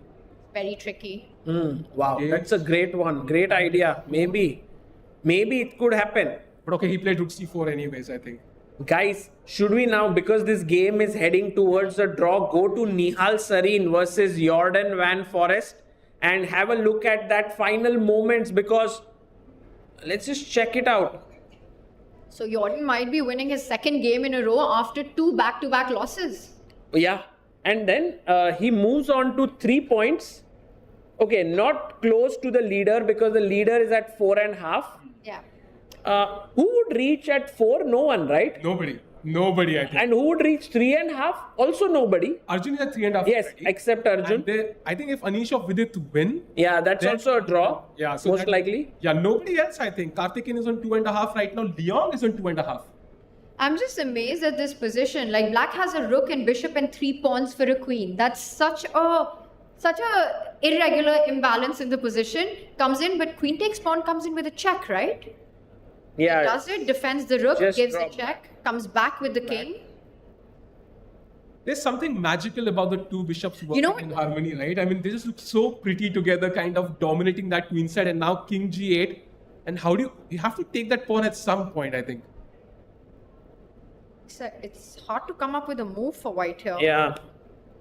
Because everything's kind of in its best place. If you move the knight, bishop d5 is coming in. Yeah. You can't move the knight anywhere. The rook doesn't move. What's the move here? No, for it's Nihal? just lost totally. I mean, check bishop f8. It's not possible to fight this anymore. Yeah. Queen e4, rook takes rook. Then your queen is super passive. I think you can even just go rook b5 or rook b8 and threaten bishop a2. It's game over. Yeah. This looks very strong. I was also thinking bishop g7 and then rook a3, rook a1. So you just defend b2 and get the other piece in. Right. Jordan looks pumped here. I think he knows he's getting his second win in a row. And Nihal, of course, has a tipsy-turvy tournament. Yeah. Right? He has some couple of great games and couple of horrific blunders. Like, what is he thinking right now? I mean, for Nihal, this would have been, because yesterday he was happy with himself after drawing against Awonder from a worse position. But I think today, after this loss, he won't be like very pleased with his performance in this tournament. 2 out of 6, not that great. Should we go to the game of Awonder and check if Pranav has any chances, or is Awonder very cleanly winning this? He has grabbed that pawn, but I think the H pawn is running H2. H2? 94, blocking the bishop and then H2. So multiple options So for Awonder. H2 is met with bishop takes pawn, right? Yeah, and But then you have a check. check. Check, king if f2. And now maybe 94 is the winning move. And king e2. Knight And c5. then knight c5. Oh, and then you go h1 next, and you win the piece, and you're winning a4, and you're winning everything. Maybe even 94 first, just blocking that bishop, and then it's very difficult to stop these pawns. But knight e4, I'm a bit worried, Sailbhai, with c takes b6. Oh, but h2 rook g1 is just that's mate. over. Oh, I mean, yeah, because bishop e4 runs into h1 queen. okay. So maybe Awonder will be able to win this with a little bit of care here. And then the other game that's just left is Karthiken versus Robson. This game, I have a feeling, will end in a draw. Although Robson is a pawn up, this opposite colored bishop positions should not allow, I think, black to try for much. Especially with all the pawns on one flank, 3 versus 2, and white already has the perfect setup, right? You've already built a fortress by putting all your pieces on the light squares if you're white. You just keep shuffling with the bishop and no improvement. Yep, it's 3-move territory. By the way, Nihal has resigned. I think Yordan has won his game. That's exactly what happened. Yeah, rook b8 as you mentioned. And now regardless of bishop a2 or the rook coming here. And Nihal Sarin suffers another loss, 2 out of 6. I don't think he'll be happy with that score at all. Not at all, but Yordan will be feeling really positive here. He's moved to 50% and his tournament has improved greatly with the last 2 wins. I'm telling you, it was watching the Vichy video at the start. Oh for yes. lunch. That was the prep. Hopefully we can ask him, yeah, if he comes today. Which video was it? We need to watch it as well. Yes. Sagar, you're going to have a match against Levy soon, so you know what your prep has to How's be. your preparation going on? Yes, this is my preparation, guys. Please help me. Help me to prepare. By the way, that d4 pawn has vanished in the Anish versus Vidit game. So I think this might be moving towards a draw. But the e4 pawn has also vanished. But the pawns on the same Can side. I make a prediction? Rook and knight versus rook is the prediction Sagar Shah is about to make. No, I'm going to predict that they are going to play for another 1 hour here. Really? Yes, and then it will be a draw, but they'll play on and on. I don't think that they'll agree to a draw. I mean, Vidit will just keep playing. What do you think? So I think as long as, very possible, if the bishop and the knights get traded, then I think they'll agree for a draw.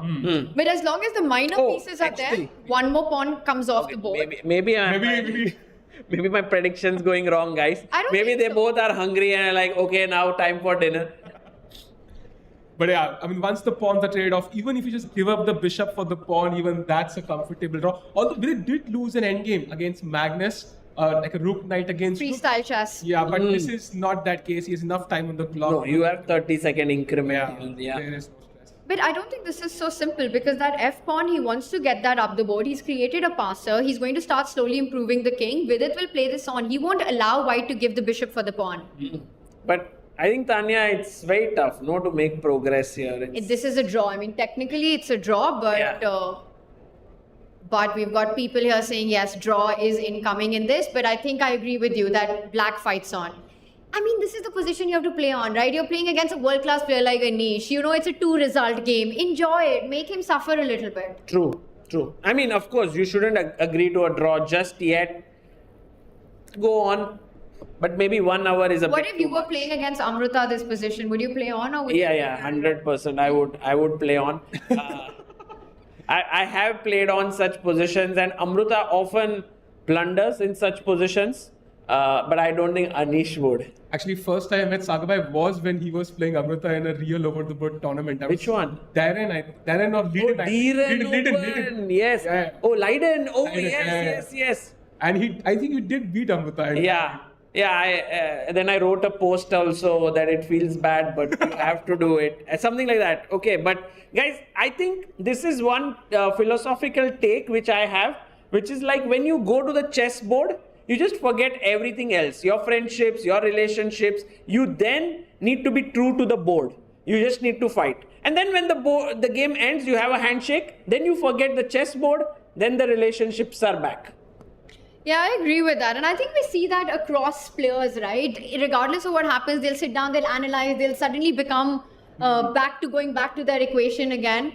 But Yeah, it's never pleasant to play against somebody you know really well. So I'm really impressed that you can find it in yourself, Sagar, to fight it out till the end. Yeah, And- that has been very And go tough. like Amrita blunder to karegi. Because the thing is, not just that, sometimes when your friend or someone whom you care for loses, it actually spoils their entire tournament after that. And then you feel sometimes guilty that you were the reason for that to happen.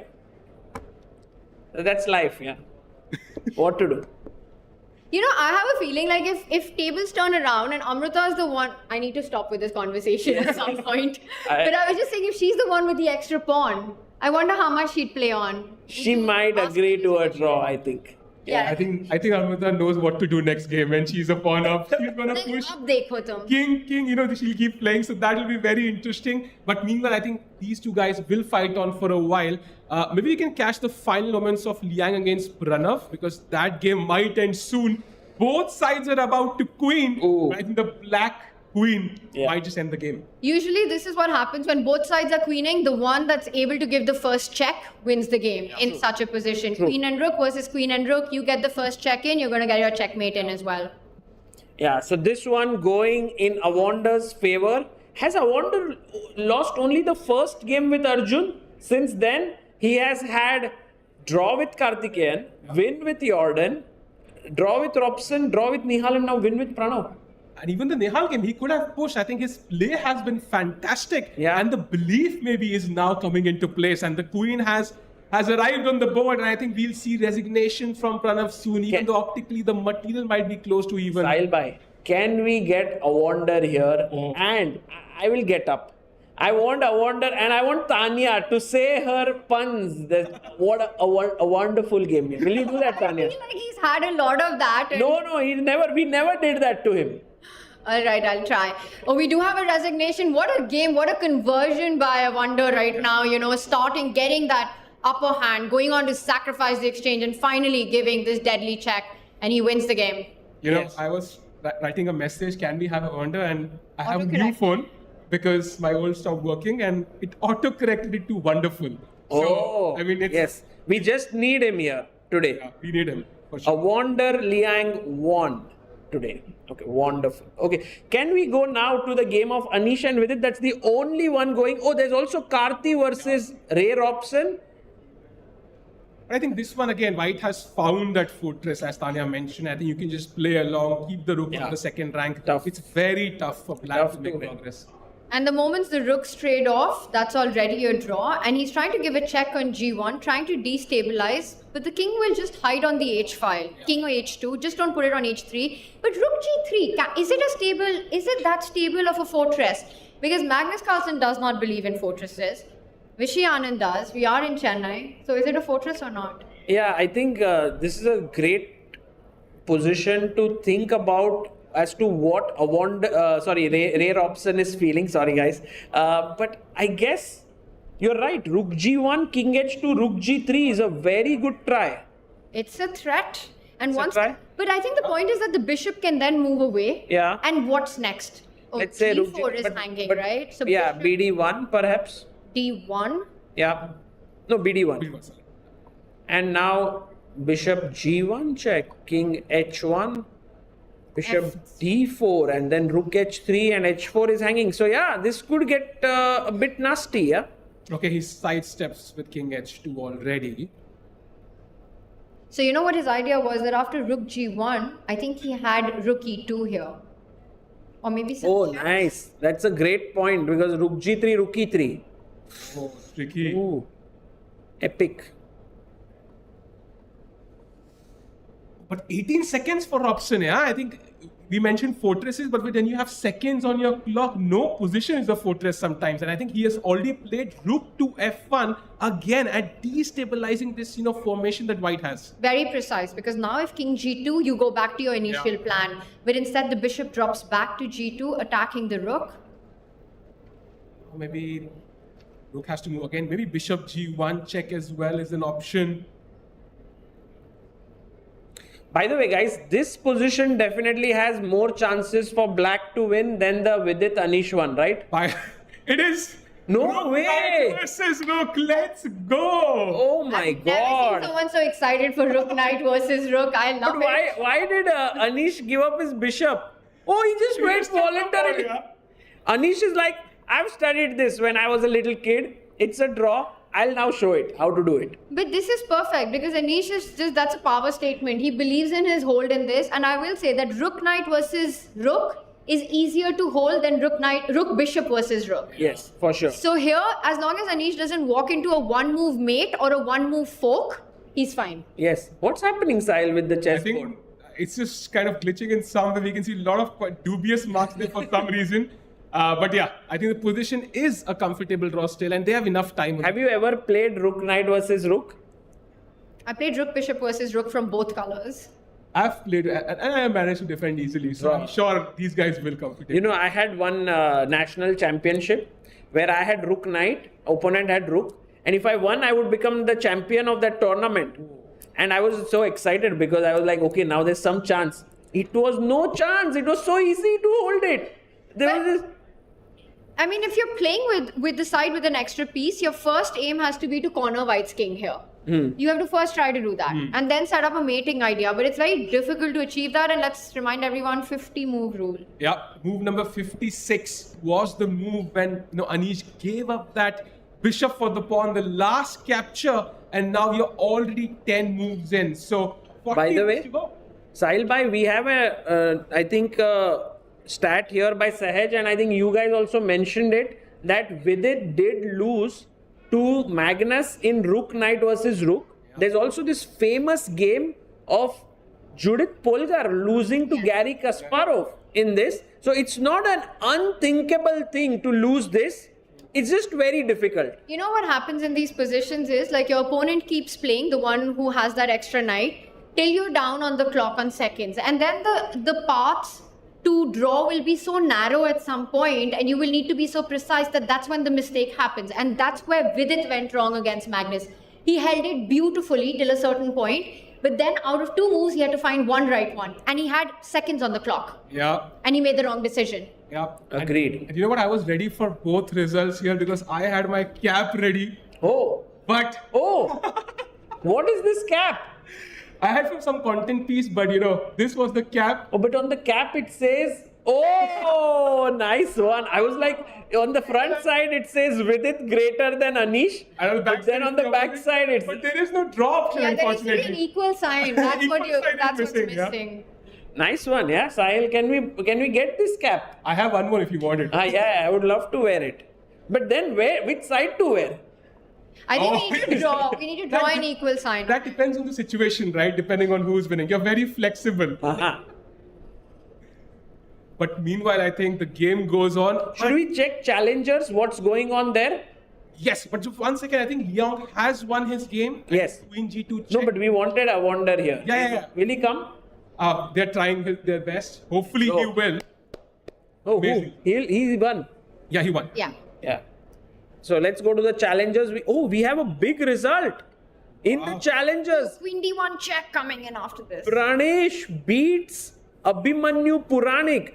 He was the leader of the tournament. So just like how Vincent was leading by 1 point, Abhimanyu was leading in the challengers by 1 point. And with this win, Pranesh has now joined Abhimanyu. But there are more players. But this has been a turnaround. When we checked in with Abhimanyu's game, he was dominating this position pretty much, this game right out of the opening. And it just felt like White's the only one playing. Black had no coordination, in big trouble. So it's incredible to see that Pranesh winning this in the end. And 3 leaders in the challengers with 4.5 points. So this is a Whom tough did fight. Leon beat? Yeah, let's have a look. So Leon, by the way, Adipan defeating Dityan in this game. So he strikes. Wow, nice position in the final. And Leon defeats Aryan Chopra. Wow, that's a big result there as well. So very intense fighting round. We also have Vashali Harika. Is it still going on? Yes, it's still going on. And okay, this is one of those endgames which is maybe even more drawn than the Rook Knight versus Rook, yeah? Yeah. But this is very interesting, this endgame, because I just want to point out for Harika, the winning idea at some point is to go a5. But the problem with that is that the b pawn is on b5 and not 1 step ahead. The moment that happens, you start checking. The black king moves forward, and as long as there is this enough squares between the king and the rook, you can never make progress because the black king comes forward, you win the b5 pawn. So you're forced to go back. Very nice. Which Tanya, have you just like revised your rook endgames recently? This is so perfect. The entire explanation. So there's actually no way for black to make improvement here because you can't get a5 with that pawn on b5. Absolutely. And by the way, on this screen, we have 3 members of the gold medal winning Olympiad team in Budapest, Sahil bhai. Yeah, that is crazy actually. I mean, India has done so much, and all thanks to these players, right? Tanya, Harika, Vashali, and even in the open section. I mean, India is growing at an unprecedented rate. Yeah, absolutely. And it's really amazing. Tanya, what's your take on both these players? Like, when they are facing each other, do you think they are like very competitive, or do they say like, oh, we are part of one team, let's take it easy? We spoke about this, right? No friendships over the chessboard. And this is not only a clash of generations, it's a clash of styles as well. Harika has always been an incredibly solid positional approach player, while Vashali is always looking for those attack and those aggressive possibilities. I think, again, there's a lot of respect. You know, for Vashali, it's Harika.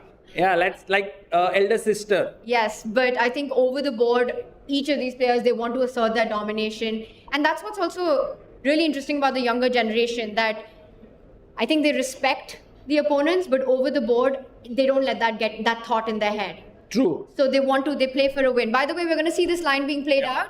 Now, Vashali will start checking the black king. If Harika gets b4, no, that's winning. It's winning. Because then your rook doesn't have enough squares. Yeah, the king is cut off, and that's why rook a1 is the only move played. Harika puts the king back, and now rook b1, the only move to stop that pawn from moving forward. Critical moment. But of course, Vashali will find it. Yeah. Vashali, I think, learned this as a youngster, and now she plays it. Rook b1. And we have one more game going on, guys, here. Harshvardhan versus Indian. Do we have a second to just show that? Because I think that's so instructive. Yeah. That had Vashali not given a check on a1, let's just go back to that moment.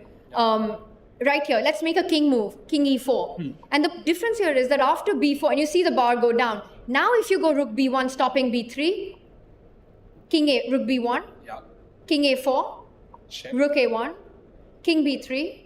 And now you see you don't have enough squares. King c3, rook c1, and king b2 comes in. Yeah. So well and the pawn is moving forward, and we'll have the loosen up position soon, yeah? Yes. By the way, guys, Good memories there. if this same position is shifted one file to the right, not this one, the initial, right, yeah, here, king b6. If this was king c6, right now if you go back, king b6. No, this one, king takes pawn. And this was c pawn, and the rook was, then it's winning actually, this endgame. Because then there is space on the other side for the king to go, like after check, king b4, let's go like check, rook a1, king b4, rook b1, king a4, rook a1, and now if the pawn was on the c file, there would have been a z file for the king to go, you know, this side, like the a file. But now there's no space on the board. So this is a new version of chess we need now. Would love to have Z files, and that'd be amazing, yeah? Yeah. So unfortunately, the board often is the limiting factor here.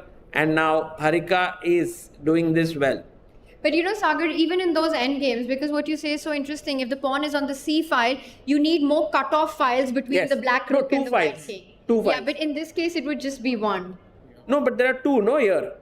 Rook on d6, how? No, I would also shift the rook and king also. You want to shift everything. Everything, right, yes. Right. Yeah, then it would work. But this one is going to end in a draw.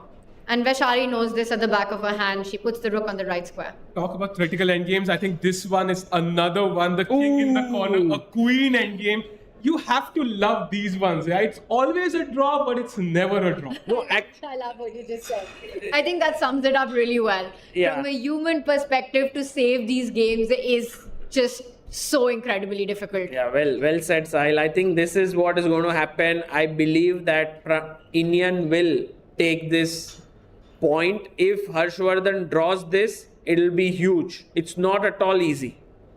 Yeah, super tough. And meanwhile, we can jump to the Masters maybe now and check what's happening there. So we have 2 games remaining. One is Anish against Vidit. They are still fighting in that Rook Knight versus Rook endgame. Don't think we've had any progress so far. Check again. And you're already like 25 moves in almost. 21 moves in, so still a lot of moves left to be played. And what Vidit's trying to aim for is to corner Anish's king, get that on the first rank. But he's not allowing it. How many moves? 50, right? Yes, so we're on 22, so another 28 moves to go. So 56 was the last capture. So if you reach 106 without anything happening, then it will be a draw. But if the players don't claim, then the arbiter can come in at 75 moves and say it's a draw. You know, the first time I had this, I reached 49 moves and I was like, let me show off by, capturing the knight with my rook because it will be 50 moves. But then it dawned upon me that then I would have played a capture. And Did you do it? No, I didn't do it. Come on, you could have done it for content. No. At that time, you were not a content creator. So luckily, I didn't capture it. Otherwise, it would have been a horrific realization. Nice. But Vidit's trying. He's trying to reset his pieces, but no progress. Yeah, I think comfortable draw there. Even though the king, even if you get it in the corner, even then it's still a draw. And so far, I think it will take at least 10 more moves to get the king in the corner. That means you're already up down to 35 or so moves. You know, the fact that Anish did not wait to be forced to give up the bishop and just went for it on his own as a bishop h4, bishop into pawn. It just shows that he knows this endgame. He knows exactly how to hold this. He'll do it not for 50, for 100 moves if needed. I agree.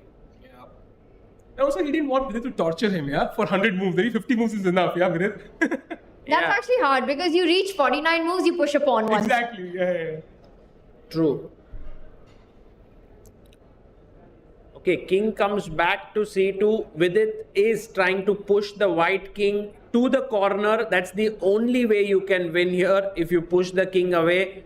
And naturally, Vidit has to try. Like in such positions, agreeing to a draw doesn't make any sense. So you play it out till 50th move.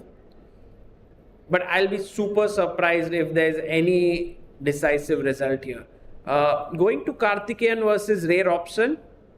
We have some progress here. I think bishop g2, rook e1, white still. No, I think h pawn was also there, right? Yeah, I think so. Yeah, here. d5 was played. And now check, rook comes back for the defense. And so far, no clear, change in the formation. The king is still on h3. Although white has 15 seconds. Oh, rook e5. Okay, attacking the bishop and the pawn.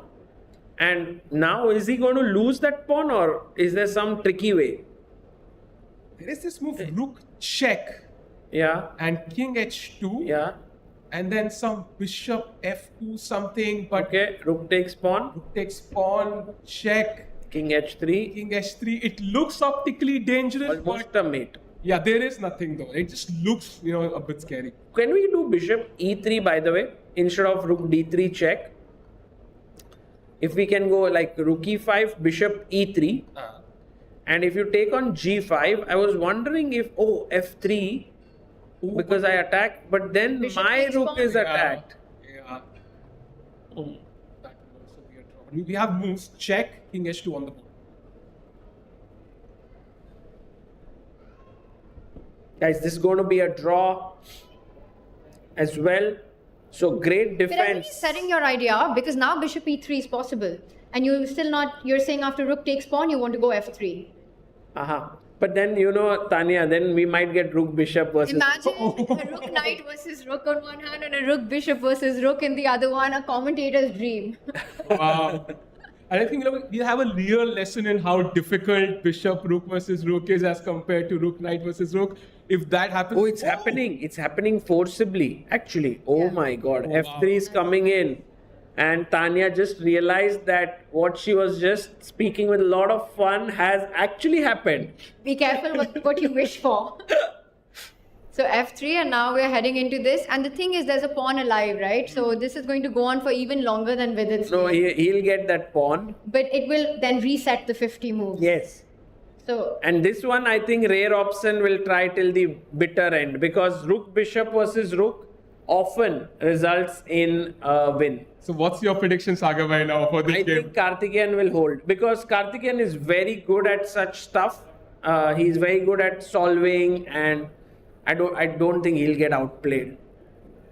I've seen like so many people blunder this, especially in rapid and blitz. Maybe classical is a bit easier. Tanya, what's your prediction? No, I agree with you. Rook Bishop versus Rook is not an easy hold at all. And even Grandmasters, Super Grandmasters have lost these positions. So, in fact, they say that Rook Bishop versus Rook has far more chances to win than what we're seeing on the Vidit board. So, I think we're going to see this being played out. And the idea here is, once again, you want to corner White's king, you want to bring it to the last rank or the corner of the board, and then White will have to be very precise with a defensive move. So, would you give the pawn away like Anish did here, or would you just hold on to it for a while? I think, that's also, I don't know what to do, but I think the pawn will go eventually. You can't hold it on forever, but just give it up is fine. And then, but you know what? Karthiken has to be super confident that he can hold this. I think this one is a much more serious endgame than the Vidit Anish one. You know, I was here a few months ago for the Chola chess camp with Ramesh, and Karthiken was also there, and in fact we were studying Rook Bishop versus Rook. How to hold, how to try to play for a win. So I think that is something that they've worked a lot on. Nice. And the simplest explanation is, look at the clock timings on Anish and Vidit now. It's 11 minutes for Anish. They've played so quickly. Yeah. You wouldn't believe they had like 30 seconds at the clock at some point. Oh, by the way, they have reached 85th move. So we are now 23 moves away, right? 108 is the... 106. 106. So 21 moves away. And usually what a player would do is, on that last capture on their score sheet, they'll make a mark. Yes. So it's move 56. We see them doing the notation. So for Anish, he would have something there pointing out 56 Correct. was the move number, the counter. I saw in some cases where it was checkmate in a Rook Bishop versus Rook endgame, but people claimed a draw on the 50th move, right? It was mate in one. I think it happened to Hikaru maybe at one point.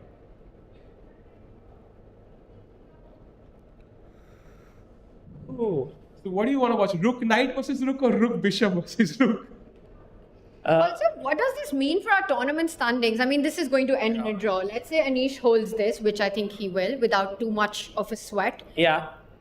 So Vincent, with that draw, still keeps a full point lead. Yes. And who are the remaining opponents of Vincent? Can we have a look at that? Because... Yeah. I think he is going to play, if we quickly check out Vincent Keymer. Yes. He's going to play Awonder Liang, Yordan and Robson. Wow. So he has already played. So he has all the non-2700 GM opponents left, and he has a 1 point lead. He has a performance of 2892. That's insane. What about then Arjun? Because he and Awonder are the only 2 on 3.5. Arjun, if he wins 3 games in a row, he might have an outside chance, but his pairing is much tougher. It is Anish, Vidit and Karthiken. So 2 Indians and 1 Indian as well. I think it's much tougher. And of course, for him to win, I think somebody has to beat Vincent. That's not going to be easy.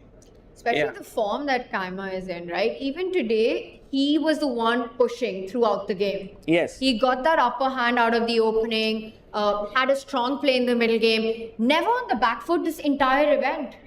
True. And today, maybe for a bit, it felt like he might be in trouble, like for a few minutes, but then he came out of it very quickly. So, Vincent Keymer in great form. I think the Indian food is really... suiting him. We should ask him, I think it would be nice to get him at some point here to our studio when he plays his next game. But today, Awonder Liang left, Yeah, but he plays Vincent. Who? Awonder Liang. And he's 1 point behind. So if he wins against, Vincent and he has the white pieces, that could open up the entire event again. Yeah, for sure. But, Awonder might go to this game. It's interesting with what mindset he'll go. And Vincent looks like a tough opponent to beat. But then again, as you rightly pointed out, Awonder wins. And he's going to be white, right? Yeah. Commander will be white. So he is going to go all out in that game. Oh, but by the way, guys, did Awonder cross 2700? Nice. That's a big news, right? Awonder Liang was on 2696.4 and he beat Pranav V, who's 2595. And so Awonder reaches 2700 exactly. Wow. Super.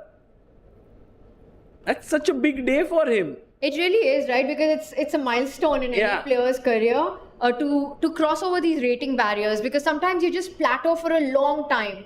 You know, getting over that 2500 mark, then getting over this 26, and then finally in this what we call this Super GM Elite Club being over 2700. Yes, and I think in for US chess also it's a big moment because I think, I don't know, for India we have had till date, if I'm not mistaken, 10 players who have crossed 2700 in live ratings. Do you think that there should be a different sort of a title for grandmasters who are over 2700? I think Super GMs is a good title, no? So you need to make it official then, a Super GM. I mean, what is the loss if they do this? Yeah, because I I mean- do feel that it almost feels like there is a big difference of strength between, let's say, a 2500 grandmaster, you know, even though it takes the same amount of work to get there, with a 2700 player. Yes, for sure. So I think 2700, if you cross on published ratings, could become Super G, could be a Super G. Live ratings, yeah. Imagine somebody crosses 2700 and then they will just quit the event to get that title. Yeah, but you know, we have had Nihal cross 2700 couple of times on live ratings, but never in published until now. So yeah, that happens often that you do cross on live ratings. Also for Awonder, right now he's 2700. If he doesn't do well in the next 3 rounds, his rating won't be published above it. By the way, it's move number 74, the countdown move. So 50 moves from here, Karthiken has to defend, and already you can see this is much more difficult. Yeah, the king is already on the 2nd rank, and there'll be some. Do you think Robson will get a moment, a chance to win this? Let's see. I'm very excited now because I think it's a long day ahead of us. Tanya, Sahil, I guess you guys are ready for this. No? I think this is going to be a lot of fun to watch. Meanwhile, on the Anish board, he's holding it without a sweat. Just want to point out, move 95, another 11 moves to go in this one. And it's, look at that hesitation from Vidit. He first puts it on A6, then places it on B6. And look at the way Anish's king from one side has marched across to the other side and still far away from being cornered. Yeah, it's very difficult to kind of avoid all these checks. The rook on in the square is perfectly placed. I can check from this side, I can check from this side. Your knight cannot blockade both sides, and it's just so difficult. 13 minutes for Anish now. Yeah, on the clock. Let's stay with this one. It'll end in like in couple of minutes, and then we'll get to see their analysis maybe, because they'll start talking to each other. I think they're going to smile. Both of them are going to smile. As soon as the handshakes come in, we'll see them breaking into a... You think so? Yeah, Do you think? Well, do you think it's a possibility that they don't talk to each other and then just like Vidit is like, oh, I was winning, and he would just leave? No chance. No No chance. chance. They will smile, they will chuckle a little bit. You know, maybe Anish will smile. Vidit will tell him, oh, you know, I think I was better here. He'll lean forward onto the board, show some lines with his hands, and Anish will be like, yeah, but I always knew I'd hold it. Anish will like, you almost had me, brother. You almost had me, but not really. Yeah. But a great game. I would say this was the game of the day. No? It was so exciting. At some point, we all felt there would be a decisive result. I mean, I think we still have... I don't want to miss the last moment, but I think that whole sequence of moves that happened, starting from bishop to c5, and, you know, Anish finding that beautiful resource, Vidit playing the best line possible, it was very intense. Yeah, right this here. was the moment, and of course, not rook c7, that would have lost the game. Rook b5, queen f5 was the move, yeah?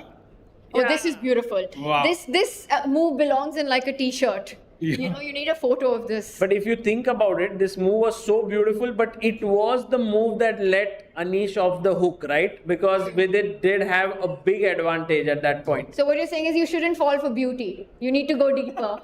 sometimes, beauty kind of attracts you there, and then you have to be like, okay, I need to go deeper. But sometimes when you see such a beautiful move, how do you resist? to resist you the just make the move. Yeah. It happens to me often at the dinner table. The ice creams look so beautiful. I just go and grab couple of cones. By the Maybe way, I should resist it tonight.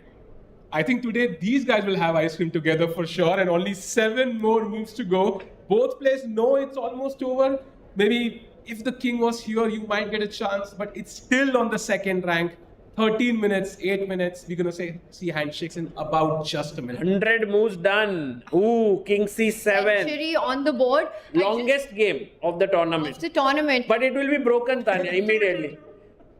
With the other game. Yes, on the same day, in a couple of minutes. What have you brought with you, Tanya? Until Such now, exciting always like 7:15 we would be like done. Now that you are here till 8 p.m. we are We all... get more chess. But also very exciting games today. I want to agree. point out, and the defensive idea that Anish has shown, keep the king and the rook as far away from each other as possible.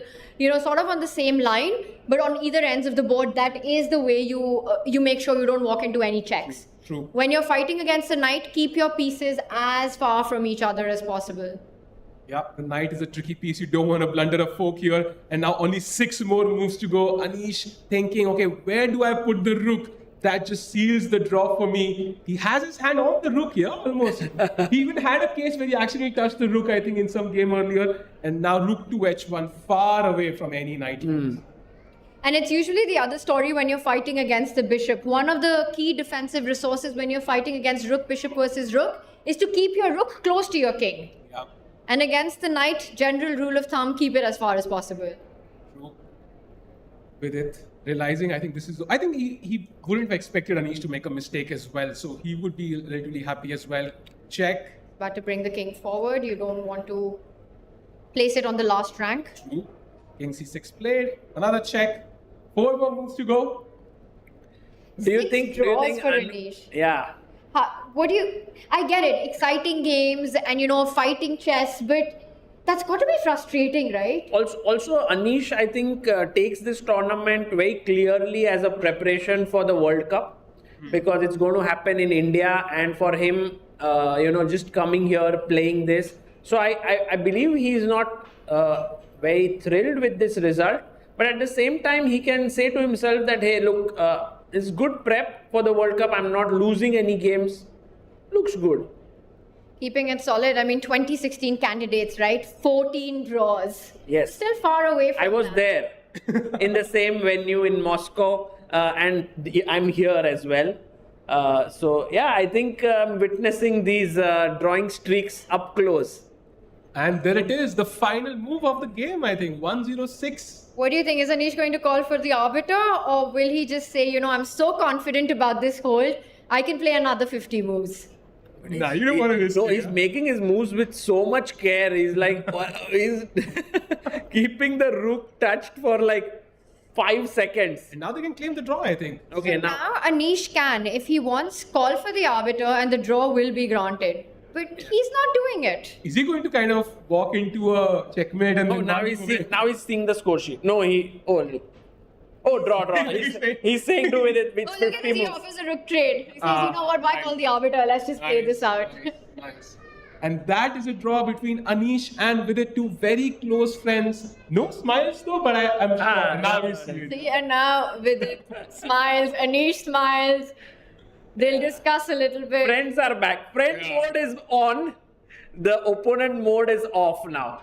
Yeah. So And as nice. Rakesh mentioned, they have never had a result in their classical game. So that record moves on for some other game for now. Yeah. And we see them analyze. But they've always had exciting games, Yeah, fighting chess, but somehow they always seem to find peace at the end. Right. I think in their heart they don't want to beat each other. They're like, oh, it's okay.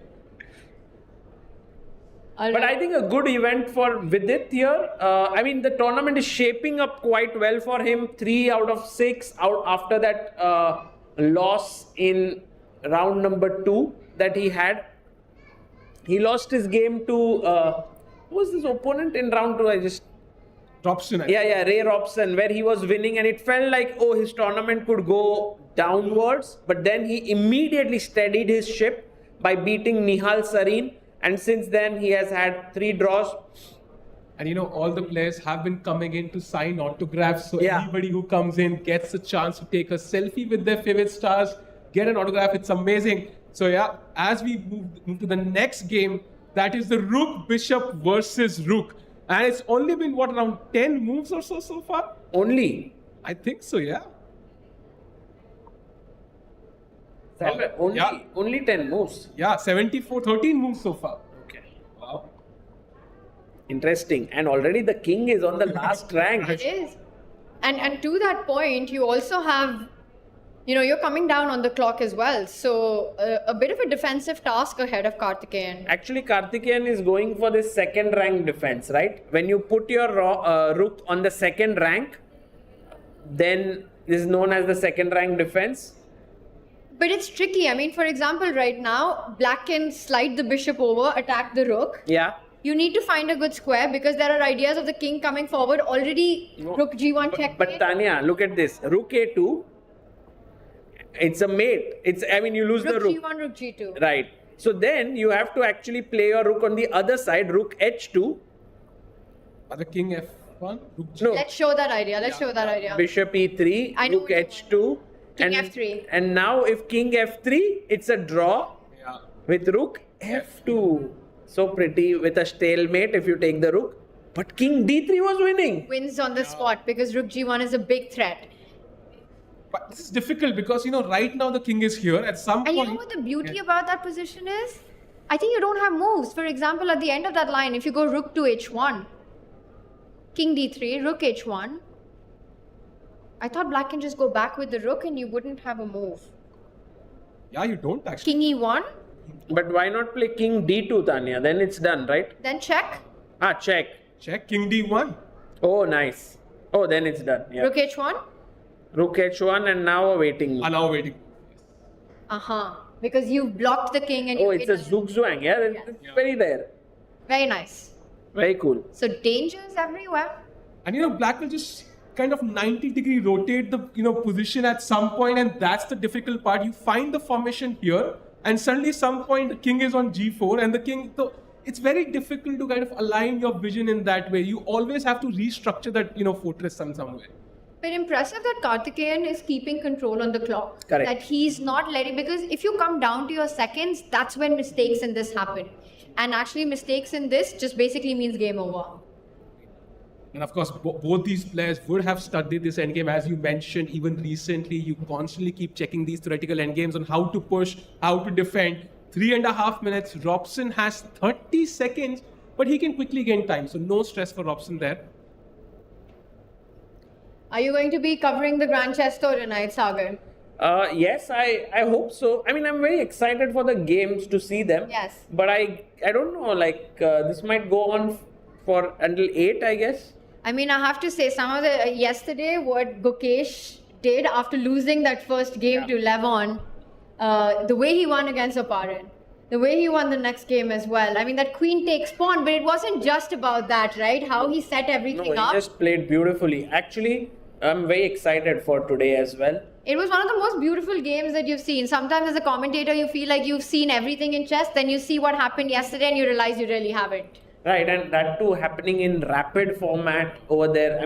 Gukesh is in good form. So we definitely are excited to watch that one. But is there something happening in the challenges? Yeah, I was just going to check that quickly because we have that queen endgame still on. So two very, very difficult endgames, technically a draw. I'm wondering how many moves have been played. By the way, there was I think maybe a moment where there was a slight mistake, but regardless, this was the position. I think b2. Yeah, this was the moment. I think move number 72. Pawn was pushed to b2.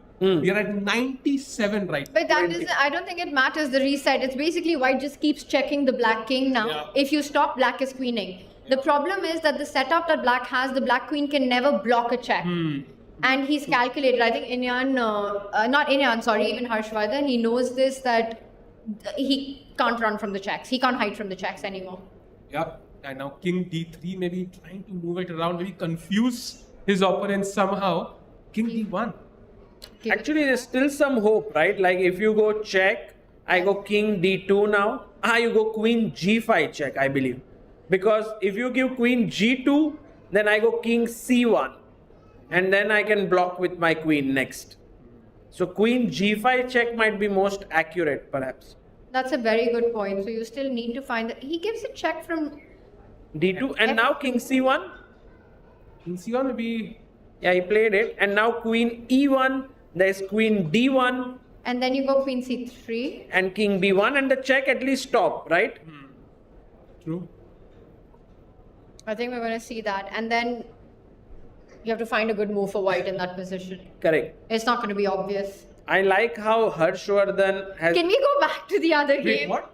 Because there's a beautiful stalemate that is being set up right now. Nice. Let's backtrack. Yeah, this was the position. Rook g4, rook f3, rook g1, and rook e3. That's a unique stale. I haven't seen this pattern before in rook bishop versus rook. And you can't take it because the king has no squares. So now the king has to go back. And that's a lot of breathing space for the white king now. And the reason that you say that this is a unique pattern is because these stalemating ideas usually happen when the white king is on the first rank. Yes. But here on the second rank, being cut off at the rook, very creative stuff. Love it. Love how Karthiken is playing this calmly. And there's a piece rotation going on there. That is a very classic chess player thing to do. You know who's the world champion of piece twiddling?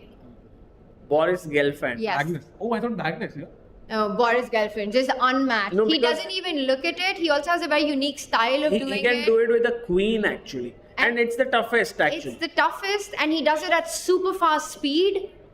And he can do it for like 30 minutes straight. And sometimes you don't even realize you're doing it. Yeah, your hand just takes a piece, you're just moving it in your hand, and you don't Correct. realize you're moving it.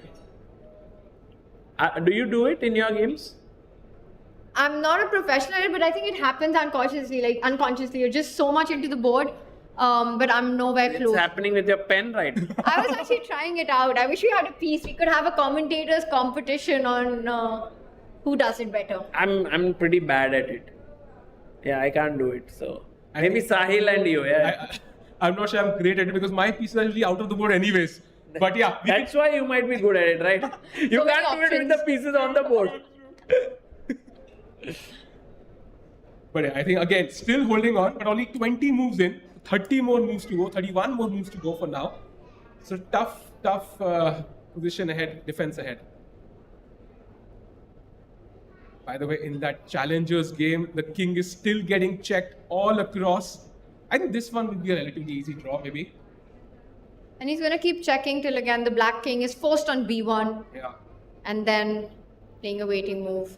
Yeah, I Again, think, they I built think up on Tanya, block. this 50 move rule might come in handy here as well. Yeah. What is because- the number? I think 35 moves so far. Yeah. So 15 more moves to go, and you're very close, of course. But of course, one wrong move, the pawn queens, and the timer resets, and the game is done. But Harshavardhan, it just looks like with the confidence that he's playing, he knows exactly where to check with the queen. He takes a pause though right now. The Where would you go with a check here? Are there any Queen bad D5. checks? Queen Queen D5. check. D5, I think, looks logical. Yeah, I think all checks draw, yeah? Almost all good ones. Oh, Queen B5 check attacks the pawn as well. Forcing King C2, C2, now. Queen A4. He goes C5. C5. Okay, should we go back to Yeah. the Ray Robson game, Karthiken? Ooh, again, look at this. He's threatening a check to win the rook. But you give a check, right? And then the black bishop will be forced back. Yes. After rook to b5. And then the threat is rook h3 pushing the king back. Okay, it's not a threat, but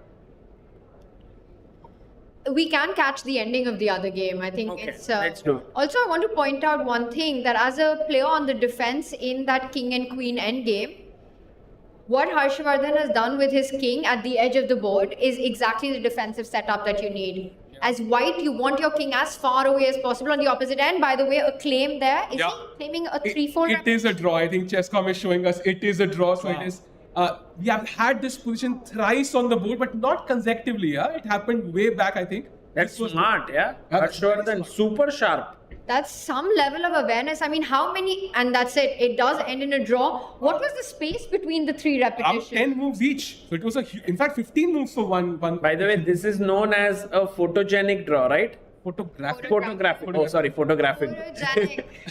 You know, I He remember said something very beautiful.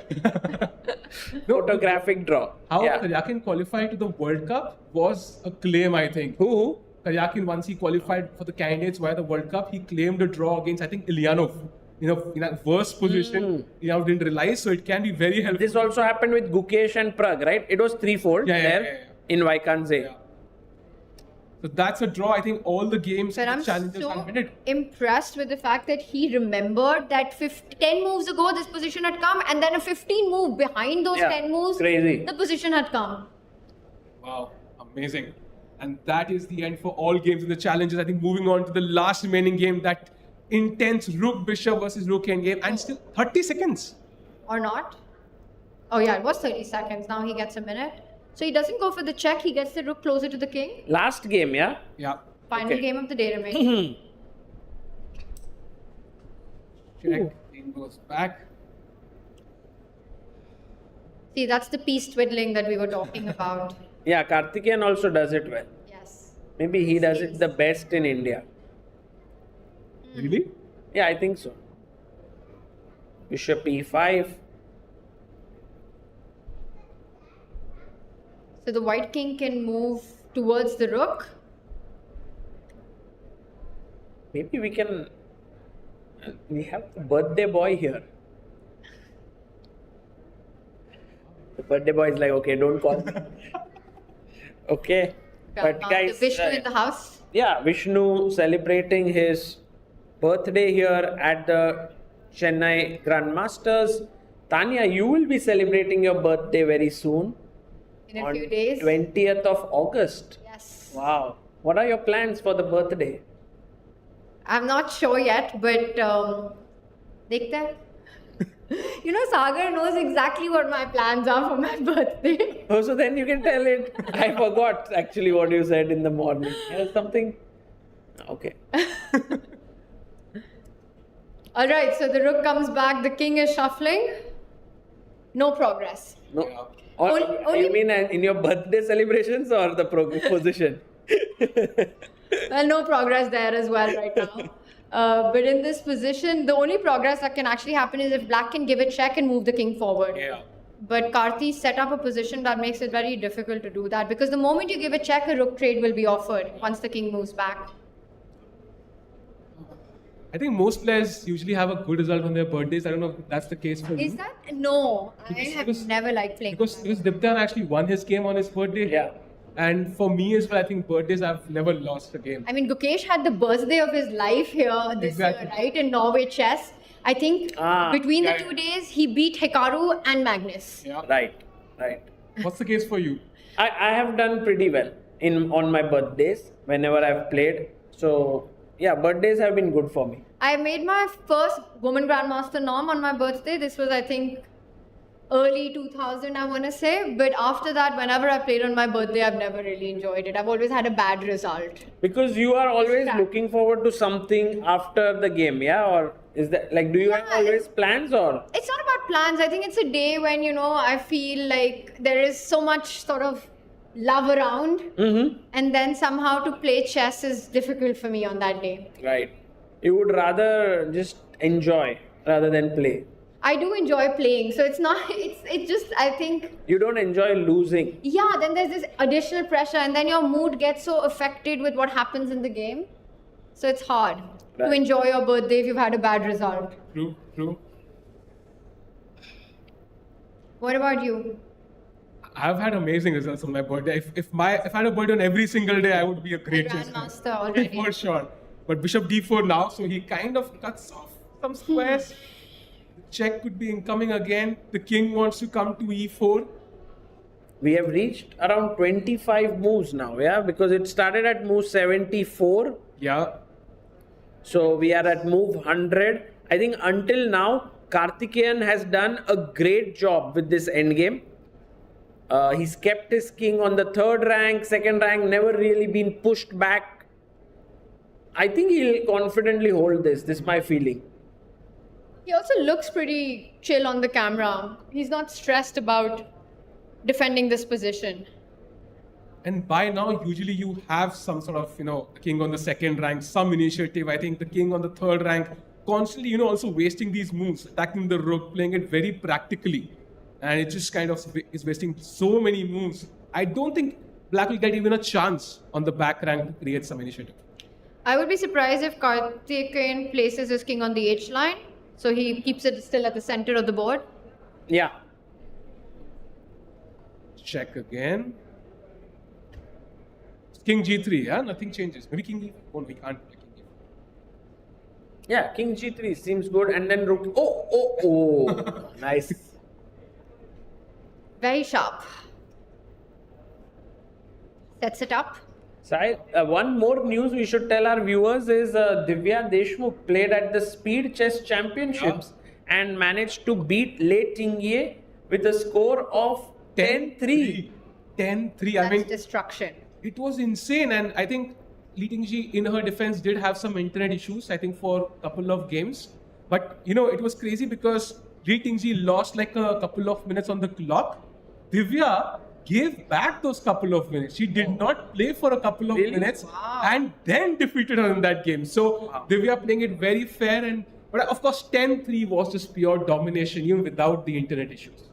Yeah, I think in general, I was not very aware of how strong Divya is in online chess. We do remember her online Olympiad, this amazing game at the end, which actually decided the entire thing. Because I think it was her game that was incomplete at that point. And then she was better or something, and then the FIDE president gave it as a draw or like a joint winners. And but since then I haven't seen her playing so much. But like beating one of the best players in the world with 10-3 is insane. Divya is one of the fastest players that I've seen, even when it's classical chess. I think her opening preparation is so strong. She also just put so much pressure on her opponent's clock. Yeah. I don't know what was the case yesterday, but I can imagine her being ahead on time in most games. She was. And when she plays next, it's huge fun. Wow. Oh, So that's going to be a tough match. And to she's win already beaten her in that London event. And to win this event, she has to play Hufa next and very likely Ju as well. So she has some incredible players lined up. If she is in Few form, world champions right there. yeah, she could just kind of cruise through like the best of the best. And if she wins this, it does give her some additional confidence for her candidates. And then eventually, if she wins the candidates, goes to the world championships. Gukesh has made us believe that such things are not impossible. Earlier, you would think, becoming a world champion, it's very tough. But now you know that it's a matter of 3 events. You win one good event, then you win the candidates, and then you win the world championship. And to think that for Gukesh, it all started right here Yeah. with the Chennai Grand Masters. Exactly. This was one of those events that he won. Every 3 months you get that reel recommended again, that rook F2 move, and Tanya says, what? And it's like, oh my god, what? Oh my, I watch that every single time. It's so much fun to watch that happen in real time. And the bar and the audience are in sync as they get up. So that moment, I think, made everybody believe that, Indian chess is here to stay. Yeah. I mean, that moment, I still can't believe that happened, because in our head, it was like we are all meeting tomorrow again for the tie breaks. And then suddenly it was like, it's all over. And it ended like it ended. It did, but I will also point out that blunder, that rook F2 move didn't just happen out of a vacuum. Gukesh had put so much pressure in that match throughout, in that game itself throughout, that the nerves just at some moment gave away. Correct. And you make that blunder. So it's not about that one moment. It's actually about the storyline of the whole match that led to that moment to happen. I agree. By the way, guys, in this position, do you see that how the rook pins the bishop against the king, and that's the biggest reason why black cannot make progress. So he just remains there, and now the technique says if the black king goes in one direction, let's say king e5, then the white king should go to h3. Yeah. If he goes to e3, then he should go to h5. So now Karthiken goes h3, yeah? So nice. He knows everything. And you know everything. That is impressive, Sagar. Actually, this I learned from Carsten Mueller.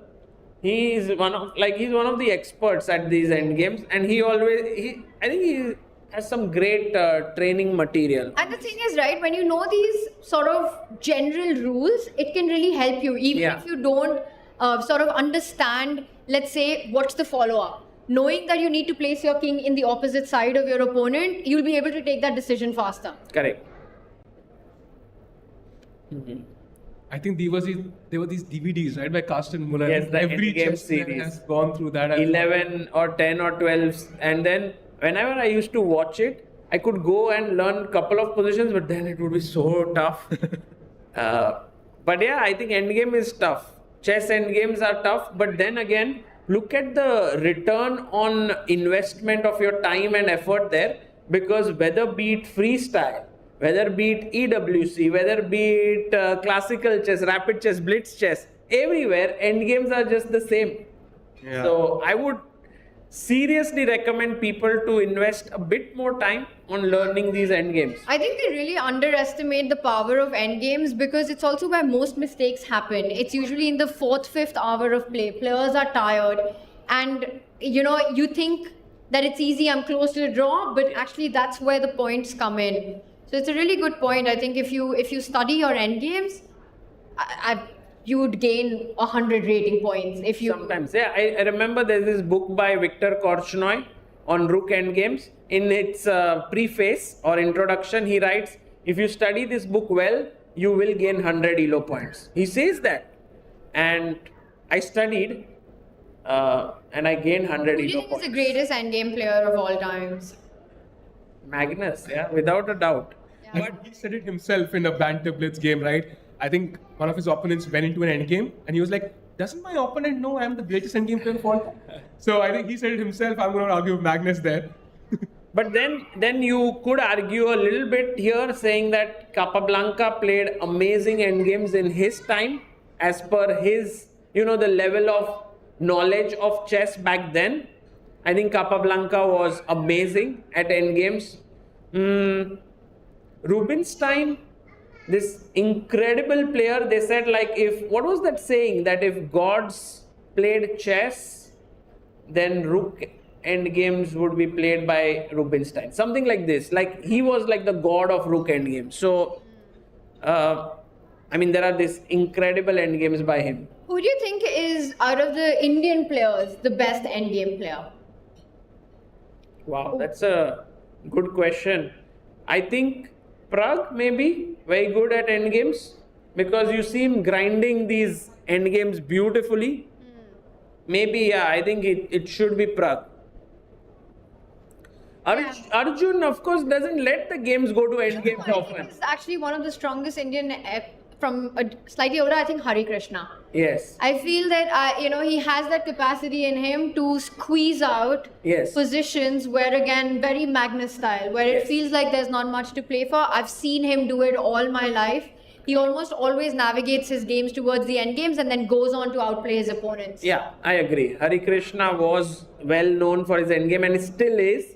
He's still very active. I see some of his videos that he's in the gym and he's like staying fit. I think he's very serious about his chess. He still wants to be very active. Yeah, he's really focused on fitness, and he realizes that as you get older, if you have to compete with the younger generation, having that endurance and stamina is a massive part of it. Right.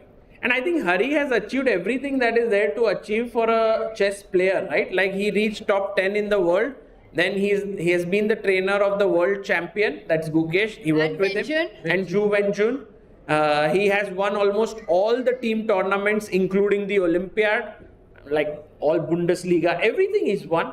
In general, he's a super complete player. I think if there's someone like from the previous generation after Vishy Anand who's achieved like the next in line, I think maybe Hari Krishna is the one, right? I think the difference is that the chess boom hadn't happened at the time. When Hari was at the top of the game and having these incredible achievements, But completely agree with you. The one thing probably would, is making it to the candidates. I think that is the one goal. And now we see so much of the golden generation do that. Just in the previous one, we had 3 players. Right. Yeah, true. I mean, in that sense, that thing has been missed out by Hari.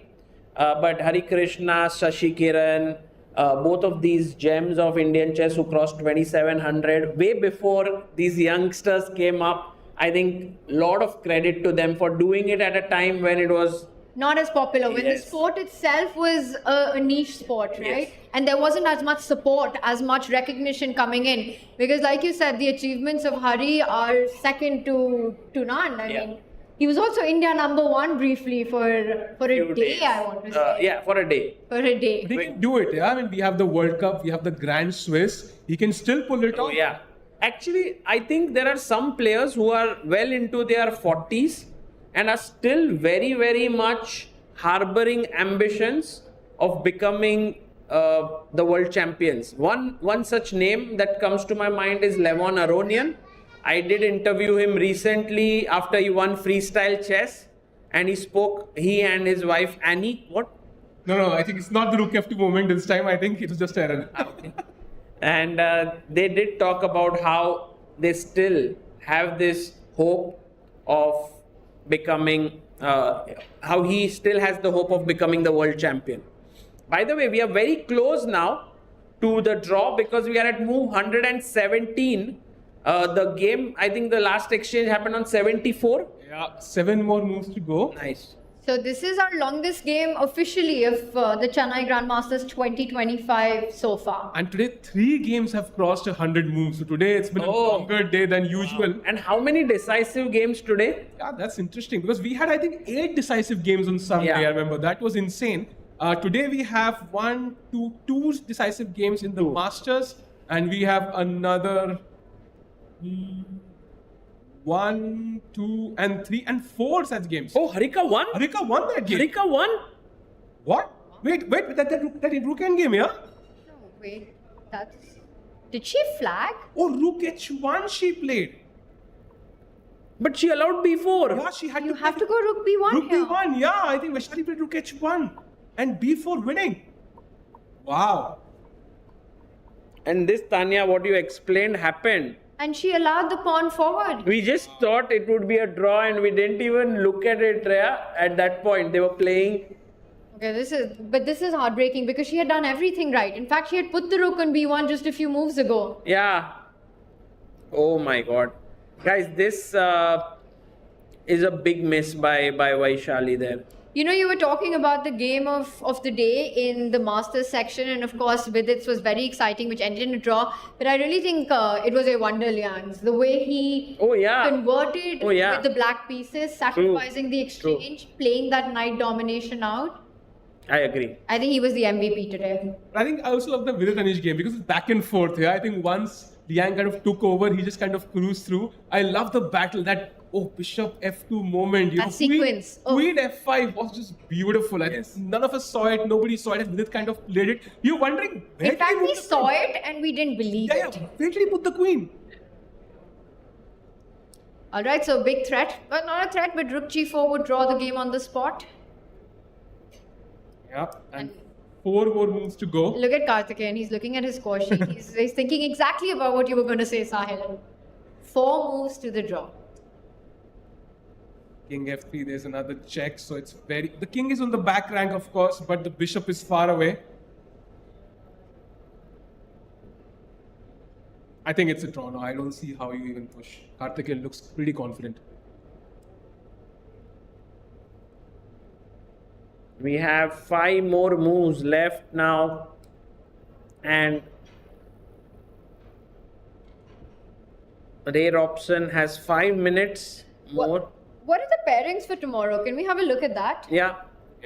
I mean, we'll keep, of course, our players and the moves happening. But Sahil? Tomorrow, I think we have Vidit against Karthiken. So Vidit will have the white pieces. Will be very interesting. Does he push tomorrow? Arjun against Anish. We have on our screen. We have it there. Arjun against Anish. That's an interesting matchup as well. Right. Arjun will, of course, love to win that one. And Vincent Keymer against Liang, Awonder. I think that is the match. That is possibly the last, roadblock in Vincent's Chennai GM victory. If he can win that would be crazy. Yeah, I think this is the main one, the Awonder Liang versus Vincent. And let's go to the game. We are about to end here. Check and a draw in the background, guys. A handshake has happened. Great defense by Karthiken Murli. He's relieved there, and rightly so. Well defended. And guys, what a day of chess we have had here. Really exciting. Tanya, your first day in Chennai. Any final thoughts that you have? A marathon day, but so much fun, right? The two wins that we had with Yordan winning his game, Awonder winning his game, some beautiful technique there. Then the sequence of moves on Vidit's board, Arjun being in trouble but surviving it. I'll be honest, I still want to see the fight on, so I want the tournament to open up. Tomorrow is another big day, but I think for a start for me here, too much fun was had, and here we've got the results. Karthiken with a marathon hold at the end. The black pieces dominating today. 2 wins, both for the black pieces, and that makes the tournament very exciting. I thought even we might have a result in the Arjun game, but that ended in a draw. And of course, tomorrow, Vincent Keymer will be very, very happy with 3 rounds to go with a 1-point lead. Can anyone stop Vincent here? Can anyone stop him? I wonder. And let's go to the challengers results if we have them. Yes, Harshvardhan drawing with Inyan. Adipan scoring a win there with Diptayan. Leon beating Aryan. Abhimanyu losing to Pranesh, the big one there. And Vashali losing to Harika. Harika actually scoring her first win today. So she'll be very happy. But this kind of shakes up the standings, right? Because Abhimanyu was on a point lead, and with this win that Pranesh has had, I think everyone was, at least all the other players must have been rooting for him to have that shot. So much at stake. You win this Challengers, you make it to the Masters next year. I think the heartbreak game was Vashali, just doing everything right, holding that rook pawn endgame, and then in the last moment you make this mistake and it's all gone. Yeah, this time control is impressive. You don't get any second chances, any 30 minutes after 40 moves. So you're constantly under time pressure, and you have to keep challenging yourself and keep finding those best moves, which is not easy when you've been defending for long. True. Well, guys, thank you all who turned up here. Thank you all who are watching this online. We'll be back again tomorrow, same time, same place. See you all. Bye-bye.